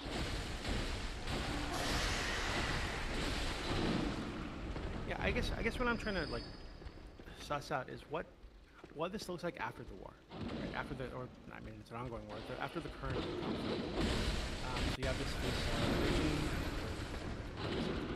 70 or 80 residential destroyed, quote unquote. We don't know if that means obviously, but a lot of houses, apartment blocks. So you can have a lot of people in the streets, probably for a long time. I guess what I'm wondering is like, shit out. I don't know. They figure their shit out. I mean, they're the highest recipients of aid per capita in the entire world. Of course, the United States. There's money there to do their shit. They just have to like build, schools instead of rockets, or field, missiles that they want to shoot into. The money is there for them to do it. Right now, it's not there to the will of the country. And I mean, as long as that never changes,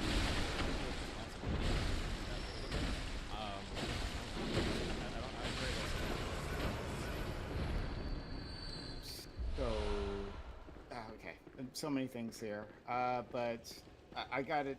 I'll go back to one thing just to quickly get it out of the way about the Israel numbers. I actually couldn't let that go. The death toll. Yeah, so I just found an easy Google search away. this. Here we go. Right? Okay. So how are Gaza casualty updates affected by Israel attacks and hospitals? Right? Ministry of Health and Gaza doesn't update casualty figures in Israel. As Israel forces have increasingly targeted hospitals and allied services. Enclave, the United States has confirmed that the collapse of services and communications at hospitals in northern Gaza is seriously hampering health officials. So it goes down to about the last update. Due to the targeting of hospitals and prevention of entry of any of the bodies or wounded, the Ministry of Health was unable one Saturday to issue accurate statistics for the numbers of dead and injured during the past hours. Yeah, so they've been having trouble. I don't know. What are the date of this article? Oh, the date of this article? November. This is November. It seems like they've been reporting numbers pretty well since then, so I don't know. This is You don't- over 2 months ago. You don't. Well, there are fewer hospitals now, right? So if they're attacking hospitals, You don't need a hospital to report a person as missing, right? This seems to be the pathway that they were using, though, right? Like through the hospital, like that was the mechanism they were using. So, I mean, I don't know why. All it's this, a weird point so I'm reading this article. that It just you're says that they fighting. missed a day in reporting if there was a gap. On Sunday, the government media office in Gaza updated the casualty figure after a gap of 2 days, with the death toll of 11,000, 8,000 children and women. Due to the targeting of hospitals and the prevention of entry of any of the bodies or wounded, the Ministry of Health was unable on Saturday to issue accurate statistics of the number of dead and injured during the past hours.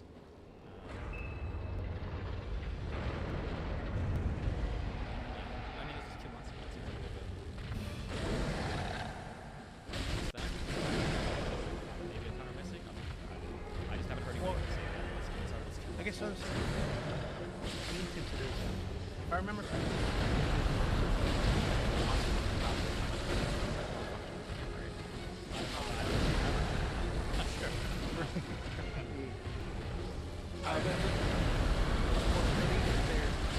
typically non-functional, whatever the fuck that means.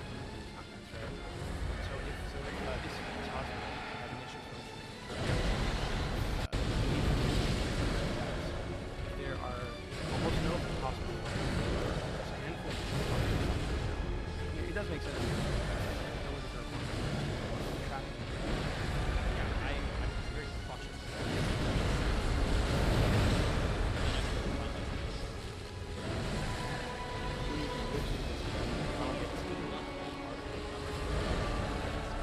I didn't see that much. So I was whether the thing I originally was that the has been reduced by a little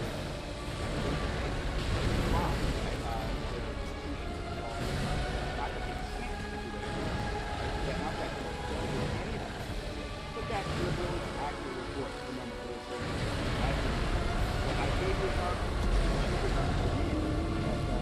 that actually that's happened. Their ability to gather that data has been reduced, and now you're pretending like the discussion was about whether they could do it at all. That wasn't the case, so we can just leave it at that. Okay.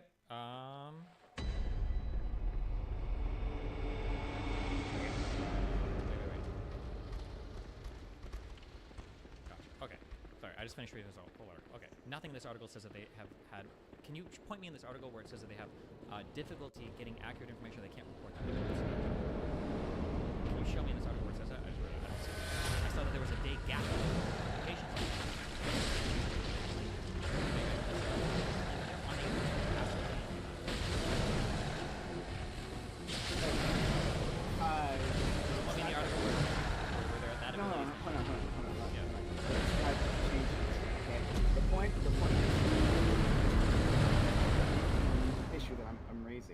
Is that it's completely reasonable to believe that they'd have trouble like performing this service, right? So I give you an article showing that they're having trouble performing this service. Not that there is no updates.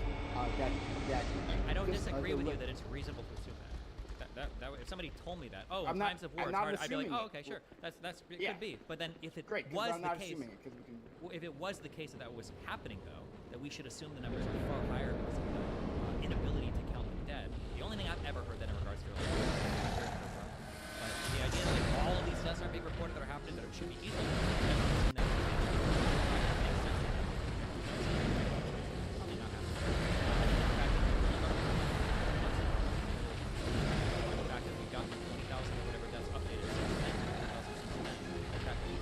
Love you, babe. It didn't say that they didn't count deaths at air. I never said they couldn't count. So wait, so then what is the issue? The issue is So, no, I'm delaying. yeah, that is my time. Okay. That was actually a bunch of it. Well, no, well, missing a bunch of drugs. Not that, like, that was your initial claim, that they were like...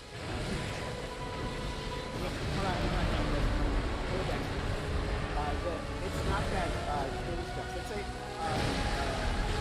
5,000 deaths out there that haven't been... it's not that deaths rate. So if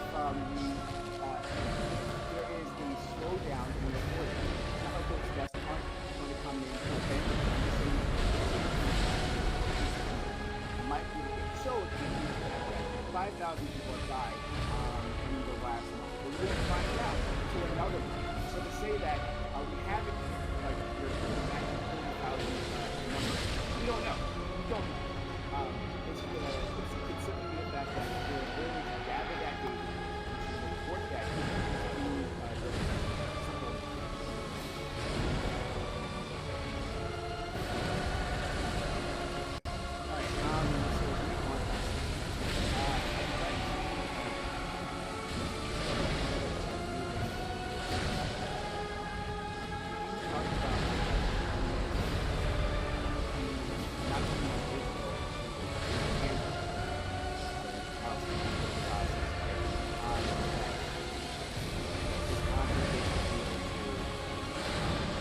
as a wish. I mean, like, is that your use whatever level of violence?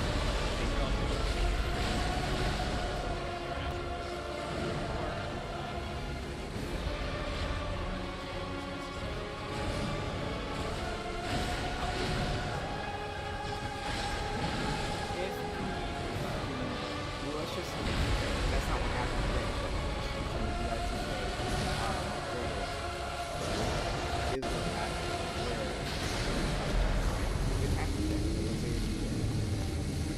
Motherfuck. National law, and so they should address themselves. If they are genocidal or committing genocide, yeah, I think genocide should probably stop. I would have to see the rationale or the justification though, because it feels like for a lot of international communities reporting on Israel, like it's wacky something. Assuming actually they were, although that's hard to imagine. But if they were acting outside of the bounds of like conducting reasonable warfare or something, then yeah, I would say that they should probably conduct themselves within the boundaries of reasonable warfare. Yeah. Okay, all right. So the reason I'm asking this is to establish that you don't think that Israel is should be allowed to use an infinite amount of violence against like the Gazans, right? That at some point, no, it has to be within. You're targeting everything has to be within. Hopefully within guidelines of assessing collateral damage and everything. Yeah. Okay. All right. And do you have any idea what those guidelines might be? What reasonable guidelines?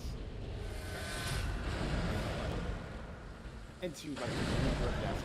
There is no guidelines.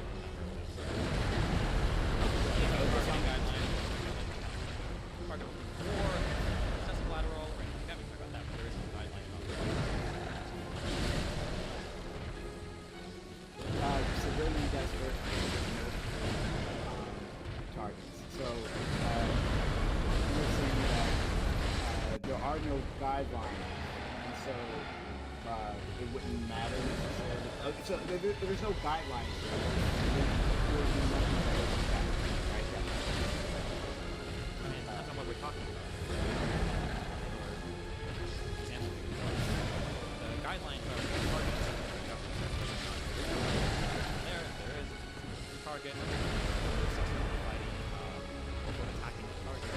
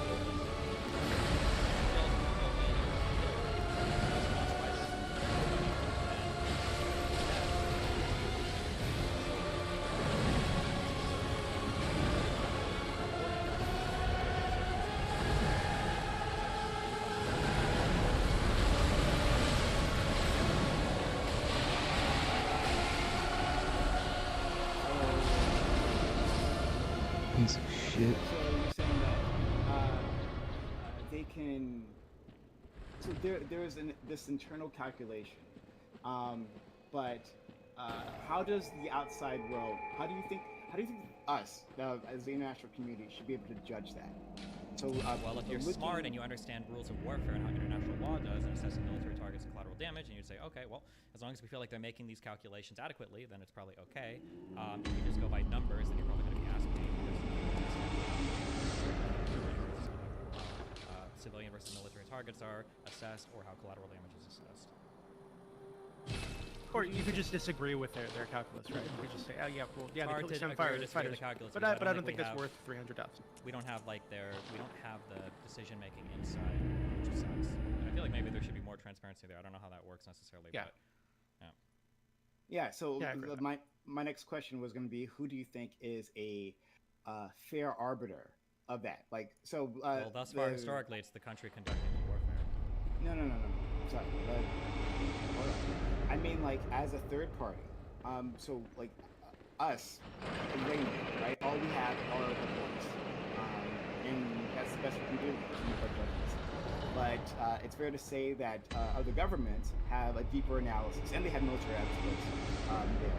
Who do you think is can accurately assess? Do you think the U.S. or the UN or anything?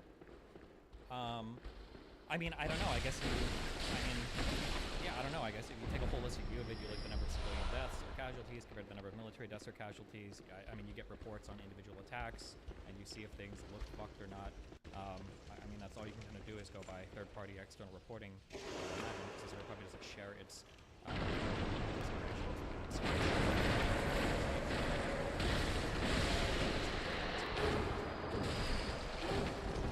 I understand. And I'm asking you, who do you think would be an accurate? I would imagine you would say Iran. Would be a great clearinghouse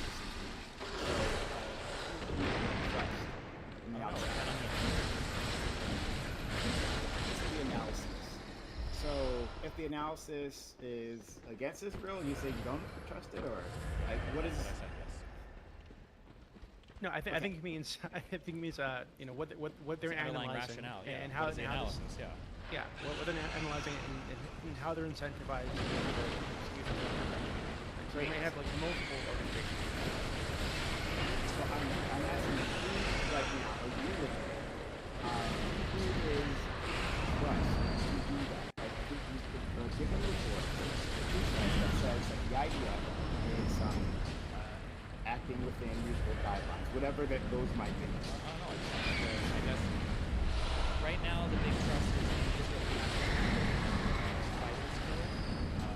Because I think if that number is accurate, then it's 1 to 3 civilian casualties.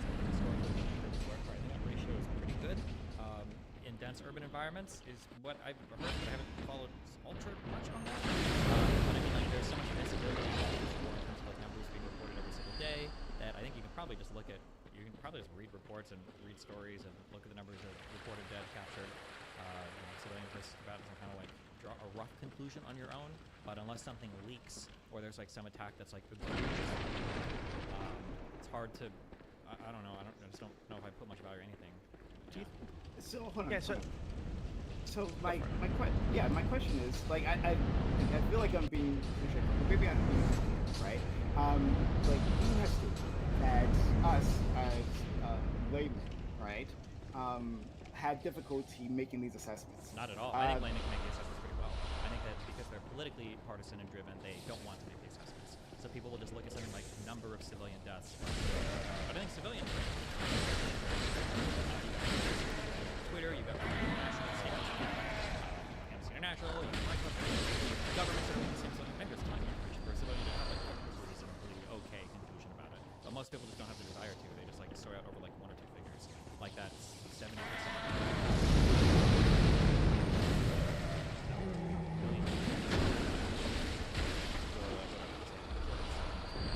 But I think there's a lot of like public information available. You can probably draw some more inferences about it. Okay.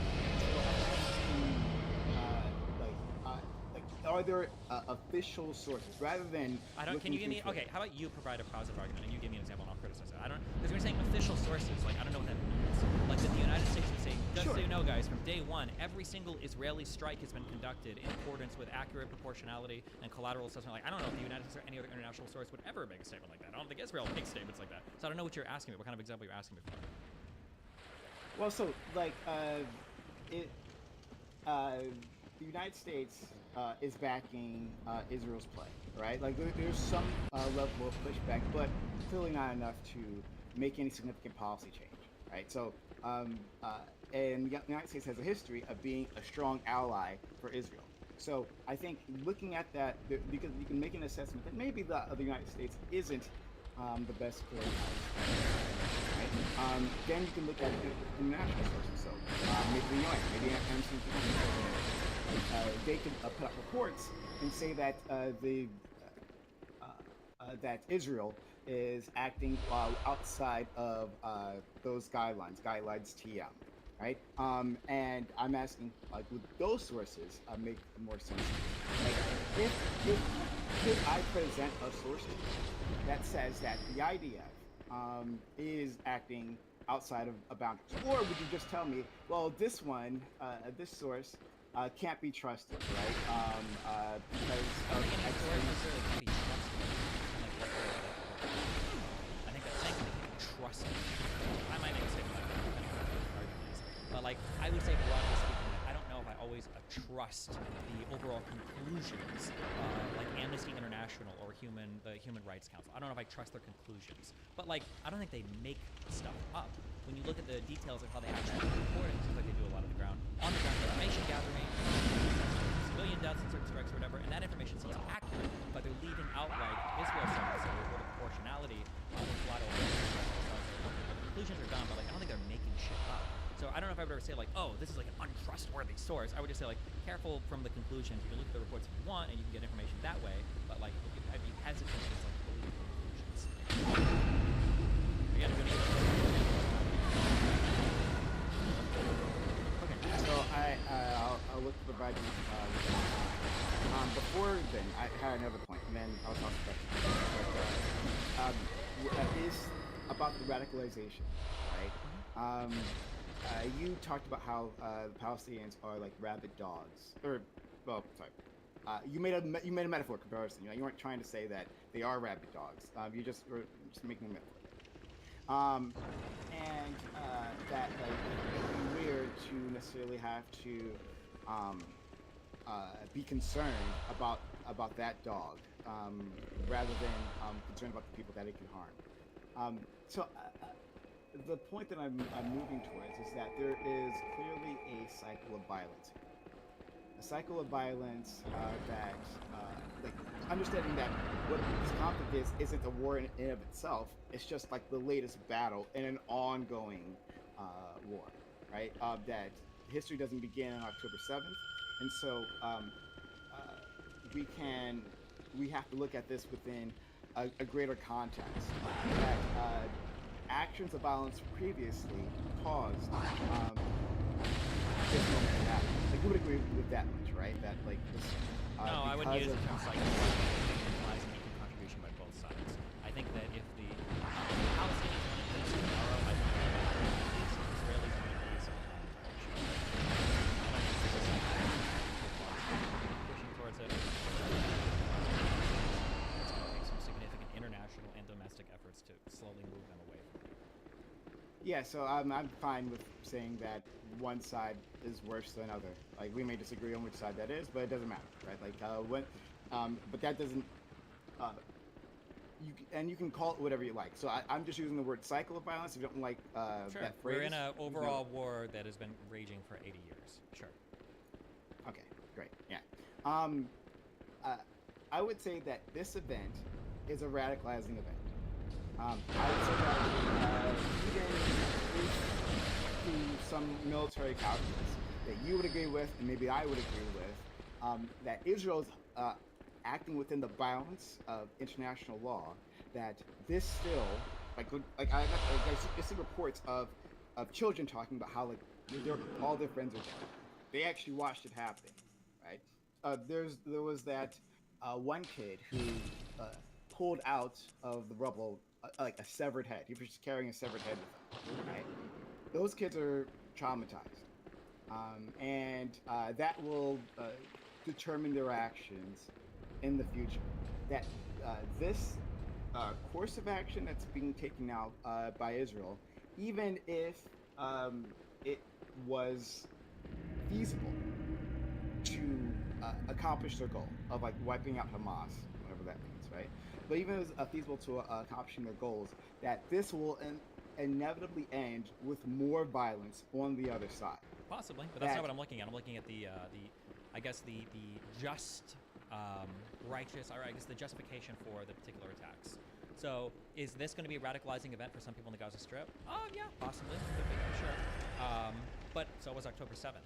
Which one is more justified? October 7th had little to no justification in my eyes. I don't think that we generally justify attacks on civilian populations for the purpose of killing and capturing civilian populations. I think the invasion of the Gaza Strip, though it amounts to far more civilian casualties, has far more justification for it. So even if you might have radicalizing events on the side, some of them You can always make one side is more justified. I can make an opposite one. And have some... No, I'm not saying that. I'm not saying that. I'm saying that I can make an opposite thing for other instances.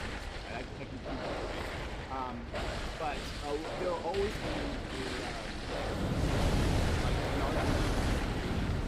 but in the end, we actually great. We agree. But if Israel stops, I don't think the violence stops. It has to come from the Palestinian side. If Israel stops, it's not going to make the Houthis and Hezbollah and Iran stop caring. It's not going to make Hamas go away. It's not going to make the Martyr Fund stop from the PLO. It's not going to, I think the violence will always still continue. Hamas has said as much. 100 October 7th. Wait, so if you agree, I mean, I agree with it. This is like a radicalizing event, right? And there are other radicalizing events that have happened throughout history. Do you think that the West Bank is another radicalizing, Arabian event, a radicalizing thing that Israel should? If they actually do want peace in some form in the future, they need to pull out these settlements and pull out the settlers there. I think West Bank to follow them and attack them constantly over and over again anyway. So it seems like there's a little motivation on the Israeli side for them to stop. I think they should probably stop. I think it just serves to piss everybody off even more. But right. So do you think that that there should be like international pressure put on Israel, not just like speeches,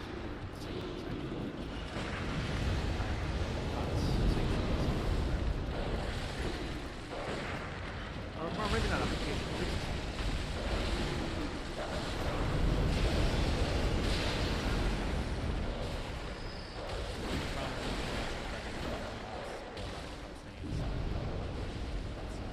Like say that Israel slows down the settlements and terrorist attacks continue, which is kind of like a history of that happening. Then pressure really Hamas, because anytime you cut off aid to Hamas, people are instantly screaming about it.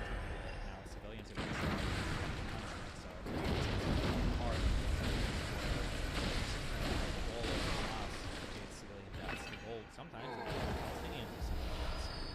So what do you do in that case? I mean, like when you're fighting such an unequal war where the punishment is so different. When one side, if a person dies, they've done shaheed and they're a martyr and it's good for the cause, and on the other side, if a person dies, there's immense international backlash. I agree. My perspective is that what makes the most sense is for the civilian deaths for the attacks, right? To dismantle those, and if you want to dismantle that, you have to dissolve the state.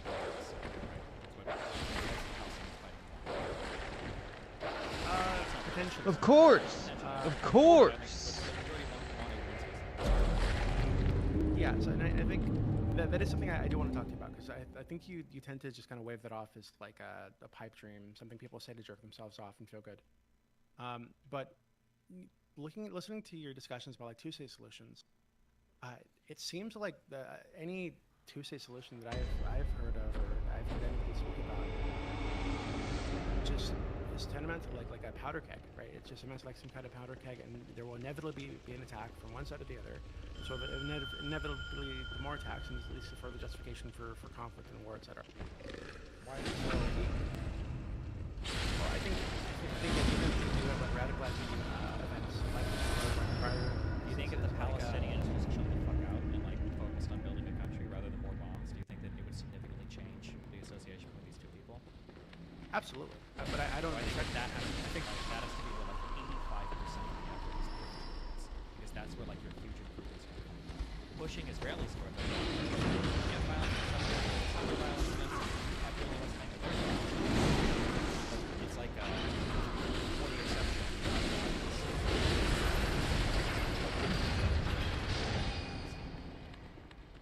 And that has to change. If that doesn't change, then I think everything else. I think I like half of it. I don't expect chill out. Forget about all the people.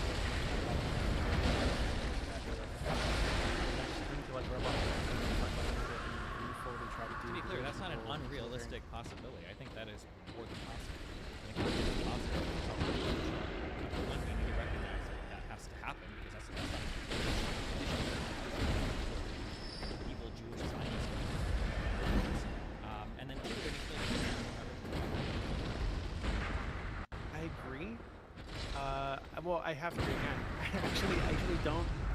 I'm not. It is inevitable that maybe not violence in the way that Germany happens, right? That maybe they don't need to form another Hamas.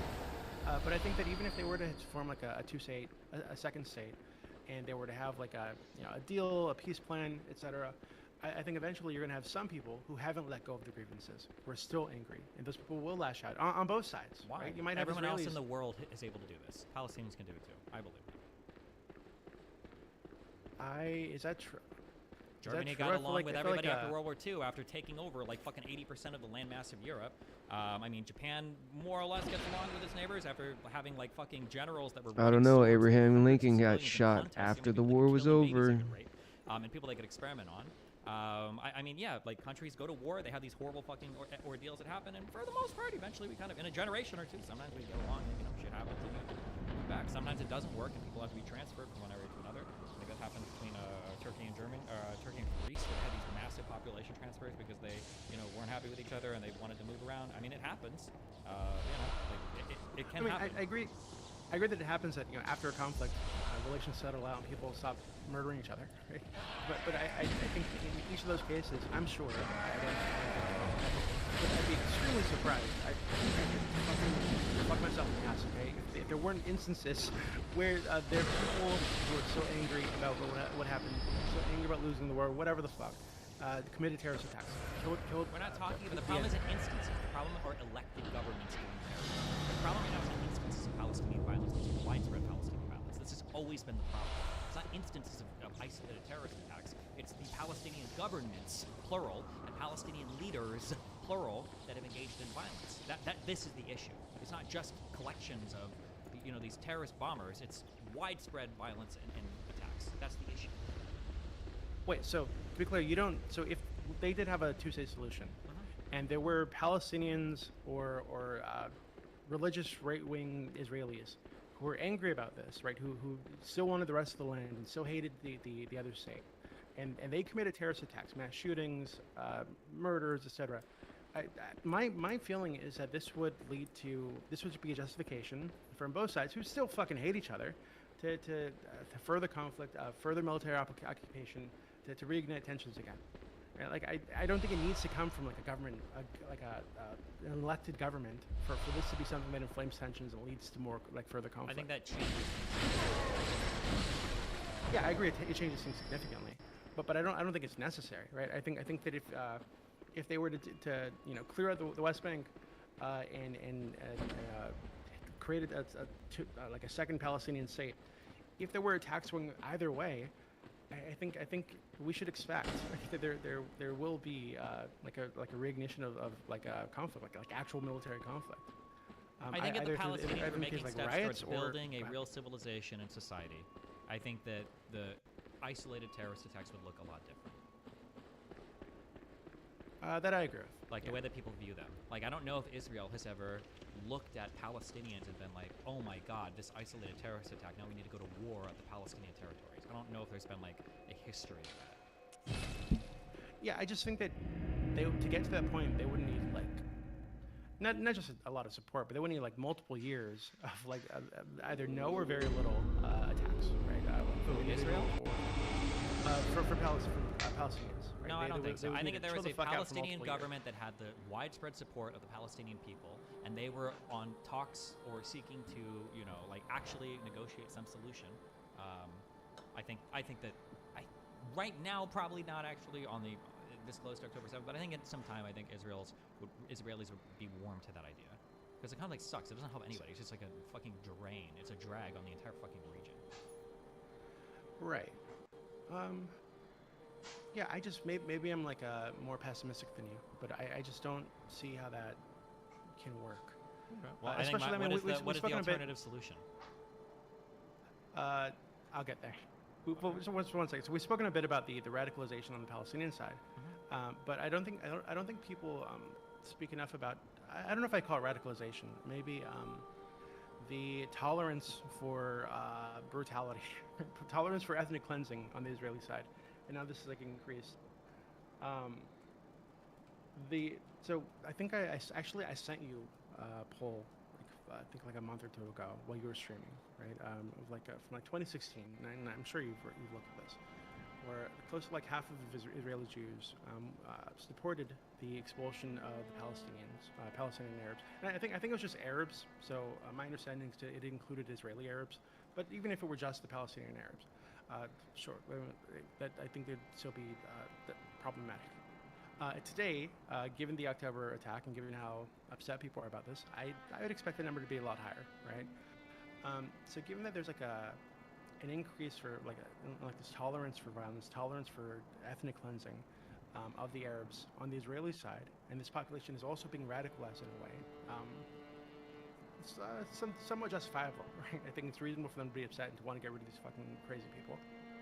I think that not enough attention is given to the de-radicalization that needs to happen on the Israeli side, whether it's the West Bank settlers or just the government itself, right? And how they've had like this religious right-wing tilt or a push for the last couple decades. Yeah, I don't know if there needs to be. I think Israelis have shown that they're willing to accept peaceful terms if other people come to them with peaceful terms. Happened with Egypt, happened with Jordan, happened with Bahrain. It's de facto happened with like Saudi Arabia. I think they're capable of doing it, and we've seen that they're capable of doing it.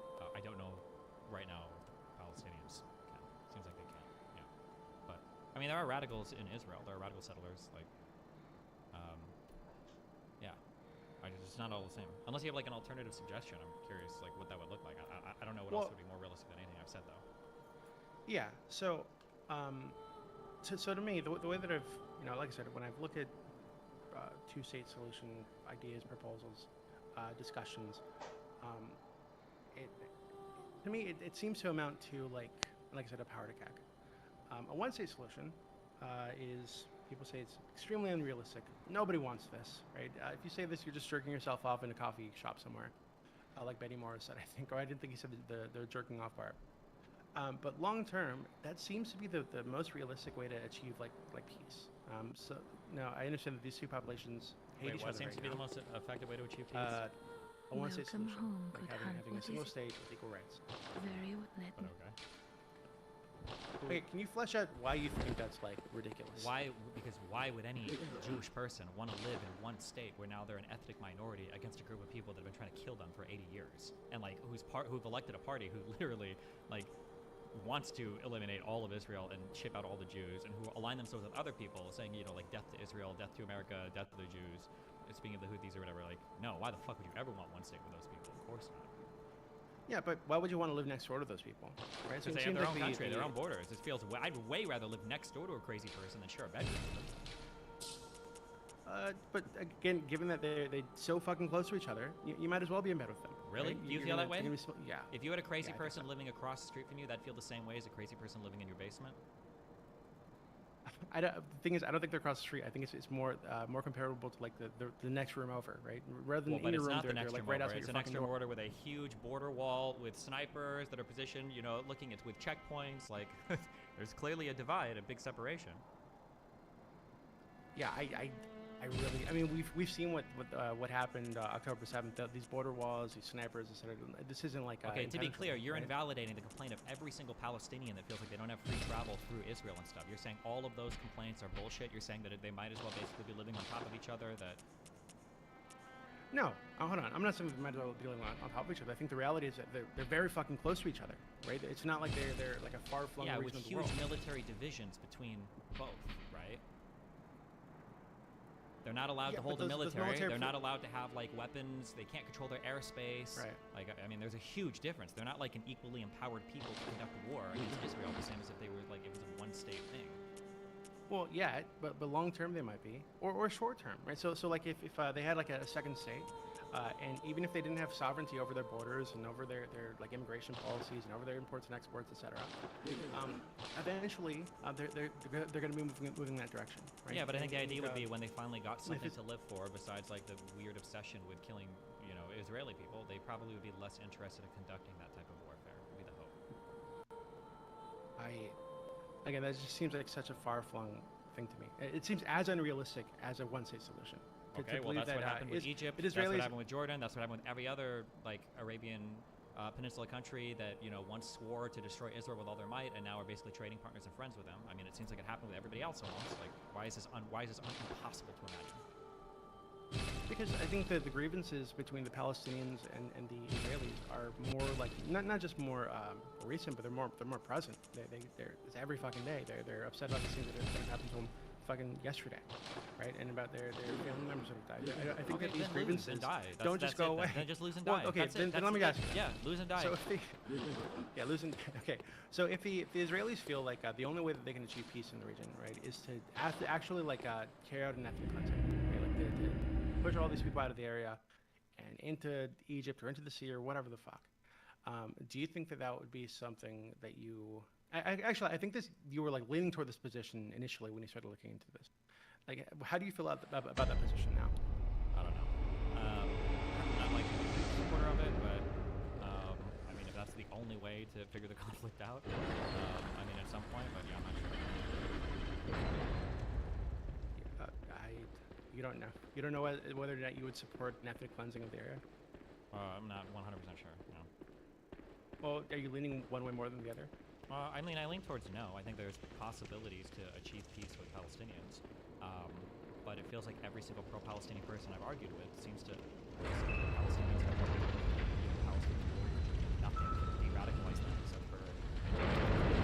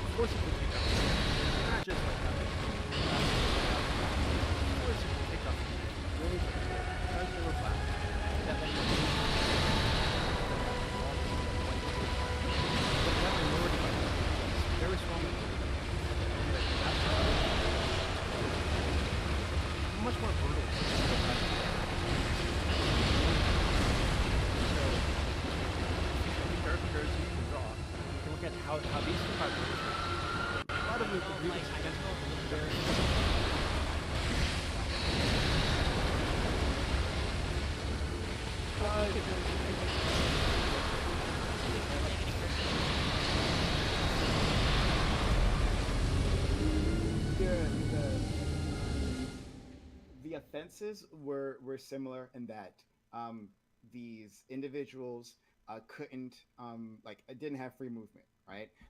They were where you could go was decided by a pass, right? And what kind of pass you had. I'm not talking about like the apartheid conditions. I'm saying that like the resistance leadership and what people were going for, I think were different. I could be wrong. I don't have the best South African history, but like, were there widespread black South Africans who like our goal is to drive all white people? Yes. Okay. Well then, why is it that the ANC was like the most popular movement when it came to resisting South Africa, and they largely rejected mass violence against civilians? Can you explain that? How did that work? I don't think they did initially. I think there was violence coming from ANC.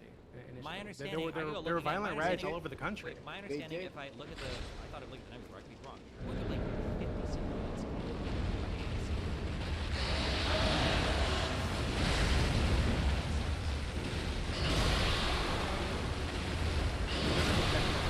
But I know that there was violence in addition to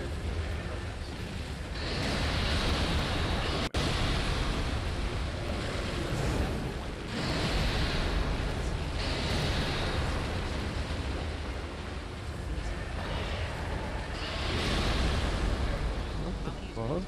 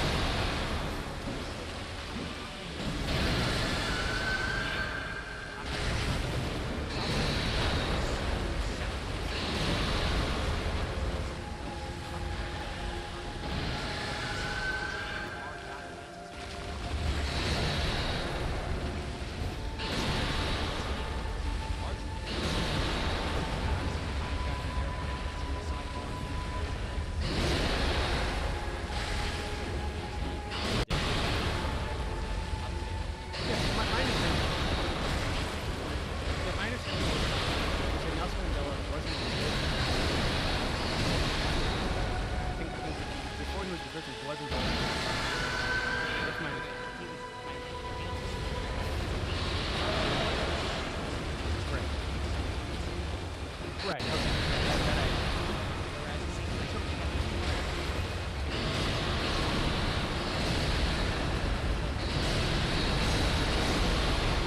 So you think that because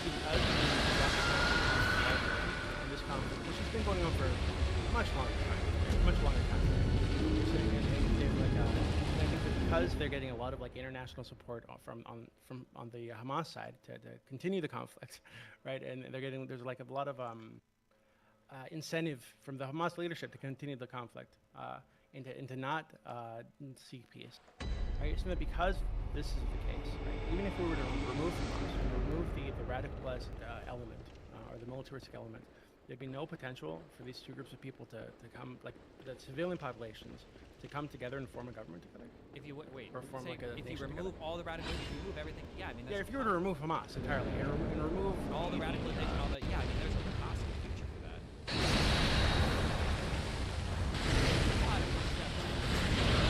Yeah, obviously, like this is a very, very long-term project, right? That I don't think we're about. I think we would need to have the international come forward. Yeah, I think it's reasonable to say, hey, we don't want people to care because they don't feel like they need to, right? And that support is not just we're not feeling at 50.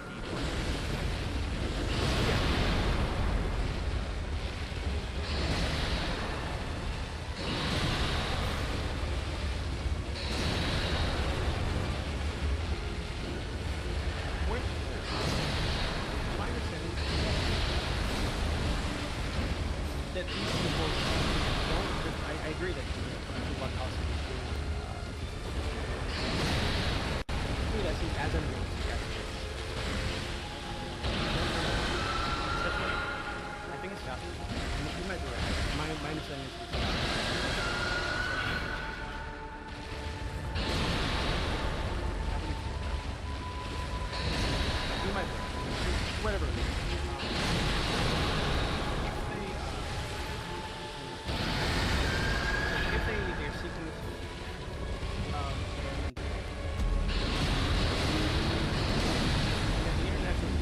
Hamas wasn't there, right? So the military wasn't there Hamas to is just carry a out this symptom. attack. Hamas is not the only problem. Yeah, I agree. But go ahead. I agree with that. So if you dealt with that symptom, and then you dealt with the Israeli antagonisms, right, like the settler violence, the settlements themselves, long term, you had the international support, the international community come forward and offer up their militaries, their soldiers, boots on the ground to police the region, to ensure the security of everybody living there, and to ensure that we don't have another conflict come up. I don't see why long term we couldn't move to a single state. We can't even get like.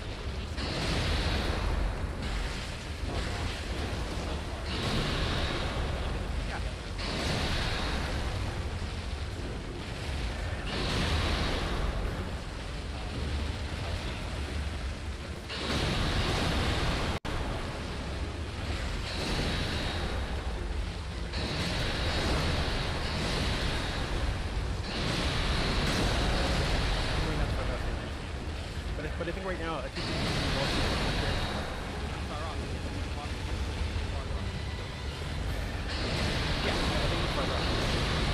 but also, and I think there are a lot of reasons for that. I don't think that the only hurdles are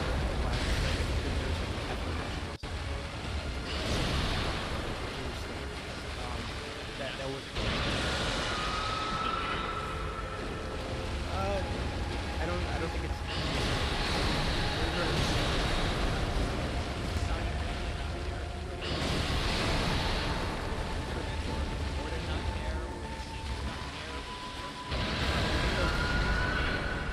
Do any of those countries have the Egyptian Arab, the religion, the culture, etc.? The right to Christ national almighty, self-determination, bro. or the Arabs and no other group? Well, that exists in Israel, right? Israel, they're basically all says.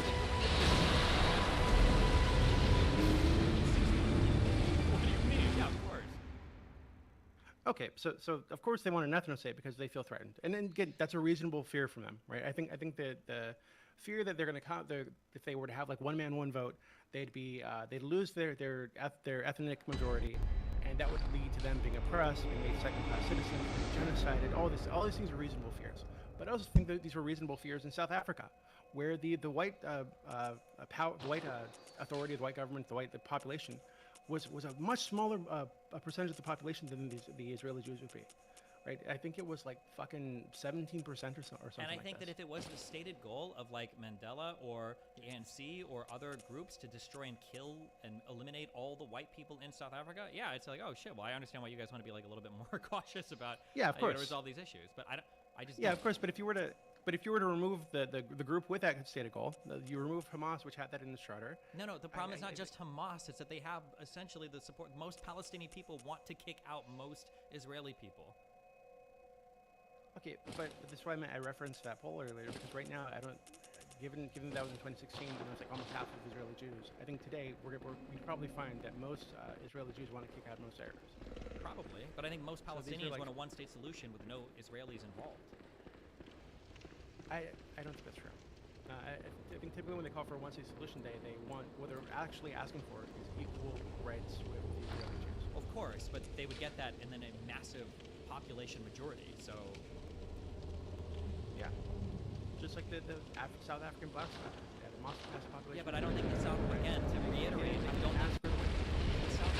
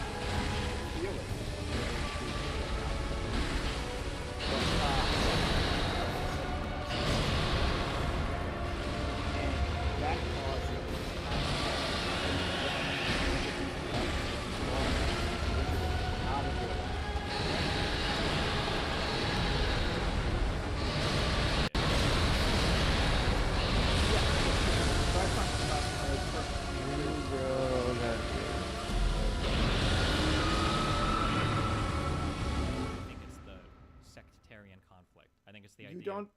Yeah. Come on. You don't think that what might drive them are the humiliations that happen to them daily? No. In terms of no. Okay, so that doesn't matter. It doesn't matter. I'm saying it didn't matter. I'm sure it's a small part, but I don't think that's the largest driving. It's a small part that they don't have freedom of movement in their nation. They don't have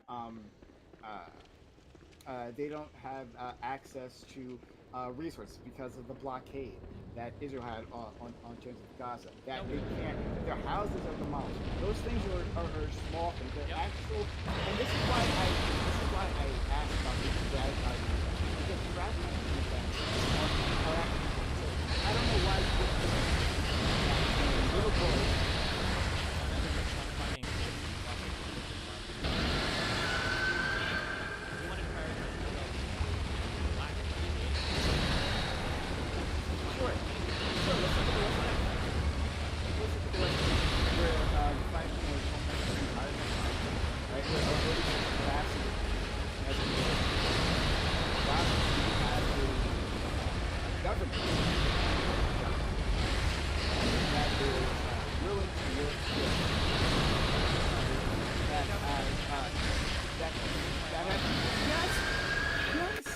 Yes, they don't have support.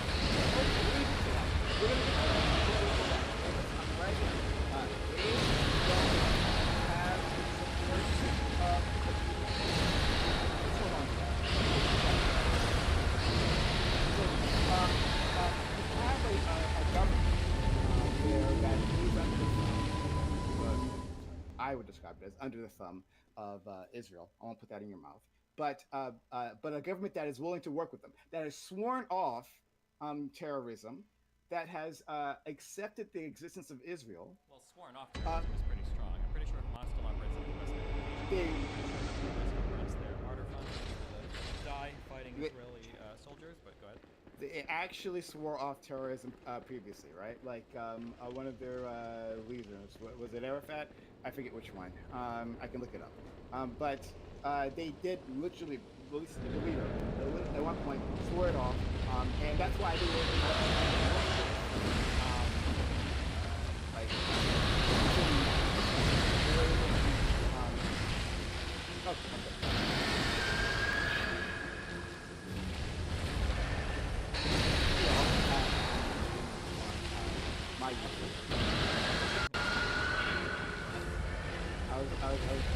hey guys, I'm fucking shooting. I'm a fucking shooting.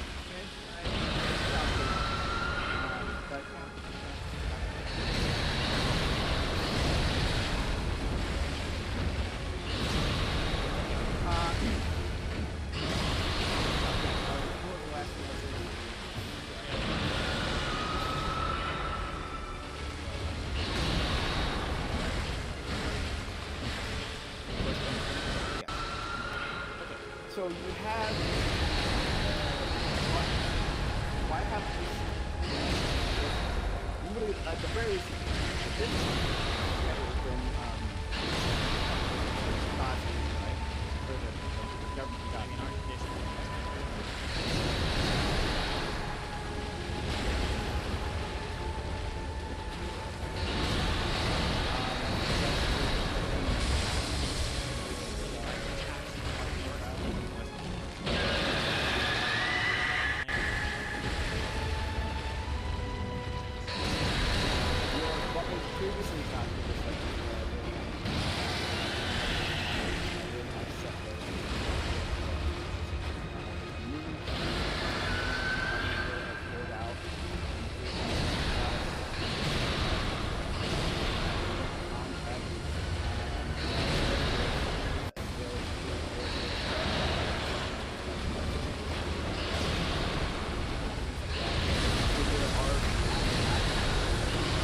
Bro, settle down.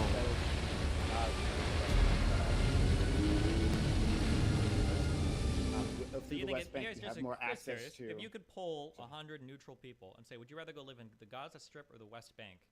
Where do you think, of those 100 people, how many would go to each place? Curious. Dude, I'm not gonna pull a number out of my ass. Just guess. It's completely. No, I won't guess. I don't have to actually engage with this. You're going to engage in the comparisons of the ANC in South Africa just to say Hamas? 95% exactly. No, wait, come on.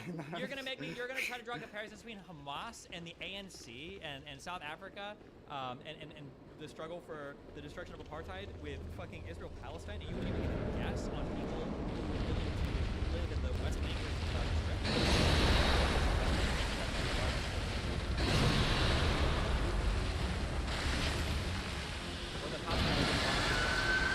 or that humanitarian aid is or that people in the West Bank think it's or that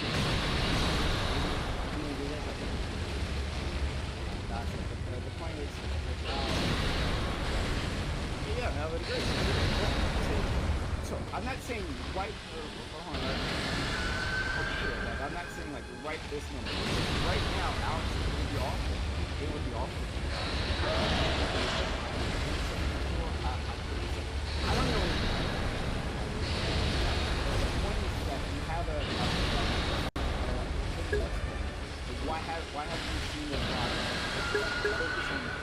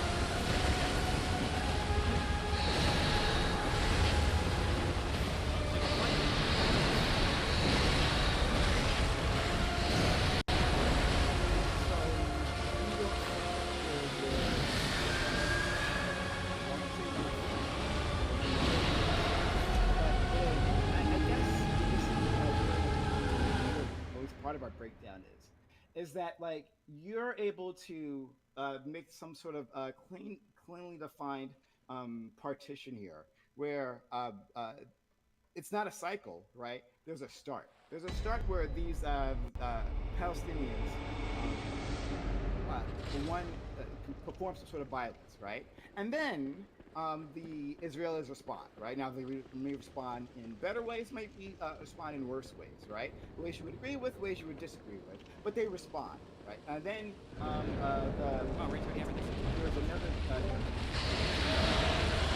partition where it's up to the Palestinians how you want to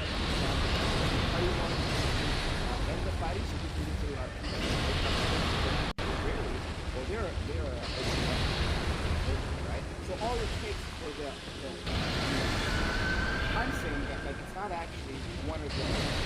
Oh my god, dude. Fucking so slippery, dude. What the fuck?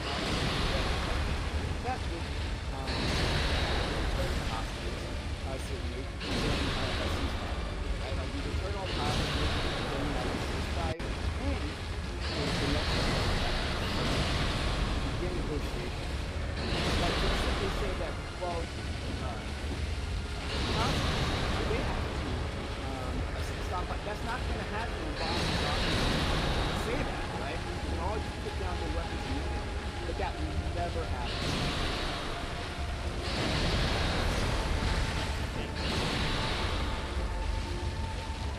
Okay.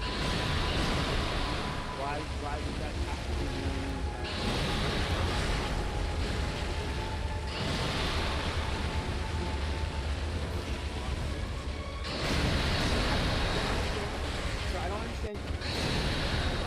Okay, Dude, this fight is such fucking gnarly bullshit. Oh my good lord. I would love to have you subscribe or whatever. You know, support the channel, donate, super chat, whatever. You know, if you feel like it. But okay, we'll just wait for him. DB, did you want?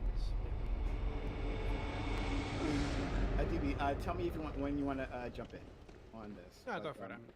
Okay. I will jump in when I feel Yeah. You agree that Israelis are never pursuing peace with people that have been trying to bomb them for 20 years, right? Do we agree with that? Or yeah, that's right. That's why I agree that they need to get. I agree with their goal to get rid of Hamas or dismantle. Yeah, I agree with there's no permanent peace.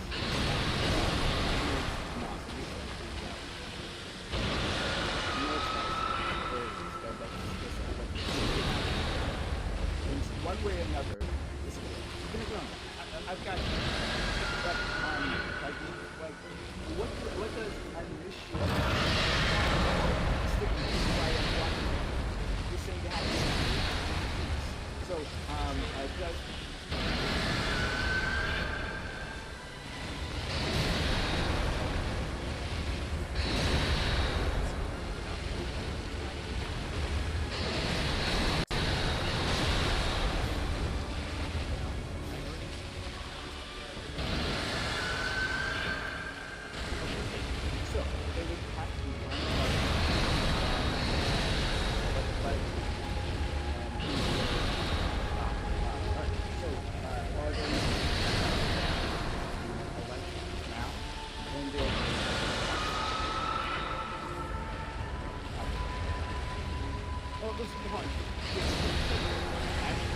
in this moment in time, while the bombs are flying, there would have to be a ceasefire. Yes, we'd have to be a ceasefire.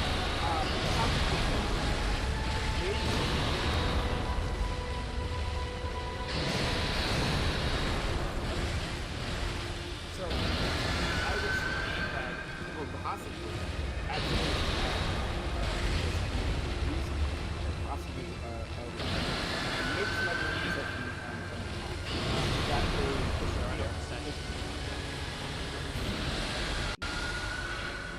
well, like, okay, so if you say that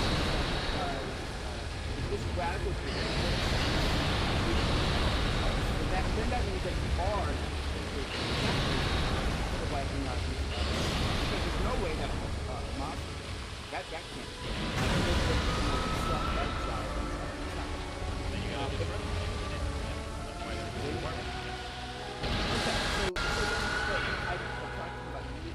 you're saying that ethnic cleansing actually at this point is because I don't think ethnic cleansing is the only way. I think that there are huge multilateral steps that can be taken to de-radicalize Palestinians and move them in a direction that's healthy for them, but nobody around the world... And we can't de-radicalize them now when bombs are falling on them, correct? Right now, sure. You keep saying that like it's an argument against bombing them, but it's not. You also can't de-radicalize Nazis while you're bombing them. That's not an argument against Dresden. That's not an argument against invading Berlin. That's not an argument against killing Hitler. Right now, Israel has a military aim and objective that I think they're fully justified in pursuing, and I think they ought to continue to pursue it. Just because that might be radicalizing more Palestinians or might make more Palestinians hate Israel, it's not an argument against it. You keep repeating that like you're making an argument against it, but you're not. Elections can't be held in the middle of war. I agree with that. They shouldn't have done October 7th. Since they did, this is the consequence, and now Israel's going to carry that out until they feel like they've gotten rid of Hamas, and then afterwards you can start to pursue options related to elections of peace. But right now, I think Israel's fully within their right and justified to go after Hamas as much as they want to. I'm saying that there's no end, that in the way that you've laid it out, that there's no end. I think in the way that the Netanyahu government, there is actually no end game here. My end game is more, okay, my end game is more realistic than anything either of you have presented. If you two have a better end game, then go ahead and present it, and we can talk through it. Sorry, before we go through that, what end game are specifically you talking about? Are you talking about the end of this specific conflict right this second? Or the end of the entire conflict? What do you mean? Which part? I mean, the end of this conflict is part of the entire conflict, but what do you mean? Okay, so I meant like the bombing of Gaza. Oh, the end of the current conflict probably needs to be whenever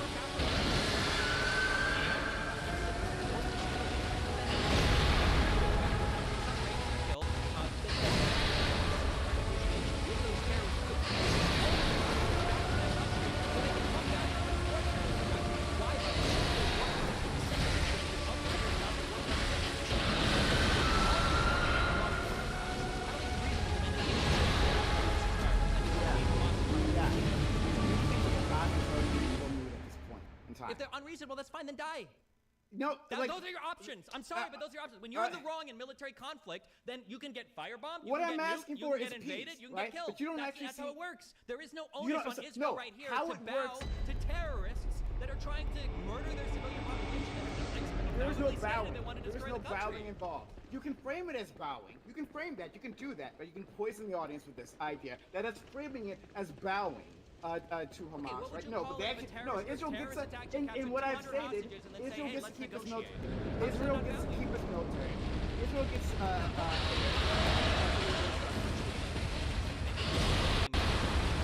yeah, exactly. Right. It all stands. They have all of them. Exactly. Agreed. Agreed. Agreed. There's no bowing involved. It's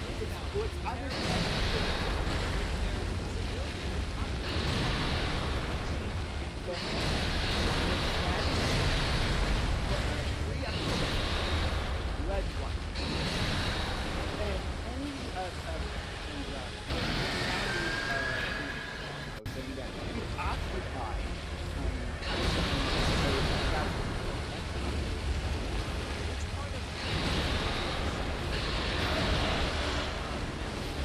don't say justified. I didn't say justified. I said let's. So I'm not going to have to let's. Hold on. Of course it matters. Like, I can disagree with everything. I can disagree with what the Nazis are with Germany. It's a backward Nazi. You know, I can say that.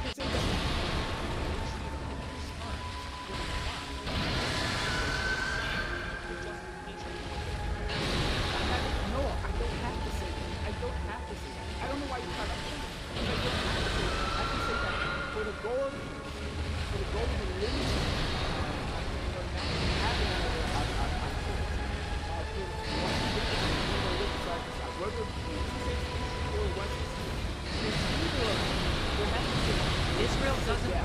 Israel doesn't want peace with terrorists that are going to continue. I don't know why you don't understand.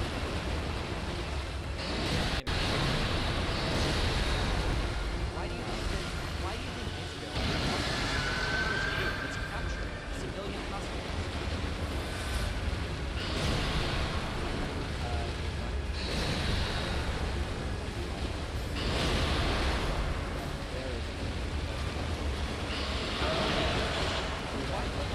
Why would the terrorist group not?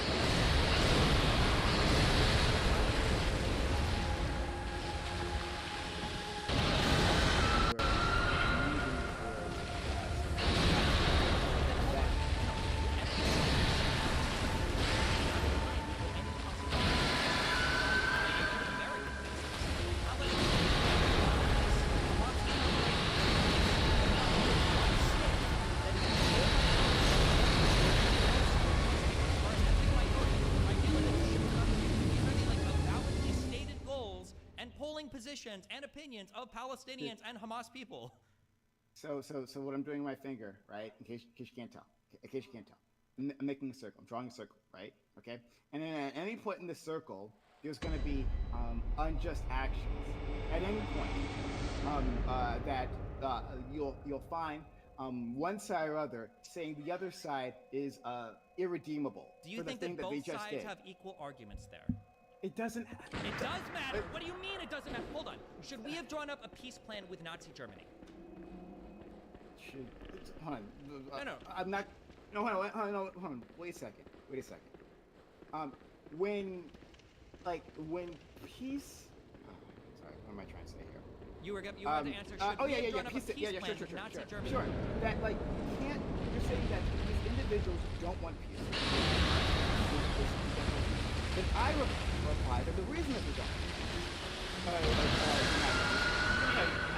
agree to everything is that because of how they, whether it's just or unjust of their treatment, just or unjust of the prospects of their future. That is the reason why now one thing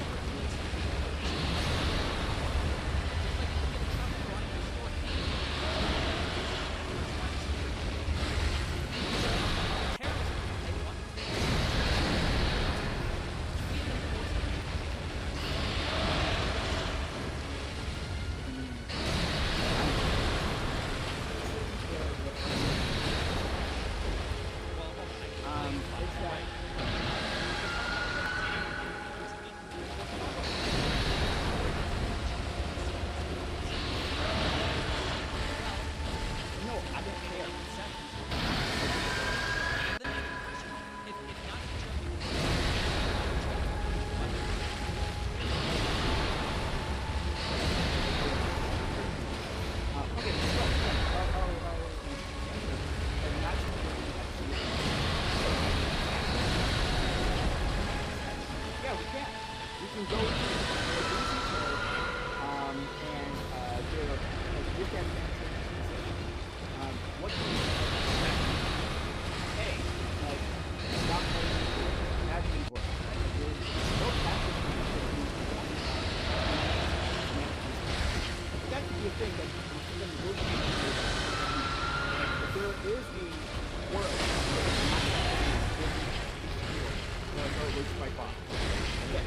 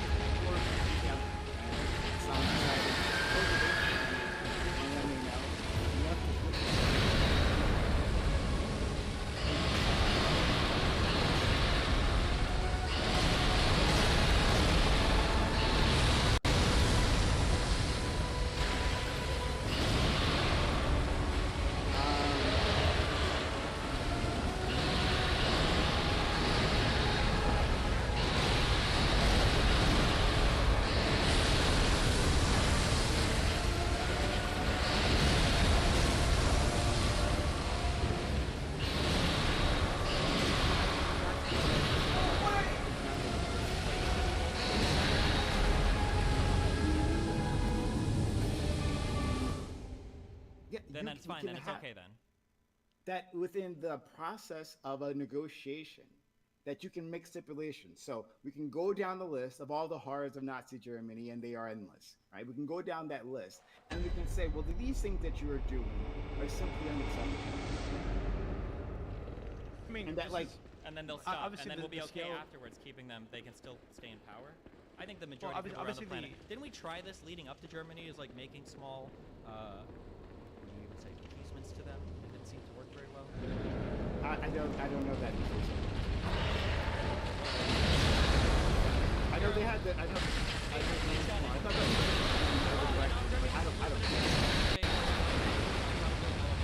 No, but that was the other direction. Like, yeah.